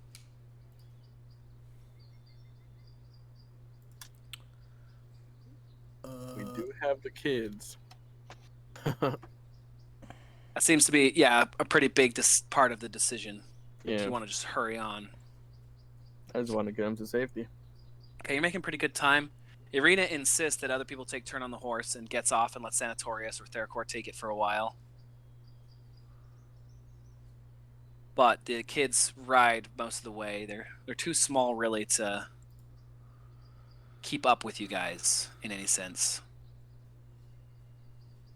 The day passes. At one point you hear the howling of wolves off through the trees.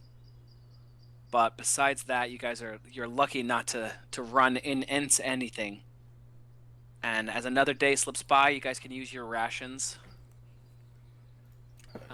Somebody will have to parcel out some for the kids. Can I give some of my rations to the horses? Yeah, there's definitely stuff they can eat, and they'll graze on their own, but they'll be happy to take a little bit of an extra treat too. I'll just give the kids one of my rations and just kind of, I'll give the boy or whatever. I'll give the boy mine. Okay. Since he's the one that was like talking to me, and then I assume you give the girl yours or I'll whatever. give the girl one of the rations. Okay. Yeah, because the day moves on, so that ration basically will be your like 3 meals for a day. Mhm. It has like a bunch of different stuff you can eat throughout the day while traveling. Yeah. But you guys don't make it. You don't see the town until the sun is already on its way down. Another full day of travel. So it took you about 2 days to get from, or 3 days to get from Barovia to Valaki. This is definitely the town you saw, Sanatorius. But there was For the top of the windmill. the woods kind of recede, and you can see up ahead of you a much larger town, to the point of almost a city, surrounded by a thick wooden palisade wall that is sharpened at the top by spikes. The dirt road that you guys are on kind of ends at a set of sturdy iron gates. There are shadowy figures standing behind them, and half a dozen wolf's heads on spikes are impaled all around the outside of the gate. Kind of grunt and nod at the fortifications. That's good to see. Say we pop up a tent and rest overnight here before we go in there. We don't know what we're walking into. I think we probably should go into the town. Who knows what kind of dangers will be outside? I agree. Maybe a friendly town, much more fortified than any kind of campsite would be. Maybe the town even has an inn. I could make us some money. We can get these these children over to proper caretakers. Or it could be infested with people trying to kill us. Or things. I'll thunderstomp them. It's fine. None of us have ever been here. It could be infested with things trying to kill us. Thunderstomp, go. Thunderstomp, I choose you. I guess it's Thunderwave. Well, most of the things in this land they try to kill,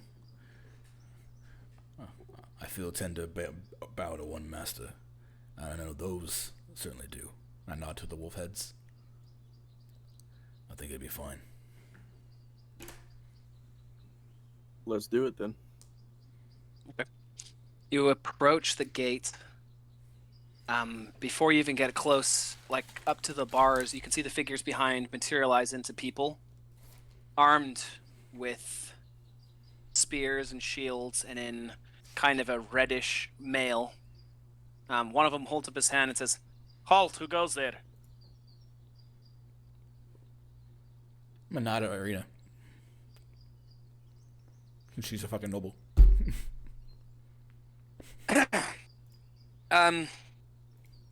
Irina Kolyana, daughter of Kolyan Indirovich, the burgomaster for Barovia. We're her god. Okay. These are my guard. She kind of like squints through the bars. And then she shrugs and takes off her hair thing and lets down her tumble of red hair. And the guard goes, "Ah, yes, Irina Kolyana, of course. The sun is setting. You must get inside the walls." One of the guys kind of immediately goes over and starts unlocking it from the inside and pulling the gates open. She quickly ties her hair back under her kerchief. As you guys kind of step in, you see several more guards, pretty well armed, watching from on top of the palisade behind the spikes. I'll say, as they were like going to lift the gate and we were kind of waiting, I feel like I'll kind of turn to Nimian and say,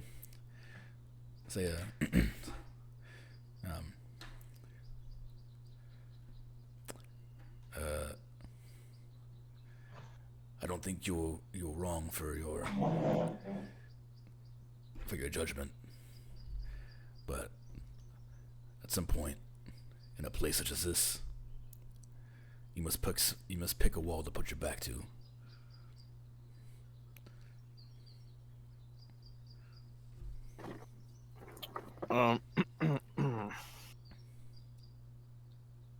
you're not wrong in saying that. I'm just looking out for the whole gang. Been through a lot. We've seen some crazy things that we could tell a bunch of people and they wouldn't believe. Aye. So we were all fooled by that old hag. At least to the point of I didn't imagine. And I kind of like looked at the kids. They're clutching each other on the horse. people like this that make me sick. So we could go in there, but I'm not letting my guard down. And just let me know if you sense something out of the ordinary. That'd be for the best. And I'll kind of look you in the eye and say, I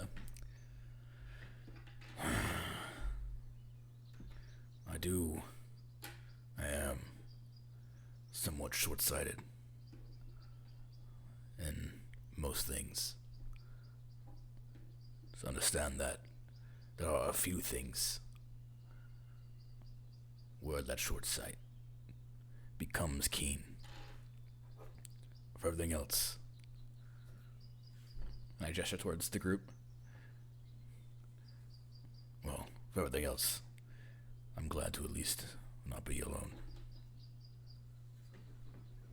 I just look at you and just be like, I got you. You son of a bitch! As you guys step up to the gates, the guard kind of holds his hands up and says, all right, welcome to Valaki. This is a place of rules, and we cannot have them broken. Otherwise, the devil will come back here. So first I must ask you your names and what business you have here. Irina Kulyana, I know. What is your business here? We are her guard, as we have said.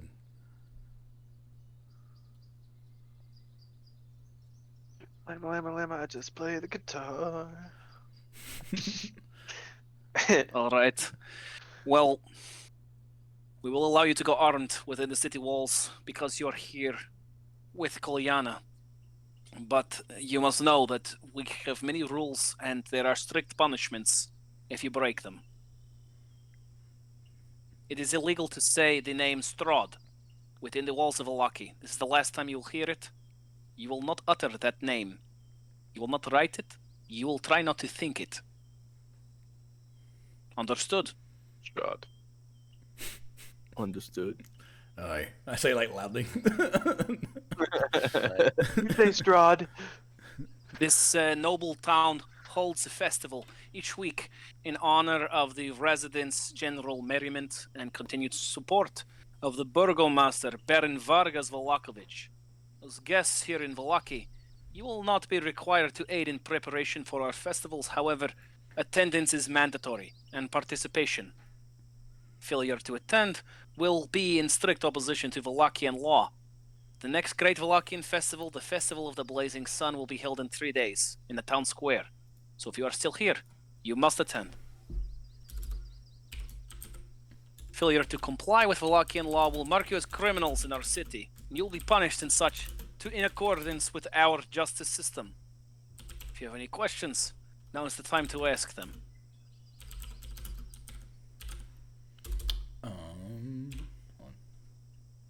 Why can't I say Strahd? He kind of like breathes in deeply through his nose as you say the name again. Valaki is one place that is safe from him. If you say his name, you bring him into your heart. If you bring him into your heart, you bring him into the city. We will have to punish you to keep Strahd out of our hearts. You can say that here, but inside the city, I urge you, follow the rules, or you will have to be reformed or punished. I kind of look to you, Centaurus, and say, it's part Like of the Valakian. It's part of the magic of that creature. Like the Valakian Voldemort. Yeah, basically. say we've been through a lot on this journey.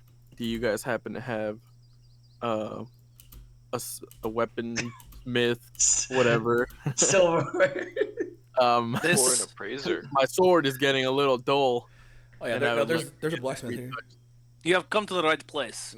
We have everything that you need for accommodations. This is the one place that is safe in the valley from the devil. We will have weaponsmiths, blacksmith, dressmaker, inn, potion maker, you name it. You're safe now. You're in Valaki. All will be well. Very well. Can you point me to the direction of your inn and where I could get the freshest cup of whatever, what is it, of ale? Yeah. There you go. Of course. First, I will just simply need each of you to write down here on your entrance forms that you came in through the morning gate, your name, and list any weapons that you carry on your person. We will allow you to keep them in this case. Mostly we have weapons checked or registered here at any points. But describe the weapon, show it to me. You should be good to continue on down the main road. The inn, the Blue Water Inn, is your best bet for a drink and place to stay at this time of night. Follow the main road. Halfway through town, it will be on your right, to the north. I'll call over Erna and be like, "Do you mind writing my name and what I have?" You see, these big paws of mine don't do well with a small pen and paper. Of course, yes. She gets out your form and starts filling it out. Her guards ask the noble that he's guarding to write his Yeah, name for the her. guys kind of give it a weird look, but they don't say anything. She leans just look over at and him like- whispers to you as she's writing it. She says, "Nemian, should I write your claws down? Does that count as a weapon?" Let's ask the nice gentleman over here. Sir! Just whip him out. Do you need to keep track of these bad boys? I guess that depends. We'll be using that to cause any violence within the city. Well, I normally use them to groom myself. I just kind of lick my paw on. Write it down.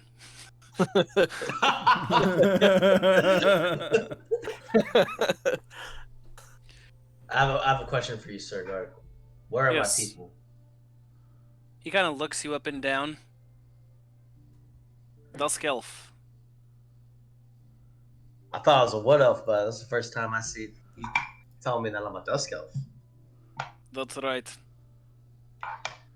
If you go out the west gate, the sunset gate, go down the road a ways, take the first dirt path to the south, follow that to the Vistani camp. The Dusk Elves are housed there. Thank you. There is no murder, no thieving, no crime within the walls of Valaki. If you are caught committing any such crimes, you will be reformed or punished, depending on the severity of these acts. If you get lost, be sure to ask any of our good citizens before the curfew comes into effect which direction is the inn, and they will happily point it out for you. All will be well. When is the curfew? As the sun is setting now, we try to keep people in after dusk unless they have a pass and note from the burgomaster himself or urgent pressing business. So, soon. Very soon, my friend. Okay, and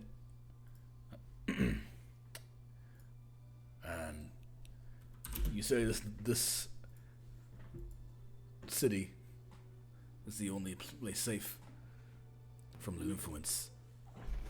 What do you know of Kresk? Yes, the walled city of Kresk, to the northwest of here.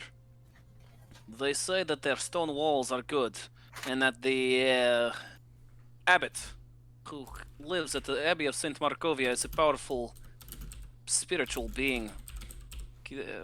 Rumors say that they are safe from the devil, but It is not a city like this. It is small mountain town for the monks only who used to live at the abbey. Here is safe. Here is the city. The burgomaster keeps you safe, so this is the best place to be.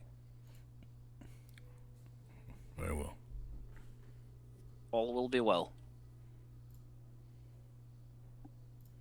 All right. I'm gonna kind of like step back and look at her right now. Should we go, my lady? She gives you like a quick nod. Oh, oops. That's the wrong page. I have to give you this page. Oh, this is Valaki. Hey. This is Valaki. Ooh, I like it. So we came from Lake Zarovich? You guys came from the east. From the So you east- saw from Lake the east. Zarovich to the north of you on the road, but you guys just entered, this gates. Okay. So, I mean, Kresk would be up the north path. So that is that top gate the The top gate goes just to the lake, oh, which one did I get? Oh no. What but the western gate. The Sunset Gate, is that the west one? Yeah. Okay, cool.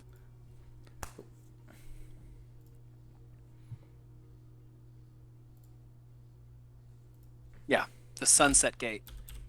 And the other one is the Lake Zarovich Gate. Cool. So the Sunset Gate, which is the west gate, is to the camp of Vistani. That's what he was saying, yeah. Yeah. That has the Dusk Elves there, because I guess they ain't allowed in. Yeah, the Zarovich Gate, the Sunset Gate, although no one in Valaki has ever seen an undimmed sunset. And then the Morning Gate is the Eastern Gate. Okay, cool. All right.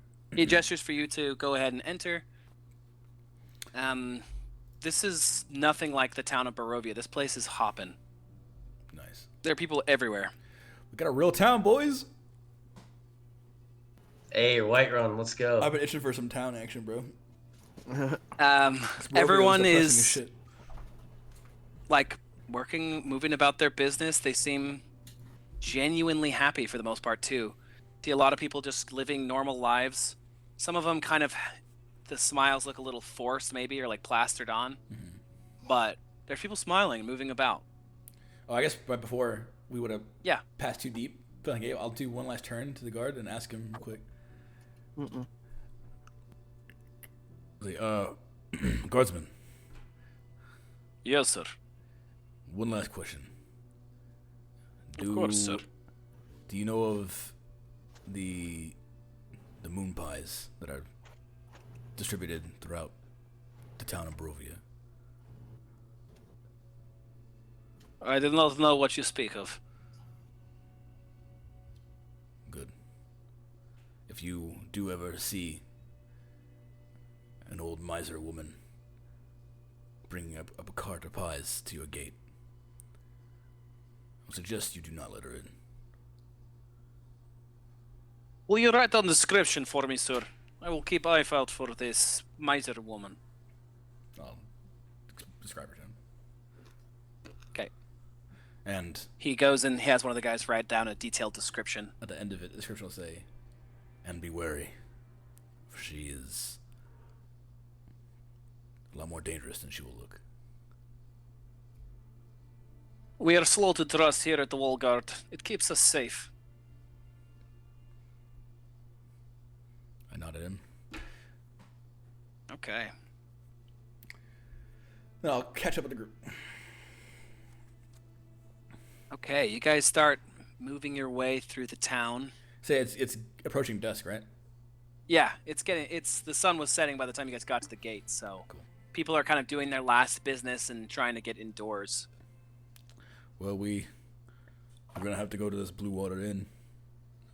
They mentioned a curfew. I'll meet you guys soon. I'm gonna go outside the Sunset Gate. You don't wanna- Deco, perhaps you should wait till morning. I don't know. They're outside. If they're of gonna the let town. you back in if they're outside the town. You don't know how far down the road that Vistani camp is. If you had to travel through the darkness, then You don't know if they're actually gonna be there.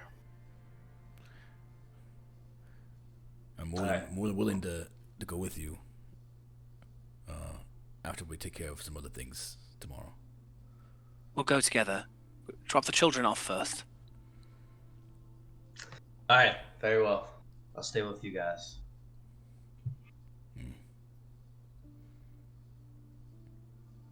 You start on your way. This looks mostly residential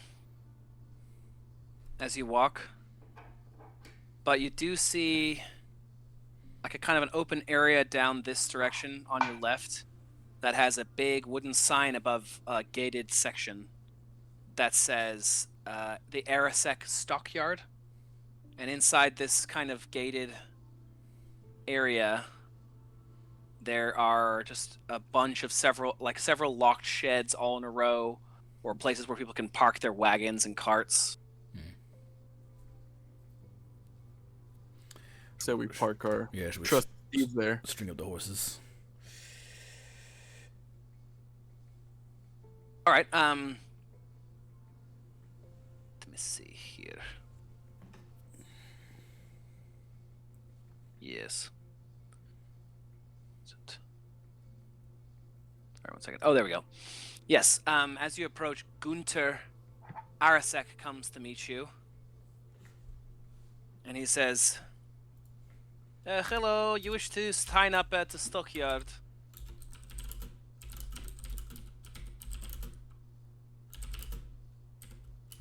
Oh, yes, we do. Yoo-hoo, yes, okay, perfect. What would you like to place here? Gesture to the 2 horses. Alright, 1 gold piece per night that you have your horses set here. If you don't pay, I will have to take them and make them my property or hand them over to Burgomaster's men for soldiers, okay?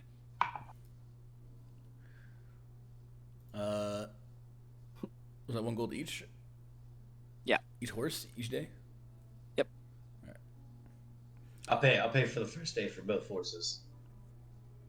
Thank you very much, sir. Your horses will be well taken care of. I'm gonna give him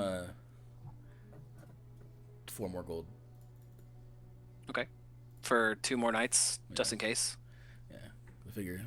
And as I'm handing it in, the gold, I was all gonna be like, I figure we should see what that festival's about. Does he give change if we come back before our time is up? No refund. No refund. Yeah, all silver, fine. All sorry, sir. Oh, No man. refund. No, just kidding. It's funny though. He probably will. You don't know. He didn't say anything about that, but I'll put another 2 gold deposit on. Just get another day. How just was in it? Was case. that even a thing in the Middle Ages? Like, would they give you refunds and shit? refunds. I Maybe. don't know, man. Business is business, like- man. Well, I think a lot of that would be like, yeah, it would come to like haggling and arguing, and eventually they'd call it the guard over and haggle and argue, and then he would call Yeah. like someone else over. How about you give us a week for half off? We're buying a lot up front. Yeah, we're buying a lot up front. Give us a week half off. We got that Costco deal. I'll throw some gold in there if you give us 2 weeks for the price of 1. There you go. There we go. A lady comes out and he gestures. He says, "My wife, Yelena, will take your horses to the rest of the horses."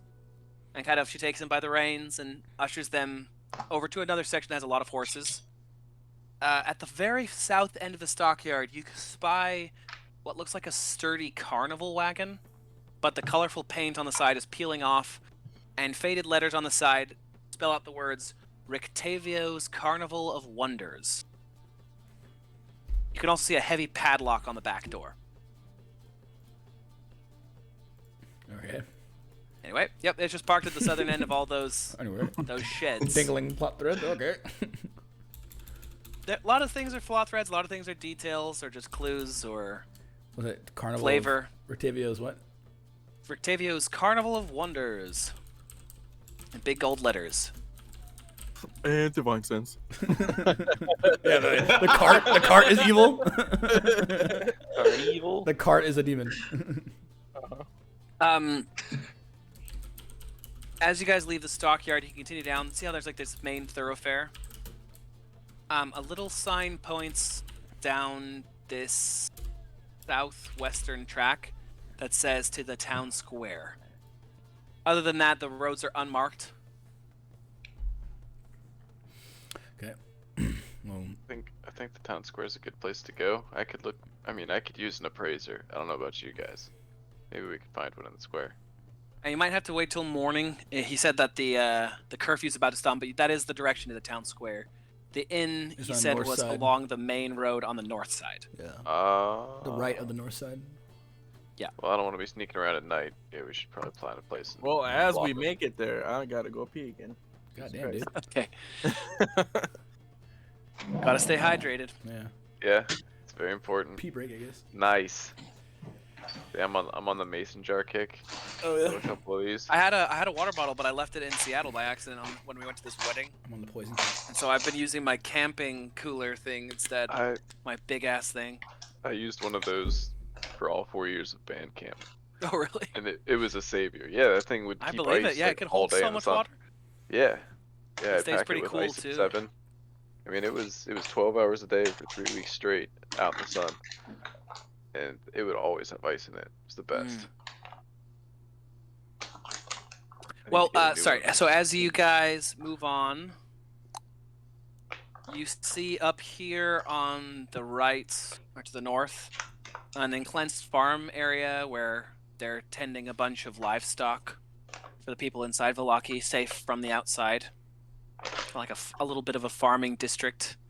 Almost everything else, almost all these other buildings are houses or boarding houses or things like that. But up ahead here, just to the north of the main road, is the inn.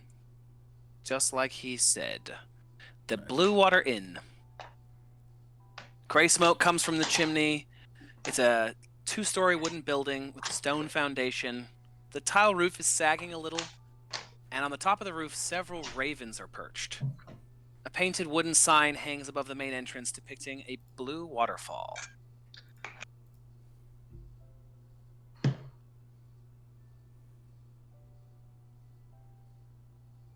Dope. Well, I guess I would look up and like look at the ravens, and then I kind of like I don't know, just kind of be like surprised by it, I guess, and then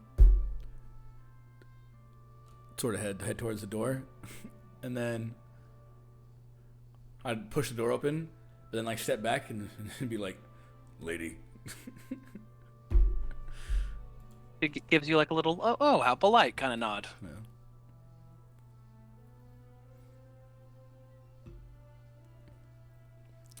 Is it what would have been like sorry. a very dry Minotaur version of sarcasm in this tone? I kind of want to talk to the birds. I'll say, hey, what's up? Use my speak animals, so You cast Speak with Animals again? yeah. Okay. You just say, hey, what's up? Yeah. The bird kind of looks startled that you talk to it.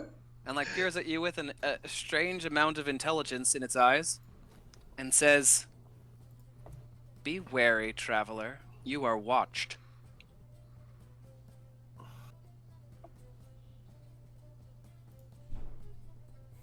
Well, I'm used to this at this point. These some cryptic ass birds. Yeah, and pretty They're ravens, right? They're ravens, Yeah, and makes that one sense, seems makes sense. had a pretty good vocabulary compared to the last one you talked to.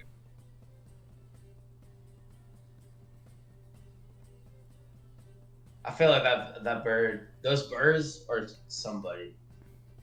Like maybe like the second to final boss, like the count group.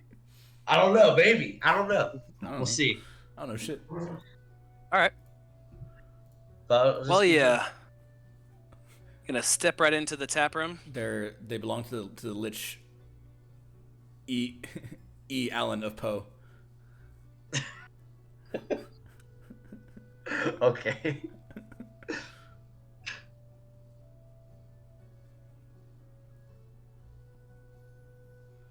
Scroll down a little bit on this one, but you step into the tap room. Damp cloaks are hanging from pegs on the wall in this little entrance area.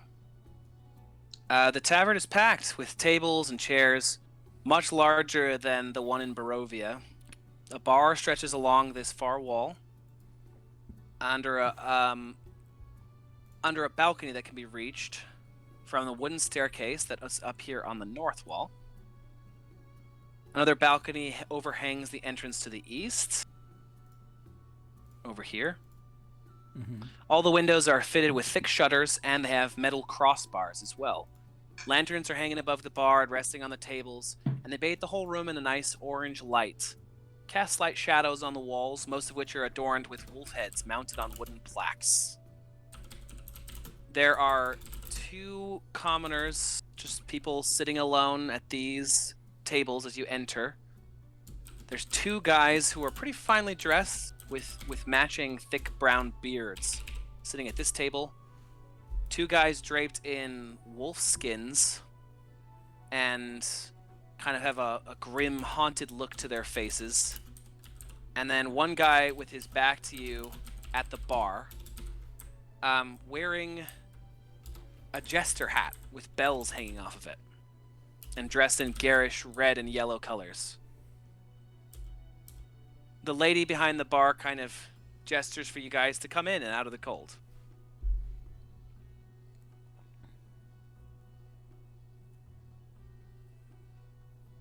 All right. Step in. Yeah, I'm going in too. Yep. I like bars. The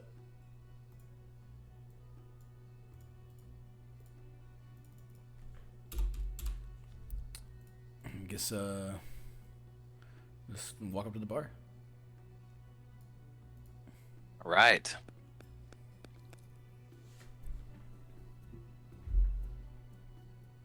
You guys kind of pile in around this this guy. He's leaned over the bar, nursing away at a bottle or a cup of wine, and he kind of turns to you and gives you like a big fake smile. Turn towards the barkeep. Oh. Sorry, we have wine. I'm going, damn it. Yeah. Yeah, it's just gonna be wine. That's the only thing that really comes in. My new in town? Aye. No. Okay, no problem. Sorry about the ale. Here, let me grab you a pitcher for you and your friends. You're all newcomers, I'm assuming. Yes. Irina doesn't say anything. She just kind of looks down, but... Here, why don't you take that table in the corner where Senatorius is and leave old Rick Davio here to drink by himself. And I'll bring the pitcher over to you. How much? First one's on me. If you're new to Barovia, you already know kind of how this place is, and not a lot of people throwing around kindness. How much for the second one? I appreciate it. I'll walk off. Oi! I was at the bar. Oh, sorry. I thought everyone went over to the... I floated through the air to the bar. What the hell? How much for a pitcher? How much for the second? That's funny. First on me. How much is the second?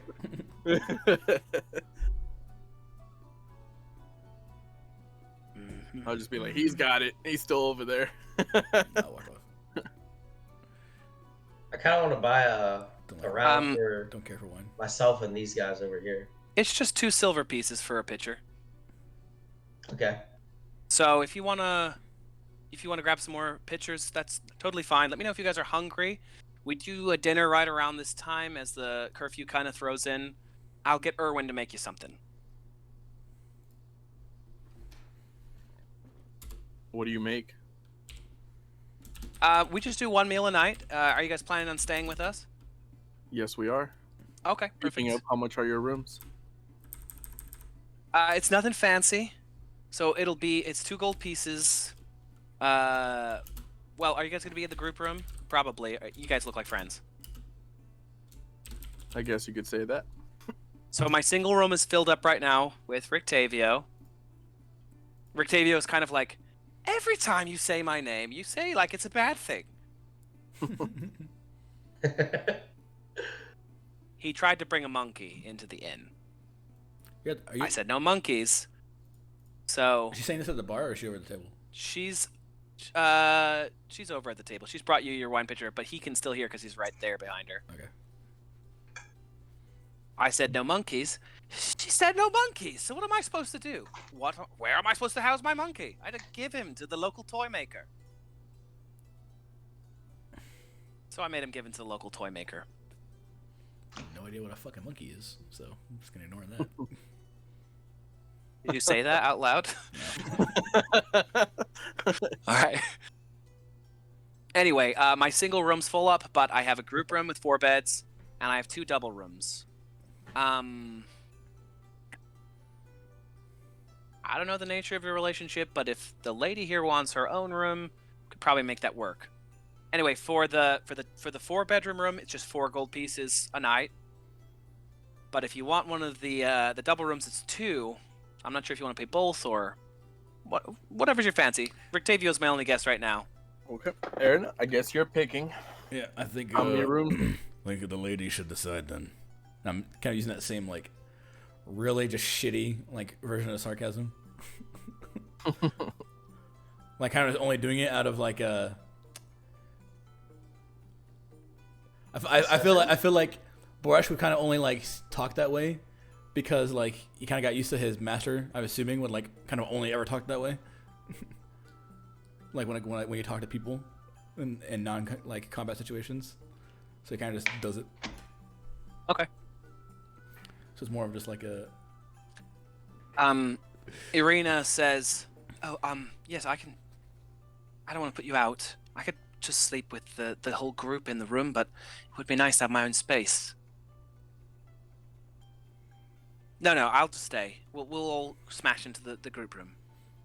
All right, 1 room it is. I got the charge since everybody else paid for the horses. So 4 gold pieces. Here you go. 4 gold. Thank you I very think much. that's the call to make. Make sure everyone's safe.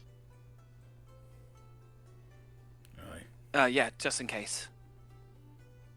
All right, I will prep that room for you. I'll get my boys to do it. Brom, Bray. She kind of yells, and 2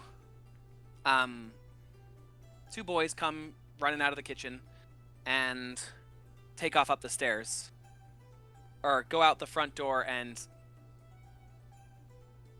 Let's see, how do you access this? Oh yeah, no, you access this one from the outside. The stairs along the front. They'll go prep the room for you though. Cool. And they like take off down the out the front steps and up the stairs. You can hear them on the balcony above. It's kind of like a wing or like a. What's that word? Like a loft. Yeah. Okay. So you can see them. There's a balcony above this section. You see them run out over there. But the stairs to get up there are these ones that run up outside the building. Cool. She kind of goes back to the bar and just says, like, let me know if you need anything. And dinner and lunch or whatever meals are included with the room. I'll do 3 square meals a day. But other than that, if you want anything extra or anything special, we'll probably just have to figure out the price then. Was it 4 for a night? Yeah. Jeez. All right. For the group room. Yeah. So all of you guys can be boarded for 4. Whereas the double rooms are 2 gold a night for 2 people. Yeah. Between us who pay. Yeah. And the single room is also 2 gold. Dorina not bringing any money, or what's up? She probably has money. I didn't think about that. Yeah, she probably has money. She's like secretly rich. Yeah. She brought her she's not whole, sponsoring this. her whole checkbook. Her brother didn't sponsor this trek of her across the land. Yeah, no, Well, she he probably gave us has a some money. gold purse. Maybe they did give you some They money. gave us, like, oh, silver- that's right. silver They and gave shit. you a bunch of Yeah. money for the journey. It was like 50 gold. Oh yeah, sure. That's it. That is what that is. Yeah, you're right. You have to split it off. That's fair. That's fair. Yeah.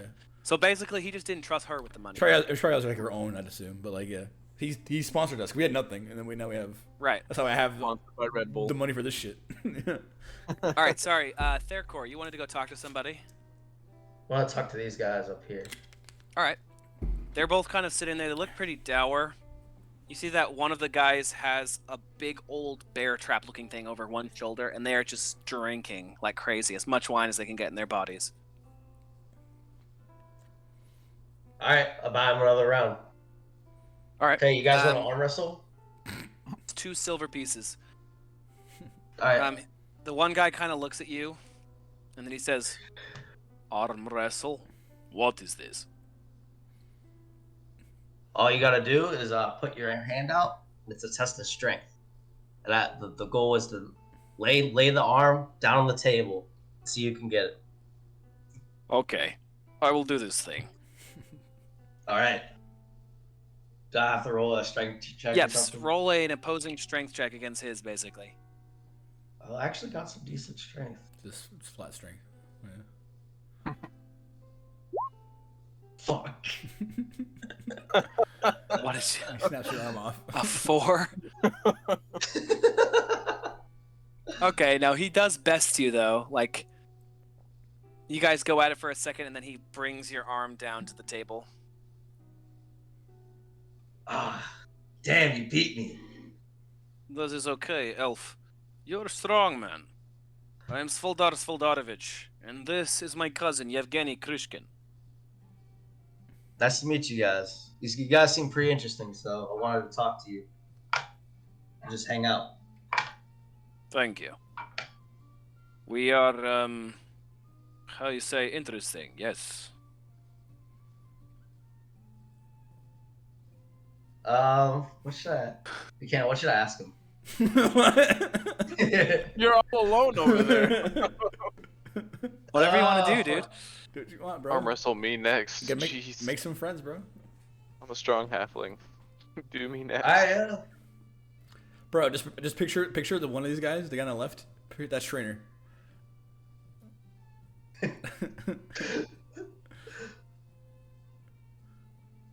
And the other one's black.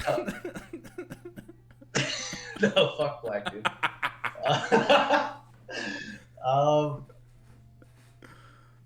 So what do you guys do? Do you guys are you mercenaries? You guys look like you fight a lot. We are hunters. What do you guys hunt? He points at the wolf's heads on the walls. So those were your kills. Every time I kill a wolf, I notch my bow. He like leans down and pulls up a bow, and there's just notches all the way down it. That's pretty cool. That's interesting. I like that. We look for the nest of the werewolf in the woods north of here. One day when we find, we will slay those werewolf as well. Werewolf. That sounds like something I could get into. You're strong, elf. I like your bow. Thank We you. often will take people out in the woods and be guides, provide direction and such. 5 gold piece for a day. If you wish, we can do this service for you. Okay.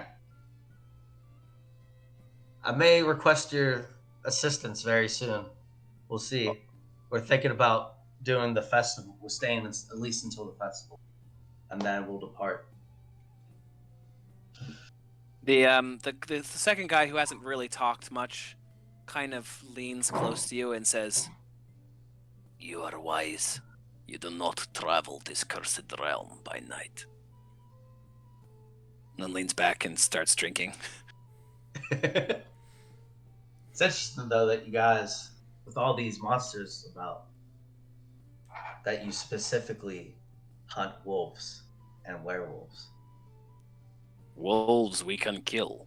The vampire will not die to arrow. I see. Yeah, you're right about that. I buy him another round. Okay, another I 2 just- silver pieces. Yeah, and just hang out and let these guys do their thing. All right. Behind you, you hear these other 2 guys Nice. at this table have started some sort of drinking game, and people keep going, "Hey," and then throwing back their drinks. Let's go look at you, Joey. You found another potential plot hook. Potential plot hooks abound. Mhm.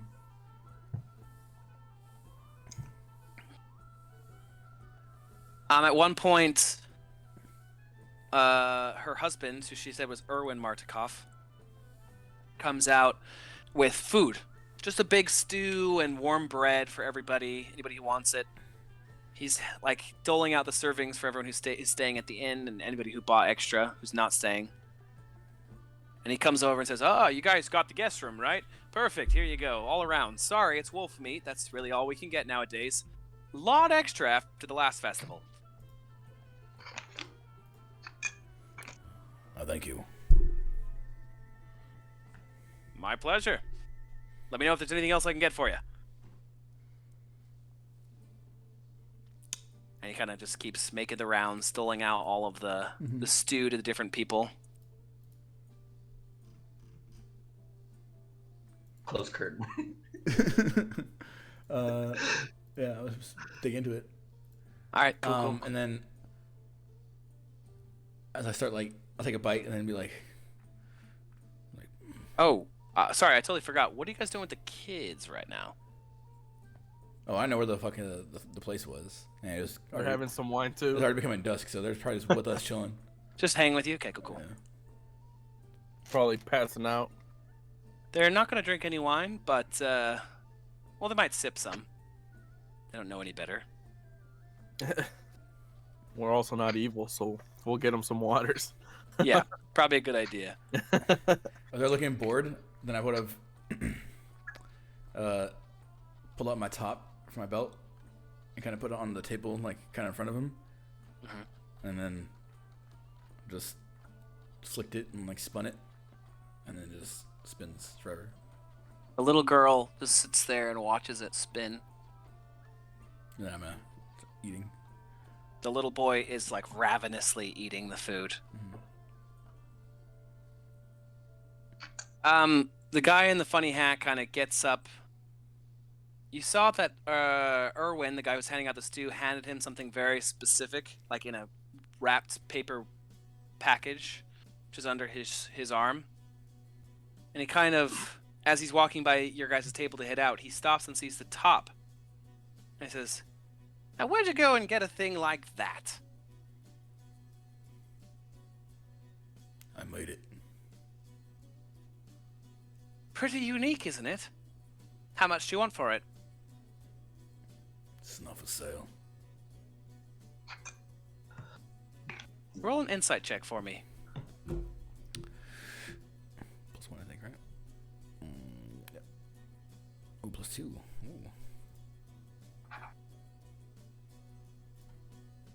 8. Okay, cool. I'm just eating my food. See your food. Eating my food. Nothing going on in that head. It's not for Um, sale.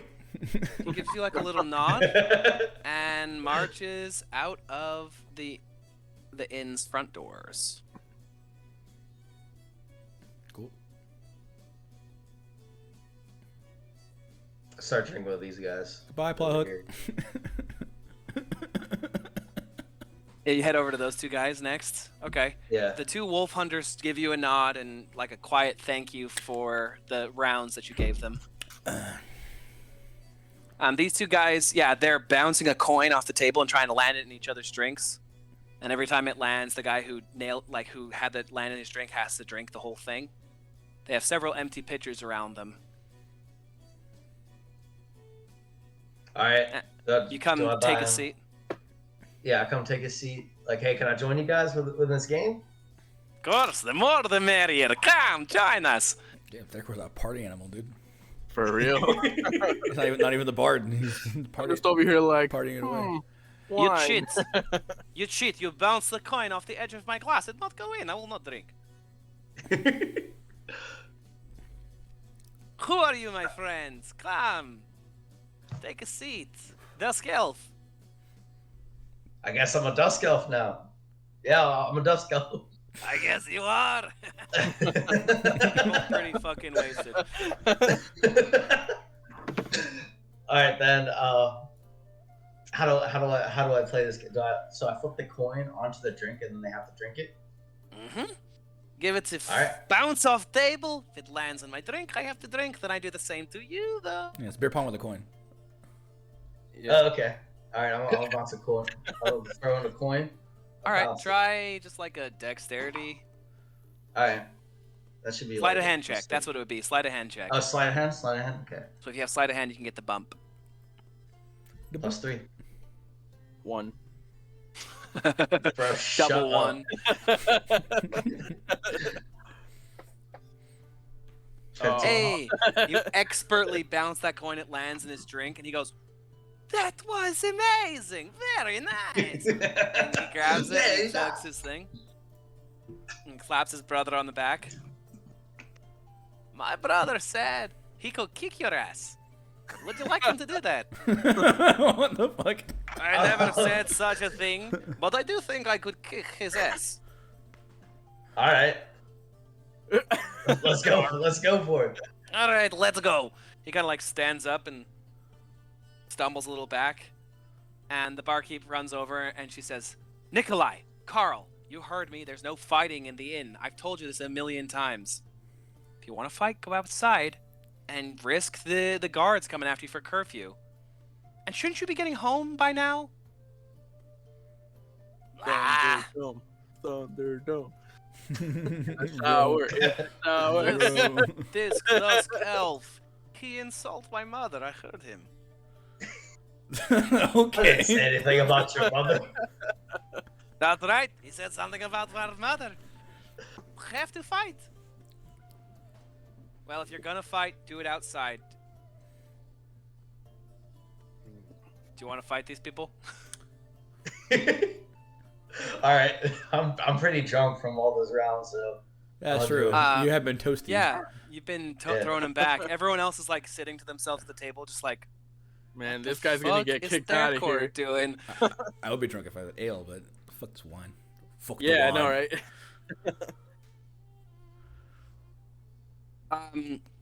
Yeah, they when go you're at, out when you're at the in- threshold. I would have been like, hey, don't forget the curfew. Is it dark already? It's dark. Yeah. Yeah. The curfew should She already be in said- effect. Yeah. Just don't let the gods see you. All right. Okay, Mr. Elf. Who do you want to fight first? Nikolai or Carl? Or both at the same time? I'll We fight can- you both. Oh my All God. right. Fuck can both do of you guys' mothers. Same mom. All right, it's just gonna be like a fist fight. So what you'll do is roll an attack against them, but you just get strength unless you're proficient in unarmed fighting. Oh, bro, Nemi, you'd fuck him up. Because you're proficient 'Cause you have in your- fucking in your claws, Yeah. Uh-huh. You'd fuck him up.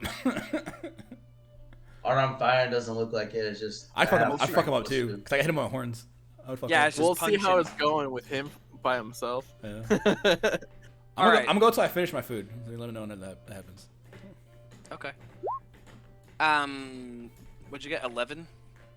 Yeah, All right. I'm pretty drunk. What's and your AC? What's your AC, Joey? 17. Oh shit. Your AC? Yeah. Oh, because your dex gets factored in because you're wearing the studded leather, or are you wearing I'm wearing the breastplate from the first. the breastplate? Yeah. Oh yeah, Ah. breastplate's like low That makes key. sense. Hella high. Okay. Bro's higher than mine. What the fuck? He like kind of Yeah. swings drunkenly at you, and you like dodge out of the way. Nice. Yeah, this will just be for the punches, so you can keep going. You want to roll again? Let's do Oh. it. Hey. Welcome up. All right. This time he like kind of swings wide, and you just pop him right in the mouth, and he like sits back down on his butt in the dirt. I was like, "You punched me in the face." I like you, Mr. Elf. Okay, we can be friends. Sorry what I said about your mother. What did you say about my mother? I don't The other know guy where gets any him of this to his mother. feet. Okay. And then he vomits into the grass. I pat him on his back. Oh, you're all right. You're all right. Come on, let's get back inside so you don't get in trouble. You're right. No, we must go home. We got to go All right. home. We don't want to pay for the light at the inn. But if you want to come by sometime, come to Watcher House, okay? We'll drink, and we'll have a good time. All right, sounds good, guys. Be The safe. drunker one kind of leans on the other, and the two of them just kind of go stumbling off down the road. They get tackled by the guards. It didn't matter for this, so I was waiting for silver. But just so you know, your ACs actually would be capped at 16. Cause Oh, is there a dex minus for the breastplate? no, it's not a minus, but it counts your modifier. Max. But max of 2. Ah. Does it calculate that for you automatically 'Cause on the it's medium dice armor. cloud? He put it in his breastplate. It might. I don't know. I think I had to put it in manual. Yeah, let me see. Feature. Check and see, because See if if you you had to put it in manually, it wouldn't have done it. But sometimes, if you pull it straight from their library, it should do it automatically. Remember, there's a breastplate armor. Breastplate. Yeah, it is base value 14, dexterity armor bonus max. Yeah. 2. Yeah. Max 2. So you can have a max of 16. Yeah. I was gonna say that sounded really high. Because you're thinking of the set of leather has no cap, but it starts at 12 lower, so it's like eventually it gets better.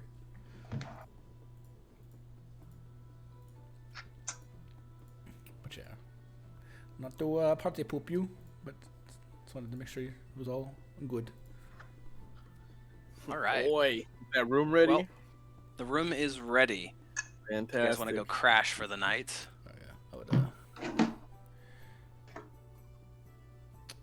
Yeah, I would grab the top then and get up on the table once I was finished. I would kind of go check if he hadn't come back inside yet. I kind of like checked out the doorway to see if he's gonna ask kid or not. Who? Thurkor. Oh, Thurkor. Yeah, you see him come in pretty triumphant. Cool. Now let's go about what I'm doing. So I lit it up here, but the room. See how the stairs up outside come to this door, Yeah.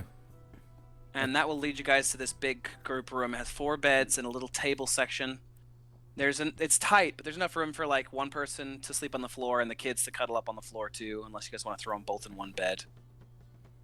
I'll I just was get thinking on of that. giving Irene my bed and just sleeping on the floor. Okay. Yeah, she'll gladly take a bed. Yeah, because there's fucking 7 of us right now. Yeah, as much as she doesn't want to complain, she's never really slept on the hard ground outside before. She's never really been like out of the town. So like she is dying for a bed.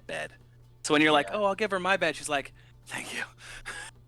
And just fucking zonks out and she snores pretty loudly. What an interesting trait. I'll stand like kind of off the side and kind of look at how many people we have, how many beds, and say, I don't need a bed. Someone else can take mine. The little girl immediately goes under one of the beds. Like that's just her go-to. She didn't even realize you're supposed to sleep on beds, kind of thing. She just like went under there and huddled underneath to go to sleep. I would kind of crouch down, look down under her, and say, is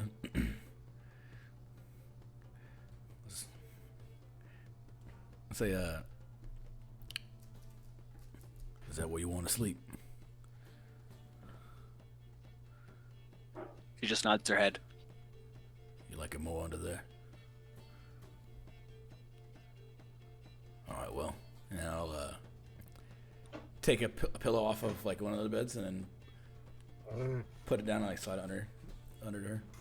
Her little hands come out and grab it, and then she just like snuggles up to it. It's probably like half her size. She's like 5 years old, so she Yeah. just like uses that pillow as its own mini bed. Mhm. The boy was sitting on the bed, but he decides to go underneath too, and hold her hand while she falls asleep. And the two of them sleep underneath one of the beds. So really, only one person has to sleep on the floor.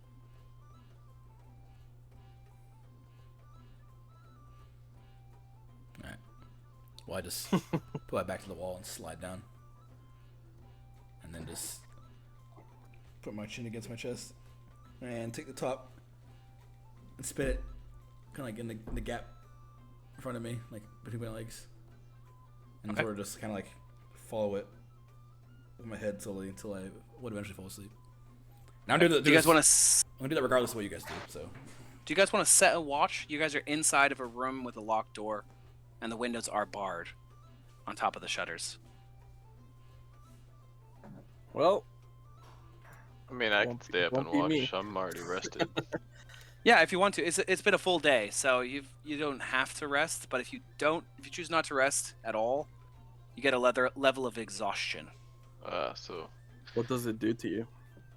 Each level of exhaustion compounds on the one before it. I think the first one gives you disadvantage in all abilities and attacks. okay, so no, I don't want to do that.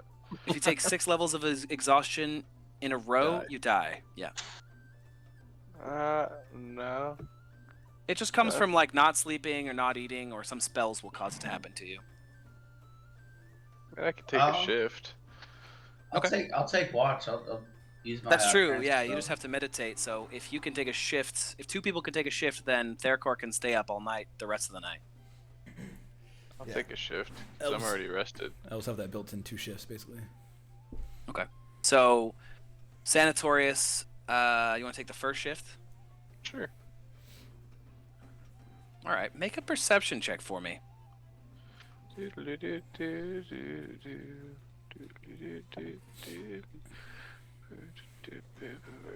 Where's that button? There it is. Yeesh.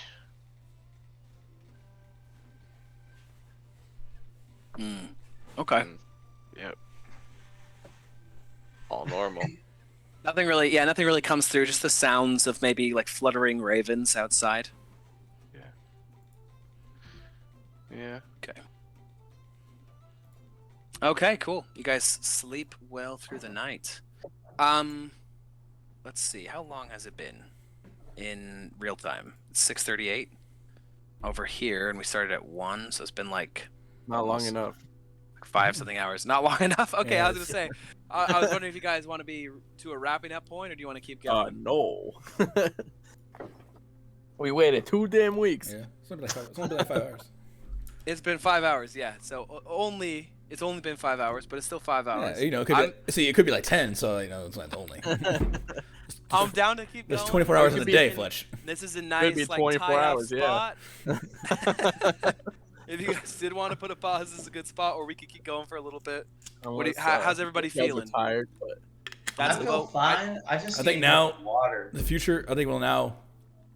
Yeah, Freddie and Aiden are like the 2 to ask because you guys are now the 2 East Coast boys. I'm good. Okay, I'm that's a okay vote for a yes little for Freddie. bit. How you Yeah, I'm feeling, okay for a Aiden? little Okay, bit. we can keep going.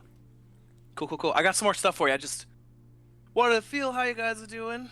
Yeah, I'm Had a still pretty awake. good battle for now. I with need to see the this. hags. I need to see this gunsmith or whatever.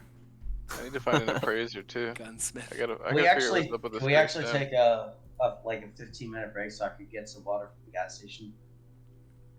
Yeah, sure. I'm done. You don't have any water in your house? There's a sink, boy. I'm in a. No, he's not No, done. I can't. I Yeah, can't don't access. Oh, Yeah. gotcha. Yeah. Yeah, it's the only dude, thing. for sure. Get some water. You gotta stay hydrated. But we'll Yeah, level up in- hydration. All right. All right. Yeah. that'd be nice. Yeah. Let me do that real quick. I'll be right back. Okay. All right, no worries. All right. Maybe we stayed in Fog Granny and didn't die, but otherwise, I don't think so. I wish though. Like a running gag on a lot of the D&D subreddits and stuff, where it's like every single time anything happens, level up. Yeah. Yeah, I saw one. The thing is, when you play Milestone, it's like nah. Yeah. You generally Yeah, only, milestone is based off of what you did, not like. See, Milestone. Yeah, Milestone's like it's both easier, but also kind of punishes you because I think it's easier to level up if you do XP than it is with Milestone. Depending, because once you get the higher levels, it's a lot harder to level up. Yeah, but you kill like one dragon, and it's like that's a lot True. of shit. And when you're in a high level, Sure, it's like easier to do. 10,000 rats, Yeah. but Milestone could be like you spent like 2 sessions doing a bunch of like RP stuff, so get fucked.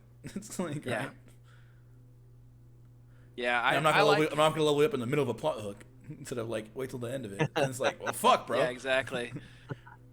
Where it's like you could have killed like 30 guards to get to what you're doing in XP and leveled up, but then it doesn't make sense to level up yet for milestone, so you don't level up milestone. Yeah.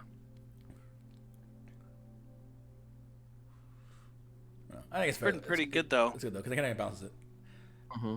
Because a milestone you can, depending on how the DM runs this campaign, but you can potentially get leveled up for like Nothing. If it's like just like pure roleplay stuff, basically. Yeah. But it's like you did enough. You got to make sure that you're like at the right level for different parts of the campaign. So it's like, Yeah. oh well, you guys decided to dodge combat here, but we're at the next part, so you all level up. Yeah. Whereas XP, it's like, no, you have to have done this specific thing. Yeah. Otherwise, you guys are hitting this next combat at level 5 instead of level 6. Why does my name say Arrow and not Nemian? I don't know. Sometimes Oh, mine says this is Namian. when I copy them over, it puts the wrong nameplate. Like under your camera. No, No, under under- his token. Oh, Nobody yeah. else can see that. Oh. I don't see Oh, it. okay. It's weird. But if you select it and go to the settings, You can delete it. you can change it to Oh, there you go.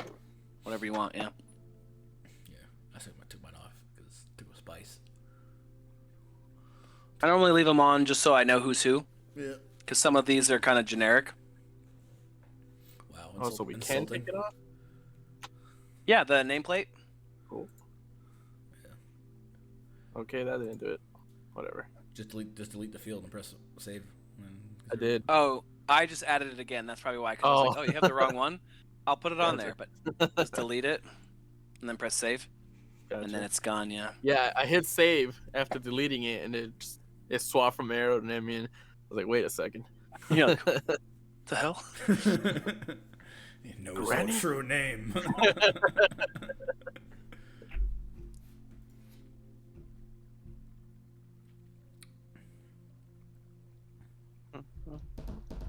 We need more of this during the week. Mm-hmm. The D&D. Mhm. I'm playing in 3 campaigns right now. Yeah, it must be fucking So my nice, bro. my D&D scratch itches. Must be nice to have friends. Yeah, we're playing one campaign. Well, I'm DMing this one, but I'm playing. I can't believe before this campaign I was playing one campaign every other week, bro. Like, That was Jake's fault. He's the one who couldn't schedule every week. well, He was man, the one who said he had to. Also, was Derek too had the time. To be fair, it was like both of them. How dare they have That's lives? How dare they have a life? Yeah, I'm doing one that's like modern times, but there's secretly like monsters and stuff. Mm-hmm. So like we're a group of like D&D adventurers, but like in a small town in Arizona, and like ghosts and werewolves and stuff always try to come into the town. That's cool. It's pretty cool. And then the other one's the Theros one I'm running, although we've only done one session. Not really. Yeah, I don't know. We'll see what happens. So what you're saying is you have 3 open days during the week. Yeah, yeah, probably, honestly. Because I can set my schedule availability. I could probably squeeze one more in. I don't know if I could do 5 campaigns at once. Well, yeah. I was getting So jealous there's a chance. because one of the channels I watch like them do campaigns and stuff. The main guy who like runs it, and it's like usually their DM. He's like, yeah, I'm in like 9 campaigns right now. I was like, fuck. And he DMs 4 of them. I was like, Yeah, bro. some meet every other week, or sometimes you do 2 in a day. Yeah, Yeah. it's crazy. And he's like, It's really fun, plays, though. like, I every really day. enjoy it. He has like 4 different videos uploading, and then he's also streaming the rest of the campaign. It was like, Yeah. all right. Like I've been watching through like the backlogs and stuff. What? That's Which? fun- it's fun as What hell. is it? It's the guy who does XP to level 3. It's like Okay. their streaming channel, which is called Arcane Arcade. I've been watching through I've watched their Sunder campaign, which is I've like his watched custom one. Critical Role is one of the ones I watched Yeah, the later seasons of. I was gonna watch that one, but like, I think oddly enough, part of like the professionalism kind of turned me off of it. So, did you start watching during the second campaign or the first? I mean, I didn't really. I like watched. Like, I've seen like a couple clips, and I was like, eh. So the first campaign was literally just them in one guy's basement. They just decided to start filming. Mm-hmm. It's a little slower. I think I like that vibe more though. I don't think I like it And then as they much when it's... got picked up by somebody, and then by the time they got to the second one, it's like way professional. Yeah. Like they all have their own little I think I theoretically spot. don't like it as much when it's like, I don't know, it seems almost like a, I don't know. I'd have to give it an actual chance, but I kind of like the Arcane Arcade stuff because it seems a little more grounded. There's also like I think I it's like the the setup. Adventure Zone. It was one of the ones that Laurel told me to listen to. Hmm. I haven't listened to that one, but apparently it's like a lot more funny. Like the two brothers are both like in comedy, like stand-up comedy. Oh, yeah, I think I heard about that one. Yeah, Yeah. and it's just a podcast. I don't know if there's video, but apparently it's fucking hilarious.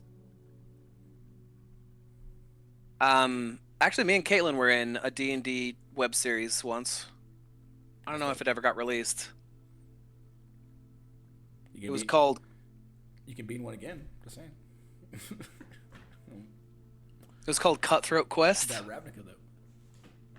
That was cool. It was like basically every episode or whatever, one person gets killed Oh, that's cool. or voted off. And so everyone had to be like super cutthroat, like you were working together as a team to survive, but at the end of the day, you were like looking out for yourself. It's like Big Brother D&D.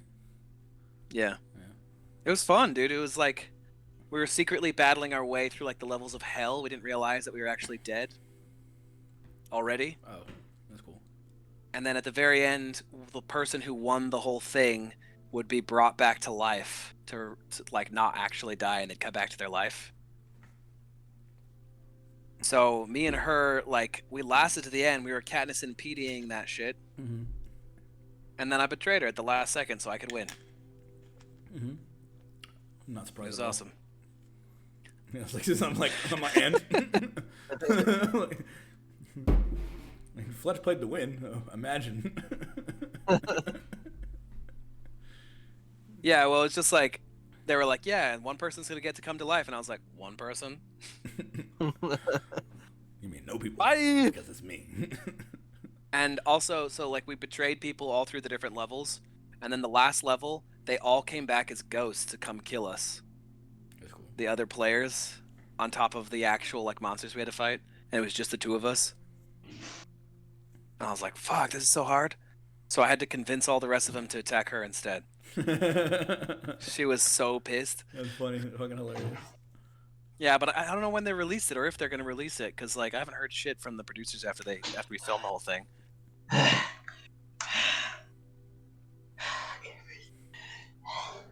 You good, bro? Jeez, Yeah. sweating? Yeah, I did like a dead sprint to my car. It really Make needed it that so. water. Need I you mean, now.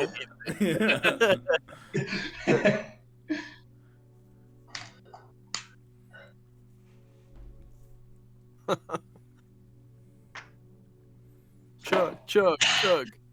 Ah, it's too cold. All Alright, right. good. All right. When you guys get up in the morning, the common area is packed.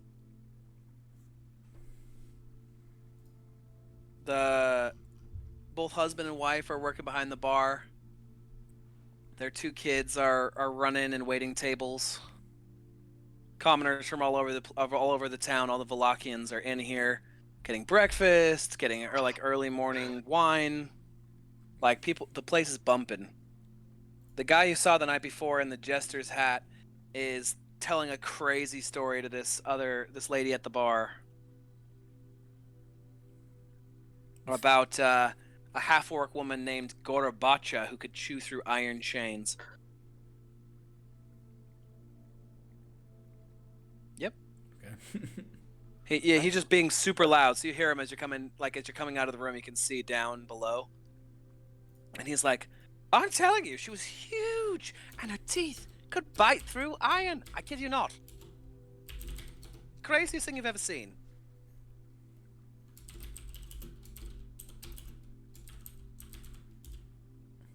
But yeah, the place is bustling. What's that C? What That C? The sea. the hell? Oh, that is nothing. Pay no attention to that C. Mr. Time Um, paradox.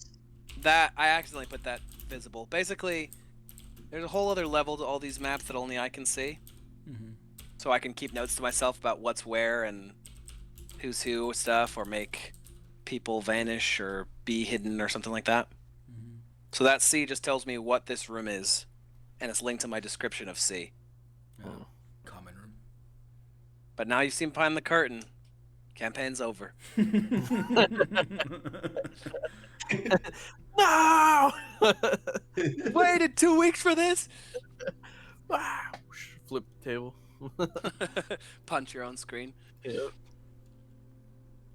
Yeah, so you guys can make it downstairs, Guess we gotta take the kids downstairs, give them some food. get some breakfast. Breakfast.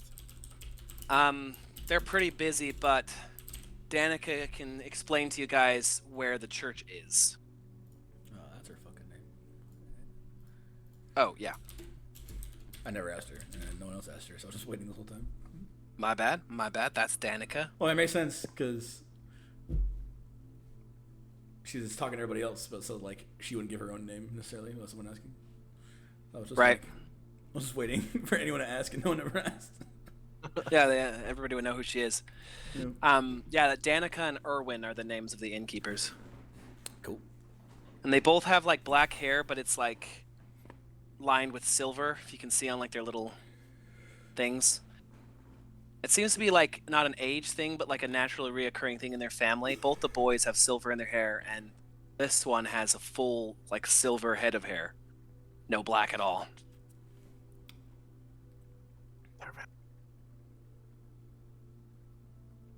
Dun dun dun. But yeah, she says, yes, the church. Okay. Follow the main road, going west. You can't miss it. Just keep going. Before you get to the Sunset Gate, you should be right there. Big churchyard.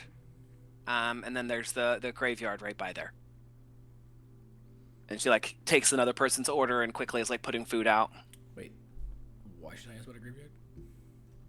The church is next to it. The church For is the next kid. to a graveyard.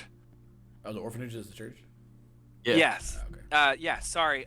Father Lucian runs the orphanage out of the back of the church. St. Andrew's Church is the same as St. Andrew's Orphanage.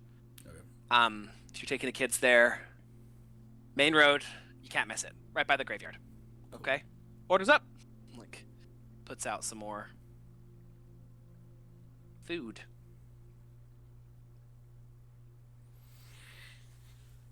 You guys can get, as part of your agreement with the rooms, you get fed, so you don't have to pay for this meal. And she said she'll hold the room for you, at least until like we get to nightfall, unless you guys want to pay ahead for another night.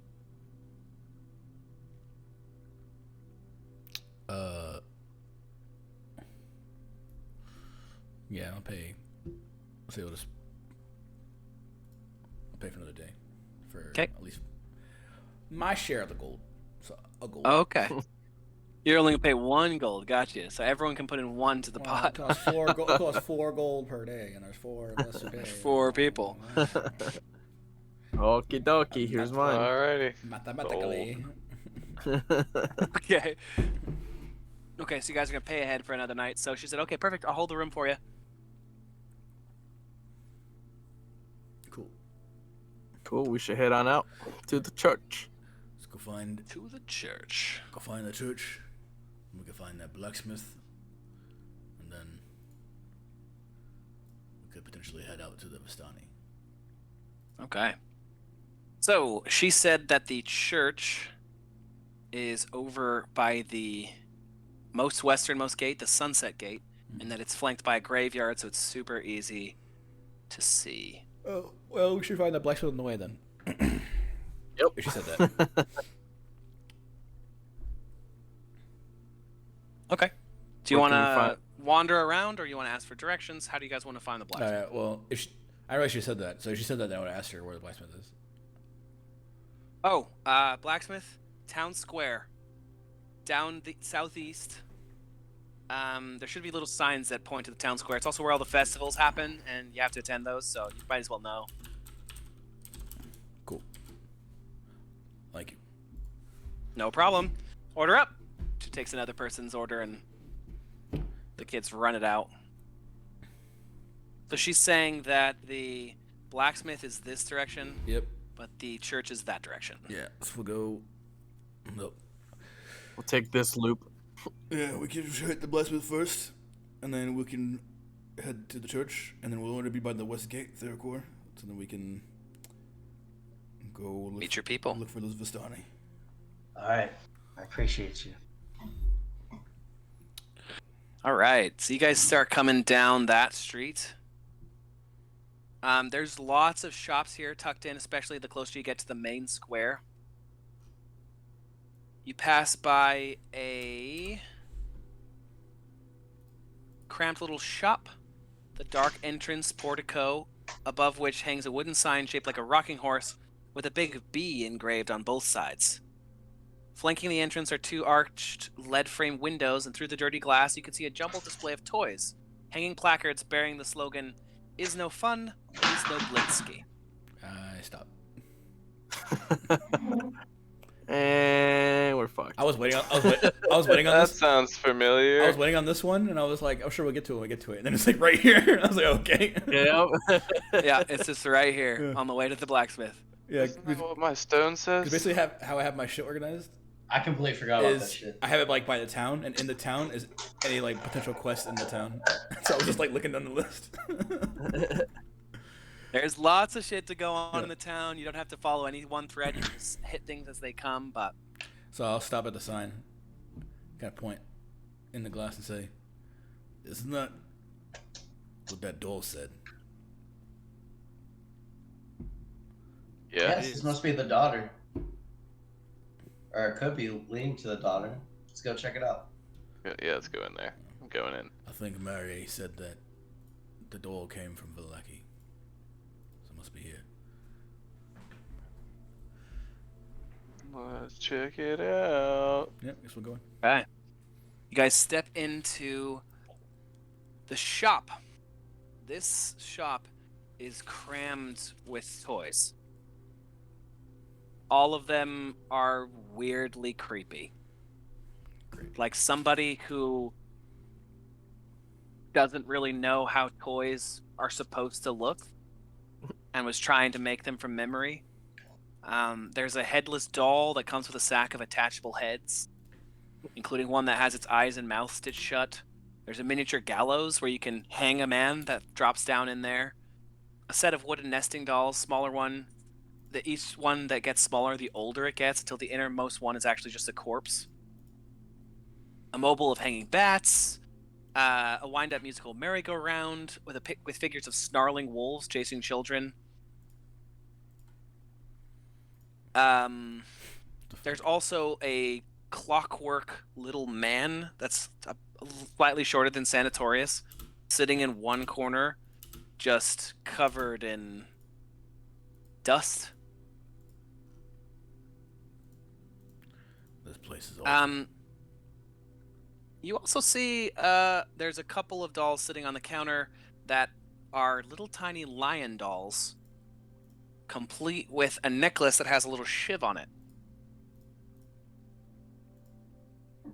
Look like a lion man Do we all notice this? with a warhammer that comes with it. I'll be like, to poor Ash can be like, But as you guys are kind of looking around, pointing at it.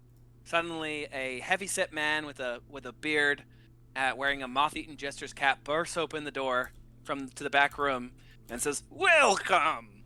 You have come to the best toy shop in all of Valaki. Is no fun, is no Blinsky. How can I help you?" And a monkey jumps up onto his shoulder. Food. I talk to the monkey. Hey, how's it This is Piccolo. I make this custom-tailored ballerina tutu for him. Does he not look beautiful? going? Welcome, friends. House of Blinsky, where happiness and smiles can be bought at bargain prices. Perhaps you know little child in need of joy. A little toy for girl or boy. Thankfully, the kids are in here with us.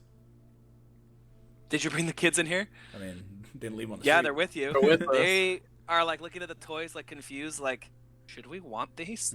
Yeah. I just look around and look at him dead stares like, this place is awful. His like smile, just like. "Mm."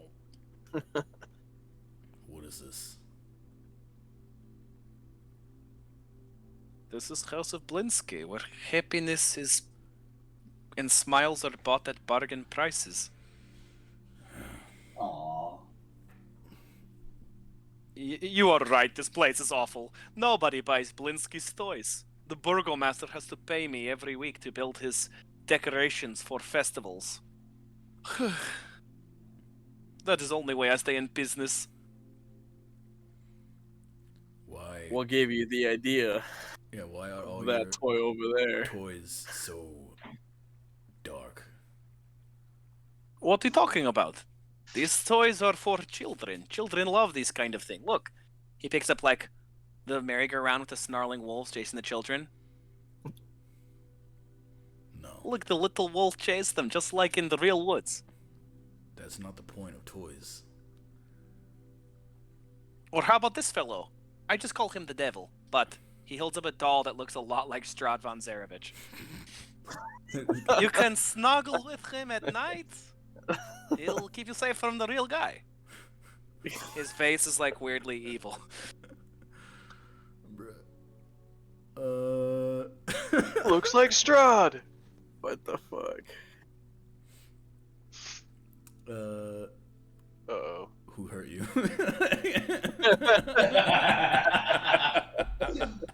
That's all I want to say. But like, I don't understand. It's just so weird.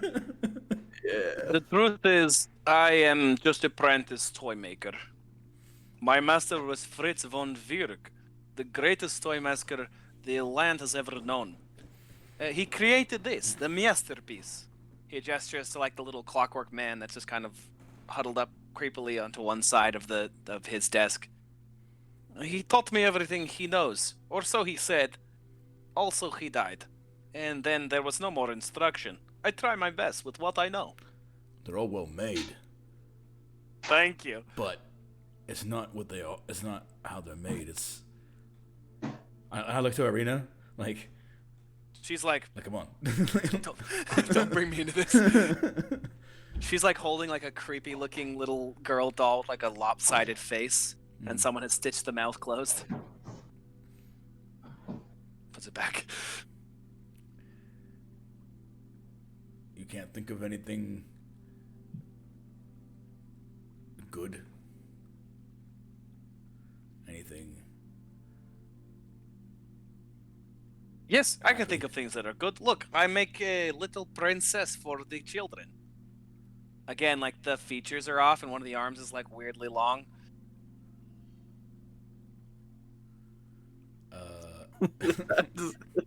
I'm just freaked out over here.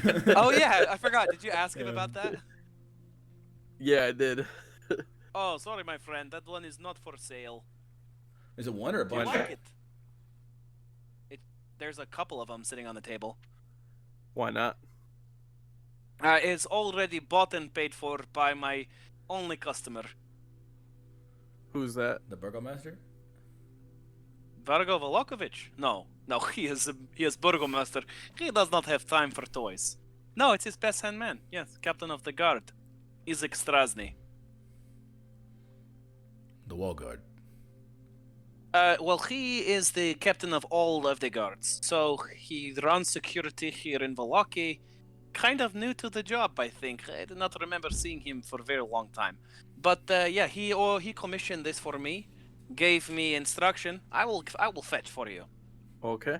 He goes back and comes out with a detailed description of you, Nemian, complete with the shiv, and then underneath instructions on how you're to be made. At the very bottom it says requires piece of hair ? And how much he's willing to pay for each doll. All right. Well, I'm gonna have to ask you to take a step back, sir. He takes a step back. And Oh, sorry, Therkor. You wanted to talk to the monkey? Yeah. Say, hey, how's it going? What the hell are you doing all the way back there? Yeah, dude. What the fuck? I'm just Wait, I chilling. can't even see him. He's not coming up on mine. Oh, he's chilling. He's all against the Alright. wall. Let me refresh mine, see if maybe he comes up. That's funny though. Well, I guess that walk was rough. Yeah. no, I can't see him. It wasn't a walk. That was a sprint, but it is. Yeah, I want to no. see. Everyone's reconnecting. Oh, we're all okay. I was like, I can't see anyone now. I still can't I see think you you. need to reconnect yours again, Fledge. Yeah. Oh yeah. So right now, Mine says it's right now still I just loading. I just see Cthulhu. Good. I've been seeing Cthulhu Oh really? this whole time. I thought like his video was Well, this I thought, like, this entire session you haven't seen his face. Oh no. shit! I've been doing funny No. stuff with my face. Bro, you just hit reconnect in the settings. Yeah, I really missed that. You gotta hit reconnect, bro. Huh? All right, I'll hit. Usually it's on. Well, it's usually, fine. oh, it's coming up. Usually it's on. Oh. Yeah, there we go. It's cool. Loading. Always check your in first. Hey, it worked for me. Did I come up for you guys? It's loading still. Not yet. So can you reconnect? See video chat, yeah. You always do your end first, and if it doesn't work still, then you like tell them to do it. You mentioned it. Because I just barely refreshed mine again, and it has all of you guys now. Still loading you. Still waiting for us, yeah. Fuck. You just take you this time.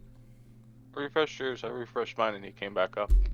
Yeah, I just reconnected mine. We're good Hey. now. Hey. Hey. I can see your face. Hey! Hey. Hey, we're back. We're back. Hey. There we go. All right. It's Sorry. What did you Moblinsky. say? You just wanted to say what's up to the monkey? Yeah. All right. Dad, you're getting some money out of this speak with animals spell, dude. Every single day there's an animal that you can just be like, hey. Yeah. I'm surprised he never spoke to the horses. The monkey True. kind of looks I wanted at you Should have. and It's says, 5 days to do it. wait, human, I am busy. I am working. I'm on a secret mission. It's a secret mission in internal space. And I keep my mouth shut. That's all. Okay, you don't want to talk to him Okay. anymore. you don't have to listen. Well, I mean, what else should I say? I want a secret mission. Like, okay, I don't want to blow your cover. How long does the spell last? Oh shit! Hold on. Oh no! He just vanished from mine again. Hit the I'm commute. just gonna be like, all right, sir, I'm gonna have to confiscate those dolls. That is an invasion of privacy. It's copyrighted. Yep, Oh, these dolls kind of look like you, my friend. of Pretty course. good likeness, huh? The last the 10 face minutes. is a little off. I'm going to have to take all of those from you. Okay. Well, most of them I deliver to Strahd, so you probably would have to. I'm making 3 right now because I'm preempting his order. Oh no worries. I'll take them directly to him. Oh, you know Strahd? You are friends? Yeah. I met him Roll the a other day. deception check. Bro. That's pretty cool.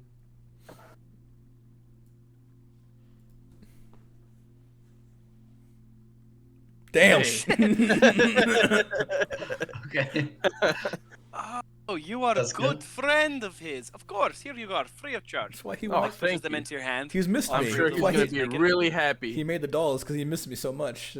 He wanted my company at all times. That explains it. You must be such good friends. He make little doll of you to go to sleep with. Oh yeah. But why he need one every week? I do not know. You know, he needs to put them through the wash every day. That way he does not run out. You're a very Exactly. smart man. Okay, here you go. He's no fun. Thank you. He's no Blinsky.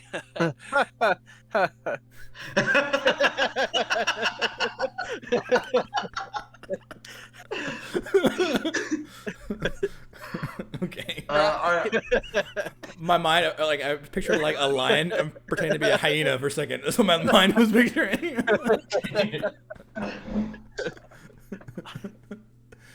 All right. Well, anything else you guys want to do? Do you want to buy a toy for the kids? Fuck no, thank you. I'm On gonna, our way out. I'm gonna ask him. You have 2 children. No. This speak with animals thing. Do I like speak in code or do I speak? No, you speak Essentially- normally. Yeah, magic enables you to be able to communicate with them so they can understand you and you can understand them. But you're just talking normal. Okay. So I can't ask the monkey like, what You're trying mission to are be- you on? What? I can't just ask the monkey, what mission are you on? Because then No, be you like, could, well, yeah. I mean, if you want to try to get the monkey away, or if you think he won't talk in front of Blinsky. okay. Or Well, you could whisper to the monkey. what mission are you on? At He the kind end of like of it. hops down onto the counter over towards you, and he says, "I'm spying." You're spying on the shopkeeper? What are you spying on? The whole town. The town. Yeah, I have to go back to my master and tell him everything I see. You're not the only one who told me this. The crow told me this as well. There's something going on with those crows. I don't trust them. Yeah, But they you and kind of me- gave me it off. Speciest. But you and me, what? We can be friends. Okay, cool. We share some. I didn't know that on. you knew how to speak monkey. We share some chromosomes. We could hang out. We share some monkezomes. Are you from outside the town? The Dusk I'm, Elves? I don't know where my homeland's from, but the Dusk Elves have some information where my origins are from. So I'm gonna find that out soon. Okay. Well, I'm not sure when it's going to happen, but you might want to get the Dusk Elves to leave that spot, because I think my master's going to do something. Well, I can't just tell them to leave. They might be very comfortable there. What should I say to them? Something dangerous, probably. If they stick around with Okay. those Vistani, he's going to strike. He doesn't like Vistani. Okay. Thank you for telling me that. You guys are watching, like, in the corner there, of course, like, whispering back and forth to this monkey. Like, I like notice, so I'm gonna pointedly like turn to the shopkeep. Just be like, what about what do you know of the shipments that you have that go to Barovia proper? deep mints? Your dolls. Oh, sometimes I have good customers come from Birova to buy my dolls here, but I don't have enough money to justify shipment. Do you have any record of those who purchased your dolls?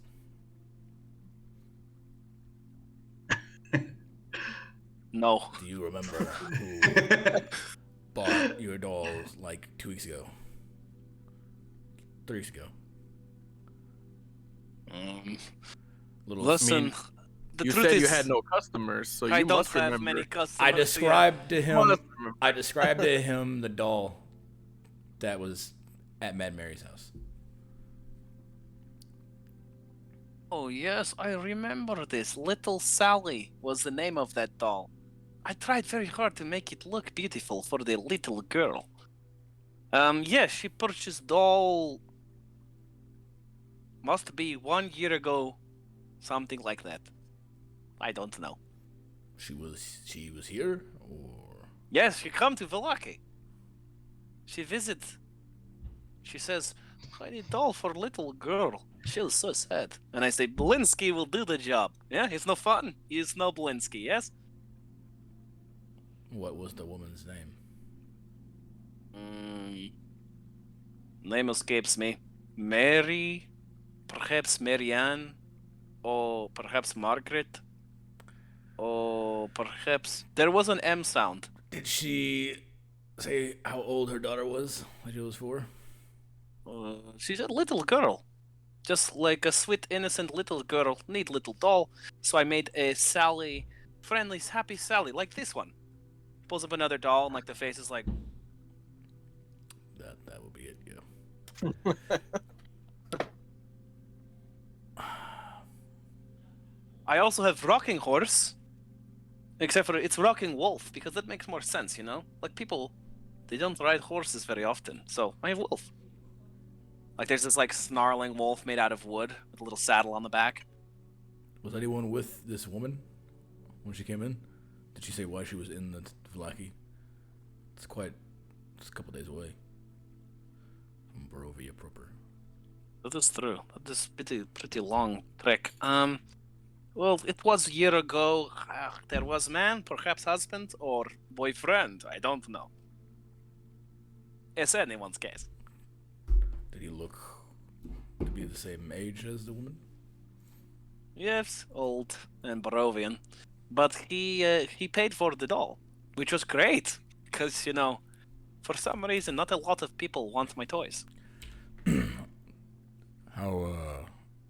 How well was he dressed, would you say? Did he look important or just normal? It's normal, I guess. I don't know. He did not seem like super important man, like the Burgomaster, Baron Vargas Valakovich. No. Like an older gentleman, but gray beard, with black hair. I hope I have been helpful for you, my friend. Are you sure you do not want to take something back for little boys and girls? I have Jack in the Box. Have you seen this man at all since then? No, sir. I am sorry. Has this man committed crime? No, I just would like to talk to him. Oh, okay. Because you can report crime to the guards. They will definitely take someone for reformation or for punishment.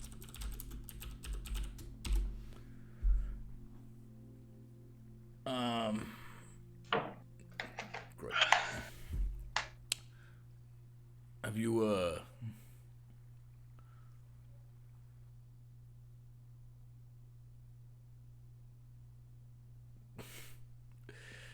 you should make something that is just, a tip. Because I made a toy for my daughter. I'll take my top off my belt. I'm kind of still like distracting him from their work. Oh, yeah. I'll take my top off my belt and I'll put it on like the counter and like just spin it.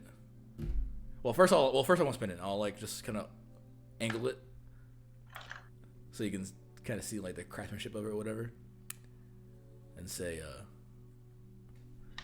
sometimes the kids, they just like something simple that can distract them. Doesn't need to be the craftsmanship that you have in here is great, but I feel that some of all that detail ends up taking away from the child's imagination.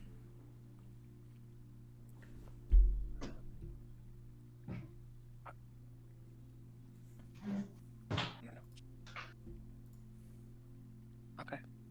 Sorry. Okay. Sorry.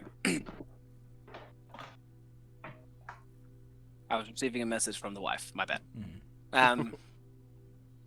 Maybe it's just being like, I'm just distracting him from their core and be like, yo, look at this toy. You should make your shit more like this. Look at this toy. toy. It's not weird. All right. He like kind of like looks at the top and is like trying to decide if he could make something like that. Thercore, did you want to do any more with a monkey? I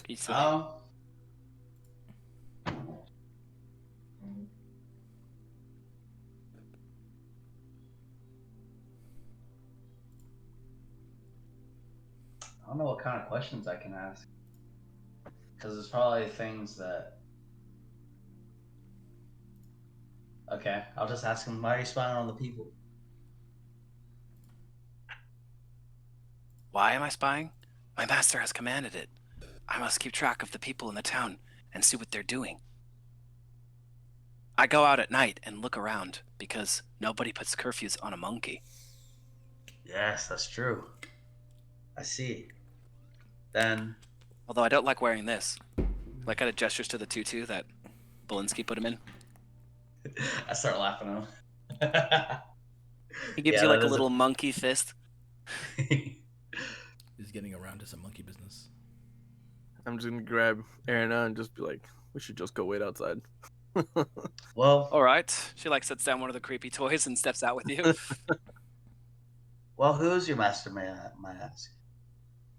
My master is very dangerous and very strong. He is the famous vampire hunter, Rudolf van Richten. Ah, I see. So he has probably a few of you animals around, No. surrounding you. No, just me. I have to watch this town. That is my secret mission. Okay, I think I'm starting to put pieces together now. Where can we find? Do you think this vampire will help us if we find him? You think he'd be a powerful ally or asset? I don't know if he likes help from people, but he likes me because I am smart and fast. Kind of like darts up and back and down on one of the shelves.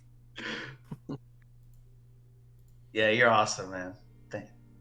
Thank you for all the information. Of course. Let me know if you see anything suspicious that I can report to my master. All right, I will. I'll track you down specifically. He goes over and jumps back up onto Blinsky's shoulder, and Blinsky's like, "Oh, Piccolo has returned." The monkey kind of looks at you and says, "My name is not Piccolo. He made that up."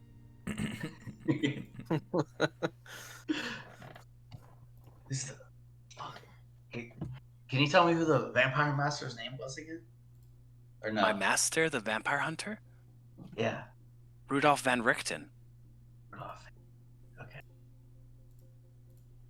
Yeah. Okay. Anybody else want to do anything in the toy shop, or should you continue on toward the blacksmith? No, I was buying time till Derek left. I will make a great top for you next time you come. I will show. It will be great. I'm sure of it. Kind of like gives you a thumbs up as you guys leave. Let me step out. I'm just kind of just like say, well, I guess the only information we got really out of that, at least for the thing with the missing child, is to try to find that man that came with Mary. I honestly think that could be her husband if it's been long enough. He didn't die too far back. That was the first. Did you ever talk to Gertrude? Yes, I have spoken with Gertruda. She was an adult, right? Yes, well, adult would be a strong word. Her mother definitely coddled her, but she was definitely not a child. She was probably 19 years old, maybe.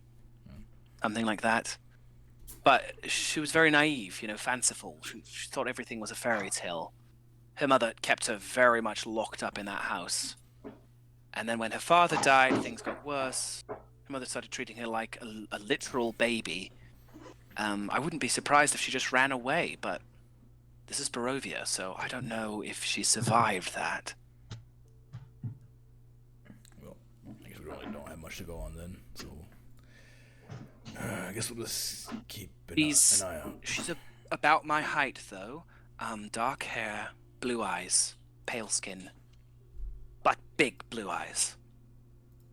Oh, okay. You said big, and I was like, big what? Personality. I'm a woman. I am an aristocrat. You guys kind of step closer to the town square. This shop here has a sign that says The Beast's Rose. And inside you can see in the window some dresses. It's a dressmaker's shop. Before you enter the town square proper, which is right here, this like larger intersection. The shops and homes that enclose this place are actually decorated at the moment. Wait, with tattered. Yeah. Sorry. She was pale, had black hair, and blue eyes? Yeah, and she said like big blue eyes, like Okay. very big, innocent looking eyes. I'm just going to say Irina described her as a snow. Hey. Cool. Everything is decorated with painted wooden or with tattered garlands, and painted wooden boxes are filled with a bunch of dead flowers. At the north end of the square, there's actually stocks, and locked in the stocks are several men and women and children, all wearing crude donkey heads made out of plaster. In the center of the square, several peasants in patchwork clothes eye you guys suspiciously as they use cups and vases to draw water from a crumbling stone fountain. Standing tall at the center of the fountain is a gray statue of 3 women, one old, one young, and one middle-aged, all holding up vases and stuff that water is coming out of. You can see that there are proclamations posted everywhere. The signs say, "Come one, come all, to the greatest celebration of the year, the Wolfhead Jamboree. Attendants and children required, and pikes will be provided. All will be well, the Baron." I'm gonna approach one of the wash ladies or whatever by the fountain. Mhm. Excuse me, Mom. She kind of like shies away from you and like looks you up and down. And nod to the statues. Who are they? I don't know. The ladies of the fountain. Why are they emblazoned as your I don't fountain? know. I don't know. Why you ask me these questions, big bull man? They are the ladies of the fountain. They have always been. Do you know who would know? No. She kind of like turns away and runs away. Like she seems scared of you. Even as you're watching, several guards are making the rounds, followed by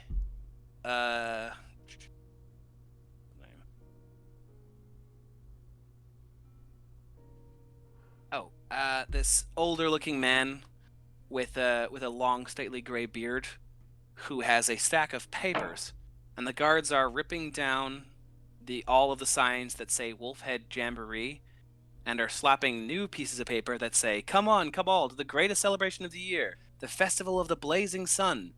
Attendants and children are required. Rain or shine, all will be well, the Baron." It's like a cultural civil war going on in the town.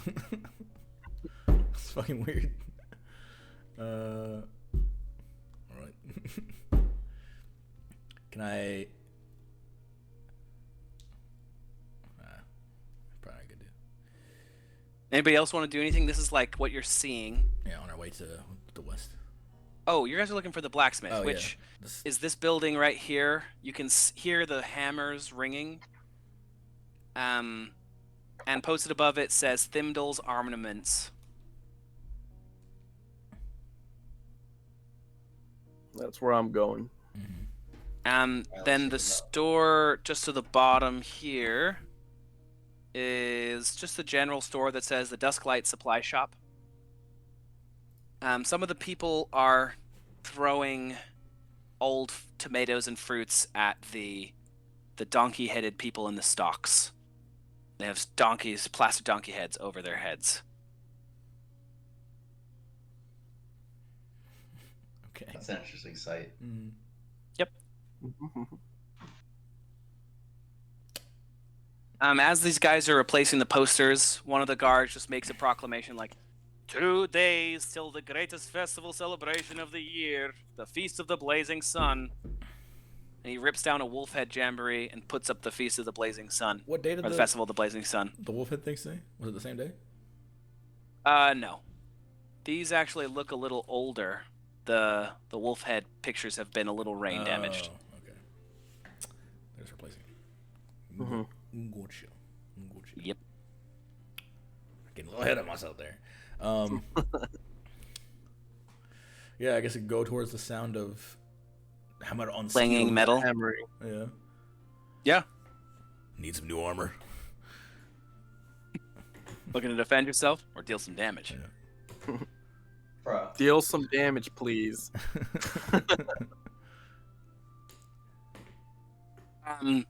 Yeah, you guys come into the armory and blacksmith. There's just a single guy in there working hard. He's short and stocky and has a thick beard, and he's missing one of his eyes. He just has an eye patch over one of them. And his beard has gone white. He looks very old, but he's clearly, as to your guys' eyes, a dwarf and not a human. The first not human you guys have seen since coming into Barovia, actually. Oh, cool. Interesting. He's just hammering away. He doesn't even really notice you guys come in. I kind of nod to him, and turn to you guys and say, "You should really get your weapons silvered. You saw how ineffective it can be when we were fighting against those hags." Excuse me, sir. He looks up from his forge at that and sees you guys and kind of gives you like a queer look out of his one eye, like, who the fuck are these guys? Sets down his hammer and the sword he's working on and comes up to the shop, the front of the shop.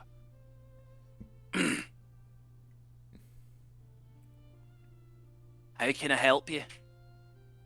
Heard you're the best blacksmith in town. Here to get some weapon upgrades. Well, I'm the only blacksmith in town. So my statement's not wrong. Alright. You're a flatterer. I see how it is. Yes, I can help you with your weapons. You need to purchase or upgrade or work on. What are we looking for? I'm looking to purchase. I brought some silver with me. I would be very grateful if you could make a warhammer out of silver for me. And on the side, I'd like to see if you can. I'm gonna pull out my sword and be like, if you can make this a little smaller for a good friend of mine. You want me to make your longsword a little smaller? Why didn't Yes, you sir. just buy a smaller sword? Well, whatever makes it easiest. Alright, no, I understand. How about I trade your longsword in? I'll minus the price from the new sword. Do you want that one silvered as well? Yes, please. How much silver do you have? Quite a bit. And I'll just Just like dump all the... dump all the he just silver gave us a that I bunch of got. shit, yeah. From their manor, Alright. so I don't know. Well, normally it's 100 gold pieces to silver a weapon, plus the price of the weapon. But since you brought your own silver, I'll do that for half. So it'll be 50 gold per silvered weapon. I'll put the silver and I'll coat it, plus the price of the weapon itself. So for what are you looking for? A morning or a warhammer? Yes, sir. That's only going to be 15 gold. I can craft a warhammer for you out of steel and use this silver here to silver it for an additional 50. So it'll be 65 total. Have you got that? No, sir. Most I've got is 30 gold pieces with me. I do want to help you, I do, but I'd be going out of business if I don't charge these prices. What if I help you in return? You got something you need? Want? Fire?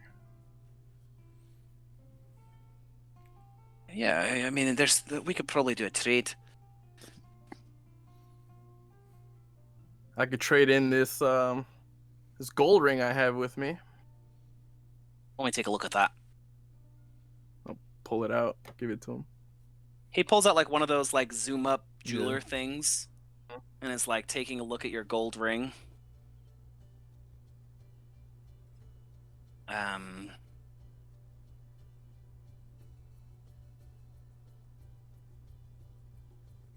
Yeah, that's real gold right there.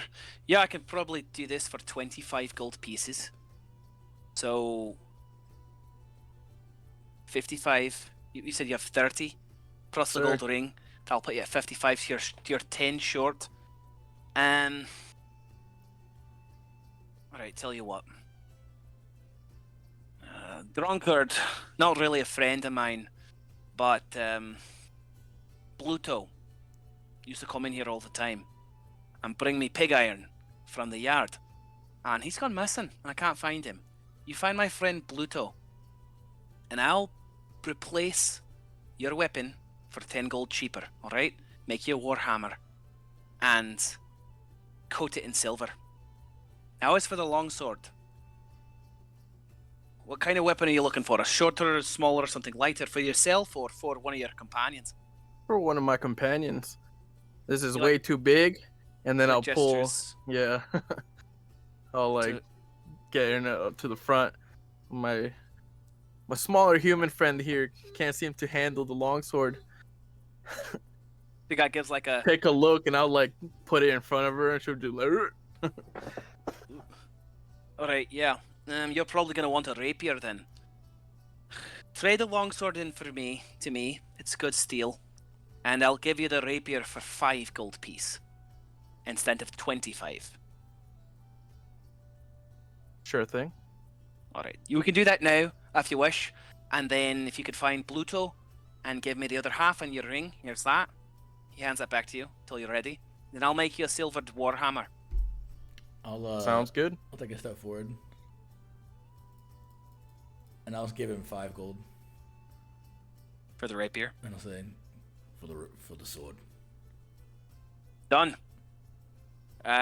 Give me a moment. Let me find one to your liking. He pulls out a rack of rapiers. He has like 3 or 4. Tests the weight on each one, hands it to Irina, has her do a couple practice swipes. She has a lot better time with the rapier than a longsword. In fact, he hands her one, and she kind of really like moves almost expertly for a moment. And then she says, "I've got a good feeling about this one. I don't know why, but it feels like I'm like riding a horse. You know, like you just kind of know, like a muscle memory." Mm-hmm. It's yours. 5 gold. Thank you for the longsword. And if you want to pool your money, I can make sure that we can silver this warhammer now. It'll take 2 days for me to finish it, but Turns 2 wrestling party. You know, I can chip in some gold, but I'm gonna need a rapier for myself as well. if you have something to trade, I can take it in trade, or they're 25 gold pieces a pop.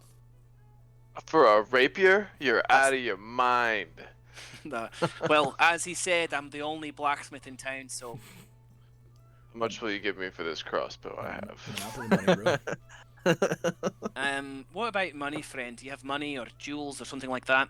I got no need of crossbows. I don't That's really do great. crossbows. You can buy those out at the Vistani camp. I tell you what, I'll trade you this gray weird stone.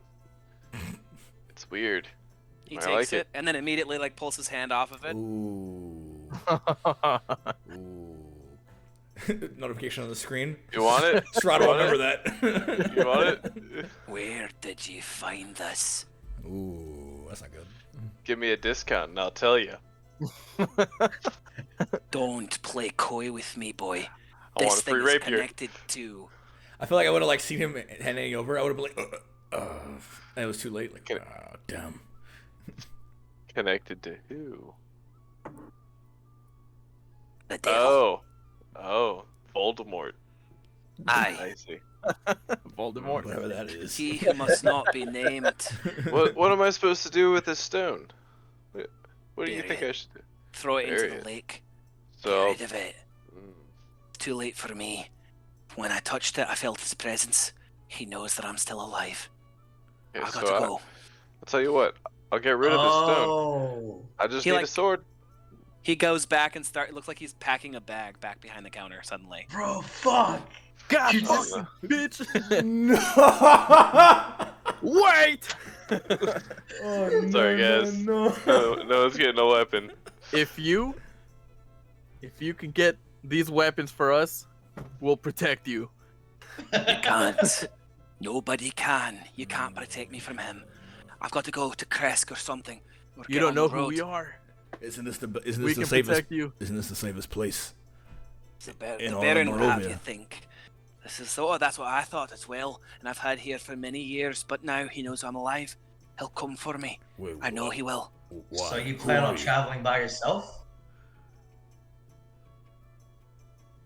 He gestures to a couple of his blacksmith assistants and says, hands him each like a copper coin each or something. And says, "Go buy your something from the town square to eat. Close the door and lock it behind you. Say we're closed for the afternoon." They all go rushing out, and then he goes over and grabs the door and bars it, and pulls the shutters. What?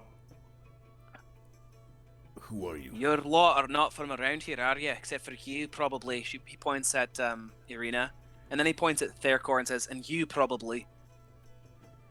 But you three, I've not seen the like of you for some nigh 300 years. We're here to do the impossible. But we need some weapons. Were you pulled into the mist? Or did you come here by choice? We were pulled. Aye, I was so following were a trail. we. Up by the northern mountains, me and my friends were travelling when suddenly a deep mist came upon us and brought us here to Barovia, the land of the devil himself. We thought ourselves strong, powerful fighters. So we stormed his castle. We fought. We were trapped here. No one can escape the mists, save for Strahd's will. And if Strahd wants you to stay, you will. The only way out is to kill him. So we stormed the castle. He ripped out my eye. He pulls off his eye patch and you can see finger gouge marks as part of an old scar with his bare hands. When I turned to try to recoup, he slaughtered my friends, cast their corpses out of that dark castle of his. I fled. I don't want to admit it. The Valakians don't know. I just pretend to be a short human, but they've never seen a dwarf before. If Strahd knows that I'm alive, I think he'll come for me. I'm too old to fight him now, and I couldn't fight him then, even with a full group. You lot, you're gonna challenge him, aren't you? I can see it in your eyes. All Well, right, we're not planning on staying in this mist forever. we must. And if you can't help us with these weapons, you're just giving another group a chance to fail. I'll help you. I'll help you keep your gold. I'll do whatever I can to help you, but just be warned. The creature cannot be killed, as far as I can tell. I thought we were strong enough, but we weren't. You've got to find a way to weaken him, to cut him down before you end up in that castle alone. Because he will destroy you. Well, as you help us, let's talk about what you do know. Give us a better chance instead of going in blind. I can do that. 1 second. He goes behind the counter and comes back with a very old-looking barrel. Did he say his name? Yet? David? No. Okay. But his name is Thimdall. Thimdall. It was on the sign, Thimdall's Armaments. He pries it open. My last cask of ale. I was saving it, but might as well. He pours each of you guys a glass of ale, or a mug of ale. You can't Seems get like- anything but wine in this valley. What do you want to know? Oh, I'll tell you anything I know. Damn. Was not expecting none of this shit. Well, somebody over here tried to fuck everything up. Well, it actually paid off at the end. Yeah, now. So does that mean I can have a free rapier now? I'll give you a free rapier, but first, Yeah. take that stone outside and bury it in the yard. Can I borrow a shovel? Just throw the fountain. Right, throw it in the fountain, yeah. But I'd be worried about poisoning the water. Yeah, I've got a shovel. Alright, cool, It's just a thanks. stone, not a poison water. Don't know. The black magic has its own rules, and I wouldn't risk it. And that thing is connected to him. Try not to touch it if you can. Yeah, well, He gives Cool. you a blacksmith cloth and a shovel, and directs you out to the muddy yard where they dump their extra water from foraging. nice. I'll bury it here. Dig a little hole. Say a little doodad for it. You know, saving my bardic inspiration for a person, not a rock. So Yeah, just dig a little hole, yeah, put it under there, and bury it. yeah. Um, See you later, rock. Let me take that out of my inventory. I apologize. I'm not good with armor. I equip the guards as best I can, but weapons are my specialty. Any weapons you need, I'll help you out.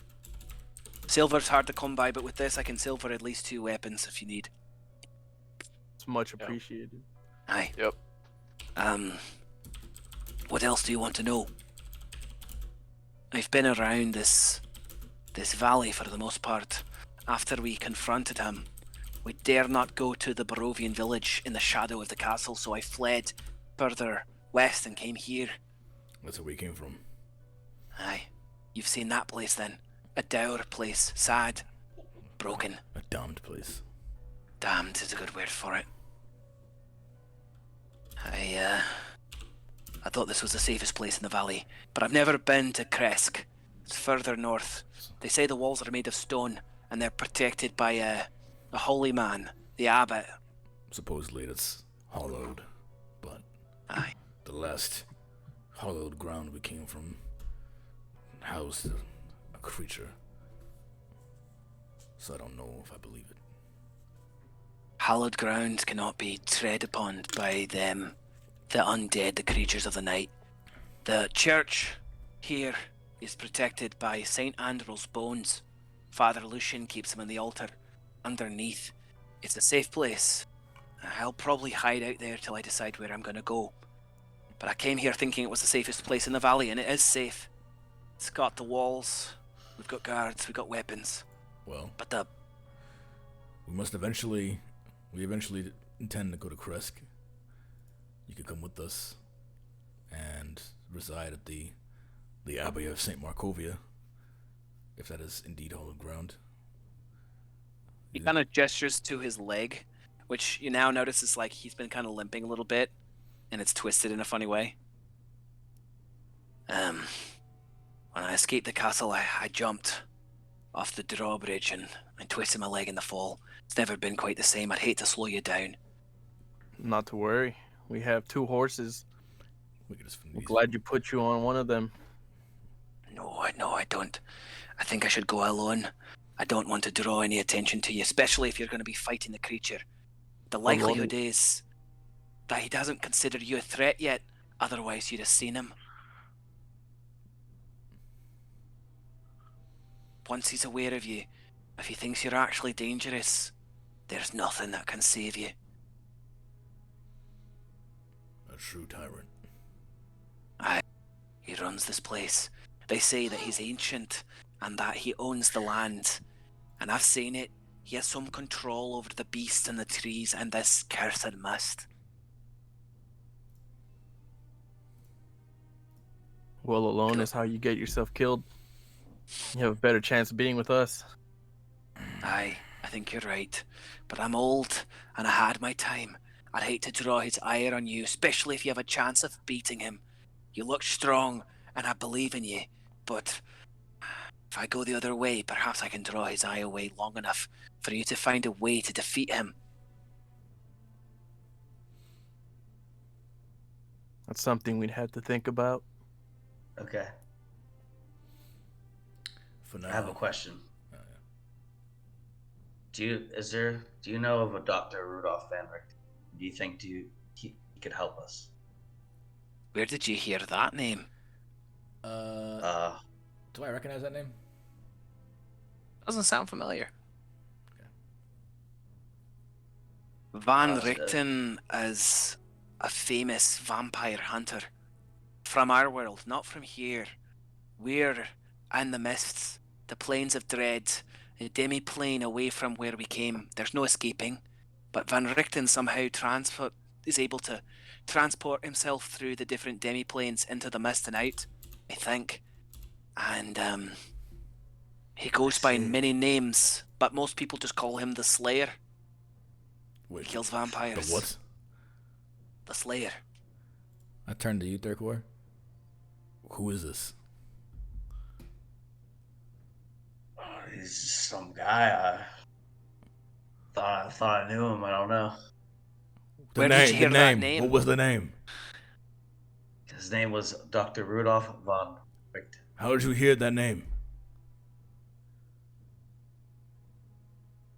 It's classified.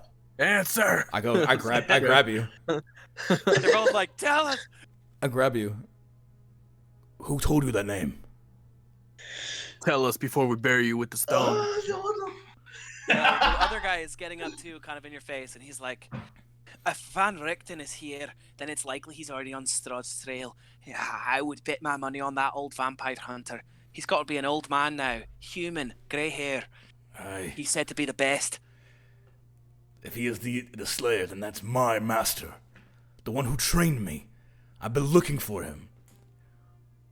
How did you know his name? I don't even know his name. All right. I'll take you aside because I don't want to jeopardize the monkey's mission. So I tell you, like, okay. Where are you going? Shh. It was the monkey. He told me. Nah, I'm walking over there too. The what? Fucking hearing. Oh, it's too late. I already said it. The what? You didn't hear it. He whispered it to his ear like. He didn't hear told me. either, so I don't know what a monkey is. Oh, You don't know yeah, what a monkey never is? seen a monkey before. No, why would I see a It monkey? was the animal with the tutu, the goofy looking one. Wait, at It was actually Noblinsky's? pretty cool. Yeah. I leave. Yeah. I leave. The doors are locked and shut at the moment, so I tell him to open Well, the door. what do you? you get up and you're like, I "Shake the stop. I'm door." like, wait, what are you gonna do? You can't talk to no monkeys. Where are you going? Is our secret conference over? I'll make your hammer. It'll take me 2 days to silver it. Any other weapons you need, take them. And then after that, I'm gone. I'm gonna hit the I have a road. feeling I'm gonna need it now. The silver has to cool. It won't work. I'm sorry. I can give you a replacement temporarily. What do you have? I've got a hammer. It's my hammer, but he goes back and pulls back out a beautiful dwarven forged warhammer. Like, this thing is hefty. I'll take it. It's a little dusty, but he's just like, I'll take it from you. be careful with her. I haven't used her in years. I'll take care of it, and I'll be back. Is it silver? Bring But it I have a back. feeling we're gonna have to leave now. All right. All right. Is it just a normal hammer? Or... All right. I guess I'll need to ask him. I'm gonna point. They're gonna point at you. Say, "We will go find your people. Then after, you are going to go find that animal and find out where its master is. Tell it to tell him that his student is looking for him. We need him." All right, fair enough. I just don't want to jeopardize the monkey's mission if it's important, because that is from your master. Did I ever see that fucking monkey ever? Did you see it? If it was, oh, maybe it was the dude's pet. Yeah, you saw Yeah. it. No, I mean You like, saw it, I yeah. didn't- No, no, like before? No, Before. you've never seen that Oh. monkey before. Yeah. You're like, what the fuck is a monkey? Yeah, that's what I'm saying. Whatever this monkey's connection is to your former master, it must be recent. Okay. Okay, so I'll ask the blacksmith. if I it's a guess normal hammer. I'll, after calming down, I'll be a little more respectful of the monkey's mission if it's working for my master. So I'll be like, sure, fine, that makes sense. I don't I want guess. to jeopardize the monkey's mission. Yeah. Yeah, fuck us. Yeah. You know, we're also trapped here, and the best vampire hunter of all time is, you know, don't want to fuck the monkey's mission up, but you know. Hey man, No, I feel you. That's my hammer. So bring it back. Please, I'll need it, especially if I'm going to be on the road. But while you carry it, it's a magic hammer. Damn. If you're using this against a fiend or an undead, they take an extra 2d6 of radiant damage. Damn. There's a built-in smite. That's fucking dope. If they're How below much do you want to 25, make a magic one for mine? if they're only 25 hit points or fewer, they have to succeed a 15 wisdom saving throw or just be immediately turned to dust. Bruh, his last damn. last party that all died to Strahd was probably like level 15 or some shit. That's a fucking strong ass weapon. I'm telling you, all right, please, I need this hammer, but I'll lend it to you for sure. You seem like you're gonna oppose him. How and I'll much make to your make other- mine a magic one? I didn't make this hammer. It was gifted to me by my father from my clan. The last piece of home I have. Is it only +1? It's a +1, but it has that effect, yeah. Okay, cool. It's probably all right. So Is it a Um, warhammer or just regular hammer? It's a warhammer, Okay. so you can do versatile. And then yeah, it's a +1 warhammer. And I got rid of the longsword. 2d6 if it's against undead or fiend, and if they're below 25 hit points, they have to roll a DC save. Wisdom 15, and if they fail, they are disintegrated, and if they succeed, they're frightened of you. Oh damn! It frightens regardless. It's cool. So Neiman got his warhammer. Mhm. Santoris is getting his rapier. Yeah, and Brash. also he gave Well, Santoris has. Irina the rapier. Well, Santoris Yeah, has yeah. rapier now, right? Who else are we silvering? So we have enough for 2, right? We're silvering your warhammer, Yeah. Mhm. so we can silver one more thing. Yeah, who else wants to get their thing silvered? Mine thing's silvered already. You don't really need silvering stuff because you have the force damage. The bow. Yeah. Yeah, so probably Sanatorius's So the rapier. 15 Also, wisdom you get the silver DC the save, arrows, which is kind of and I wanted What to was the other? upgrade my. So if it's an undead or a fiend and they're under 25 hit points, they have to succeed a DC Wisdom save of 15, or they'll be disintegrated. If they succeed, they're still going to be frightened of you. Yeah, maybe we can always go back and just rewatch this part of the video later. You can write it down. True. Yeah. And that's called Thimdall's Hammer. That's pretty cool. That's pretty strong. Yeah. But yeah, so he'll That and a silver paladin would be sick. he'll silver a rapier for Sanatorius if that's what you guys want. I just wanted the I wish I was extra Yeah. damage.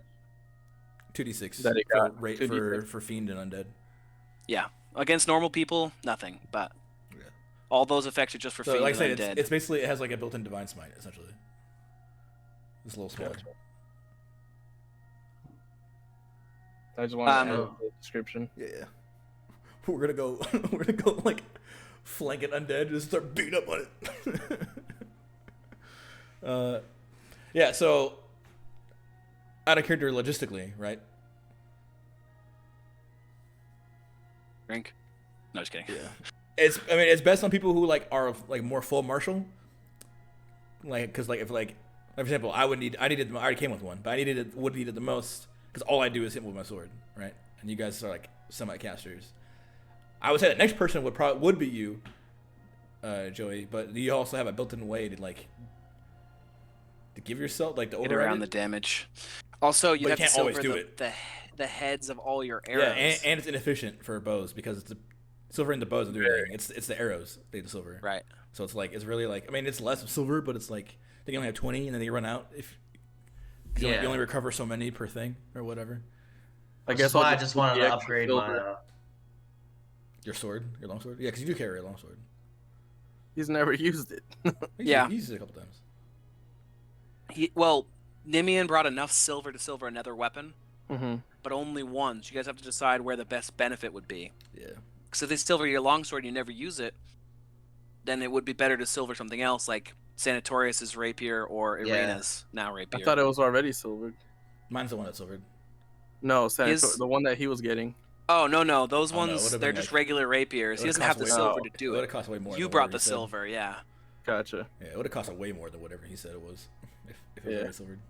No, yeah, it was 25 gold just flat. Yeah, no. It would have been Plus 100 to silver it if you don't Yeah. bring your own silver.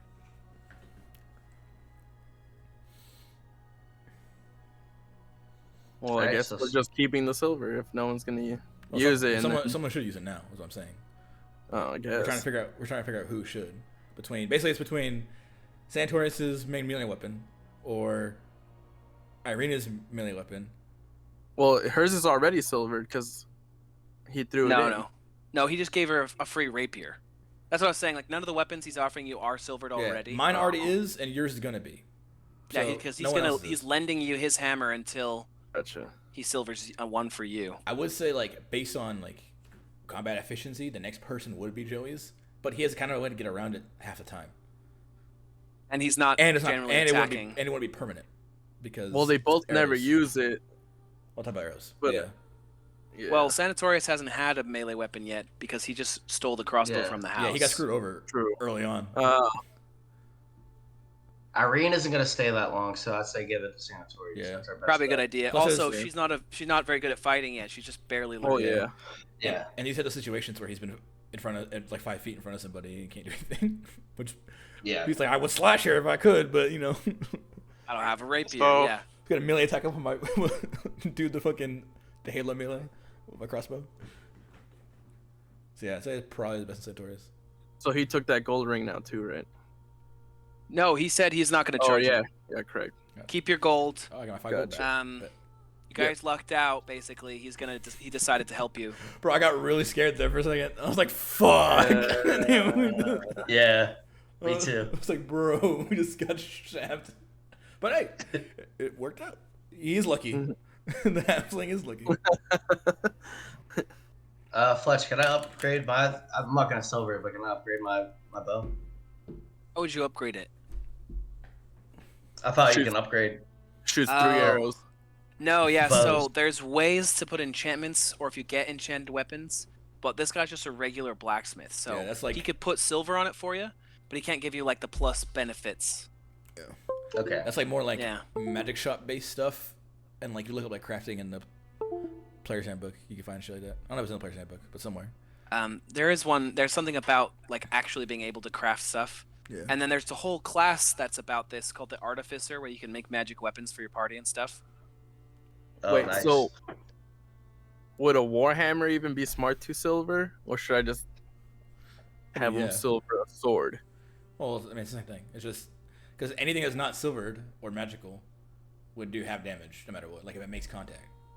Oh, Depending on the okay. creature. Yeah. Some of them have Okay. resistance to Yeah. things that are not silvered. Like he's Yeah. like, cause this isn't a video game, so he's not just gonna tell you the stat block of what you're hitting or whatever. But Oh like, yeah, when we were hitting the hags or whatever earlier, I wasn't doing shit. Yeah. Yeah, I mean, he was saying it's like less effective, but basically you were doing half Yeah. damage the whole time. Right. And I was doing full because my shit's already silvered. And whenever Joey was using his force thing, he was doing full. But was when, doing but when he full. wasn't, it wasn't, and he couldn't do it. Yeah. Like, there were sometimes he couldn't. Also, when you hit him with the inflict wounds, you did a shit ton of damage. But Yeah. Yeah, because obviously that's magical and a Yep. type, and that's not. It's necrotic, right? And the thing wasn't resistant to necrotic. Mm-hmm. Cool. Yeah. So yeah, if your weapon's gonna make contact with the thing's flesh, then you'd want it to, Okay. Alrighty then, I am set. all right. Yeah, I'm good. Cool. Oh It is 8 o'clock over here. yeah. Well, yeah, that's So- pretty good. Bunch of shit. I just feel like happened. that's a good, story- nice moment story to spot. I'm so good. pinch it off right now. Yeah, I would keep going, but that's pretty good. Well, we know you would. we found out about Thimnol. Found out about fucking the Slayer. All right. So we were thinking of just doing 1 week's time, the 26th, and then Aiden's character is gonna be in someone's backpack or something, sleeping. Yeah. At the end of Okay. our journey, All right, that works. I passed out. out. Getting rid of the gravestone relieved me, and I took Yeah, a maybe little like a rest. side effect of the curse or something. What I'll Mhm. probably do Exhausted is you. just pilot you, Aiden, as a lore bard at your level, and Okay. just do support actions like bardic inspiration for people on your turn. Cool. But yeah, that should work out. Let's see. Hell yeah, brother. Yeah, probably around the same time, like 12:31ish. Does that still work for I feel people? like it was on good. Sunday? It was a good Yep. time. I feel like we got to play longer because of it. So Yeah, because the day was longer, and so people didn't get super tired because you guys are champions over there. Mhm. But I'm way earlier over here. It's Yeah. only 3 hours. I think. Yeah. Right? 3 hours. Yeah. Yeah, three because it's days, eight. yeah. It's 8 over Two. here. Yeah, it's bedtime. You for guys, me over you here. two are at the same time as me, right? Oh, yeah, Washington We- and Nevada. We are, yeah. Yeah. Yeah. So Joey. what are we gonna do Joey, for the rest of the night? Joey came over to our time. Oh, we'll play some magic, brother. You want to play some magic, brother? I can hang out with my wife. Yeah. She'll kill me. I know you do. Her headphones are in, so she can't hear me. You be dead already, otherwise. Yeah, otherwise I'll be fucked. So that's Or all. not, actually, probably. Yeah. All right, yeah. So the 26th will be a good time. Yeah, we're not gonna level up. We're guys gonna stay at 4 for now. Mhm. But yeah, I think that's really good. I'll have to write up a recap. Get you guys. You guys are getting into the thick of things. Mhm. Welcome to Valaki. Yeah. Valaki Valaki's very Yeah, that's all I got. interesting place. Yeah. Yeah. Mm-hmm. Dude, it's weird trying to like, because typically I've never done a campaign that's from like a module. 'Cause I've always been in custom campaigns, right? Which are awesome because like the fluidity of like the people who make an imagination, and it's easier to improv something because you can just make it a village appear if you want to, kind of thing. Yeah. So it's kind of weird to like have such like it's like a different kind of, I feel like, creativity, and like there's so much structure, but then you are still like operating within it, and like just now, right? Like he just fucking pulled the stone out, and the shop guy just touched it, and it's like poof, and it's like that's probably nowhere written in the fucking book, or something, I assume. So it's like, Yeah, most people don't carry the stone to him. yeah. Which I think it's cool. It's like a different, to me. It's like a different coming from the other direction, I guess, which I think is It's really interesting. Like with the modules, basically everything is written out for you detail wise. So they'll fill the world for you, and then you like make it alive, like the characters and stuff. Mm-hmm. And so like, for instance, on my map, the DM's map of this same place, it has all the shops listed Mm-hmm. and where they are and stuff. So if you guys were like, oh, I want to go into this shop, I could just click it and be like, okay, here's what's in this shop, Yeah. here's who's running it, here's what they know, here's how you would get them to tell you, stuff like that. Whereas if you're just homebrewing it, you just come up with all of that. Yeah.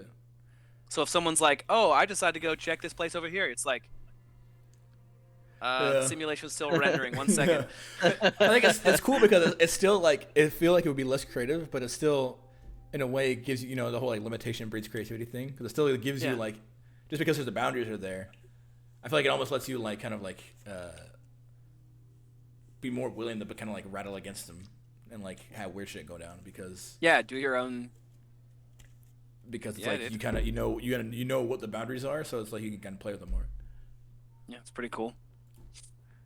So it's really interesting, and it's also just a lot too. Like we're getting a lot more information all the time compared to like all the other campaigns, because we would always just get shit as we needed it, because like I controlled it. Yeah, we would just get info when we needed it, and here it's like, all right, here's your info dump for this town, and here's your info for those quests, and here's your info dump for that town. Well, I was gonna say, like one of the things when you're homebrewing is you can control quest hooks and stuff. Yeah. But in this place, they're set.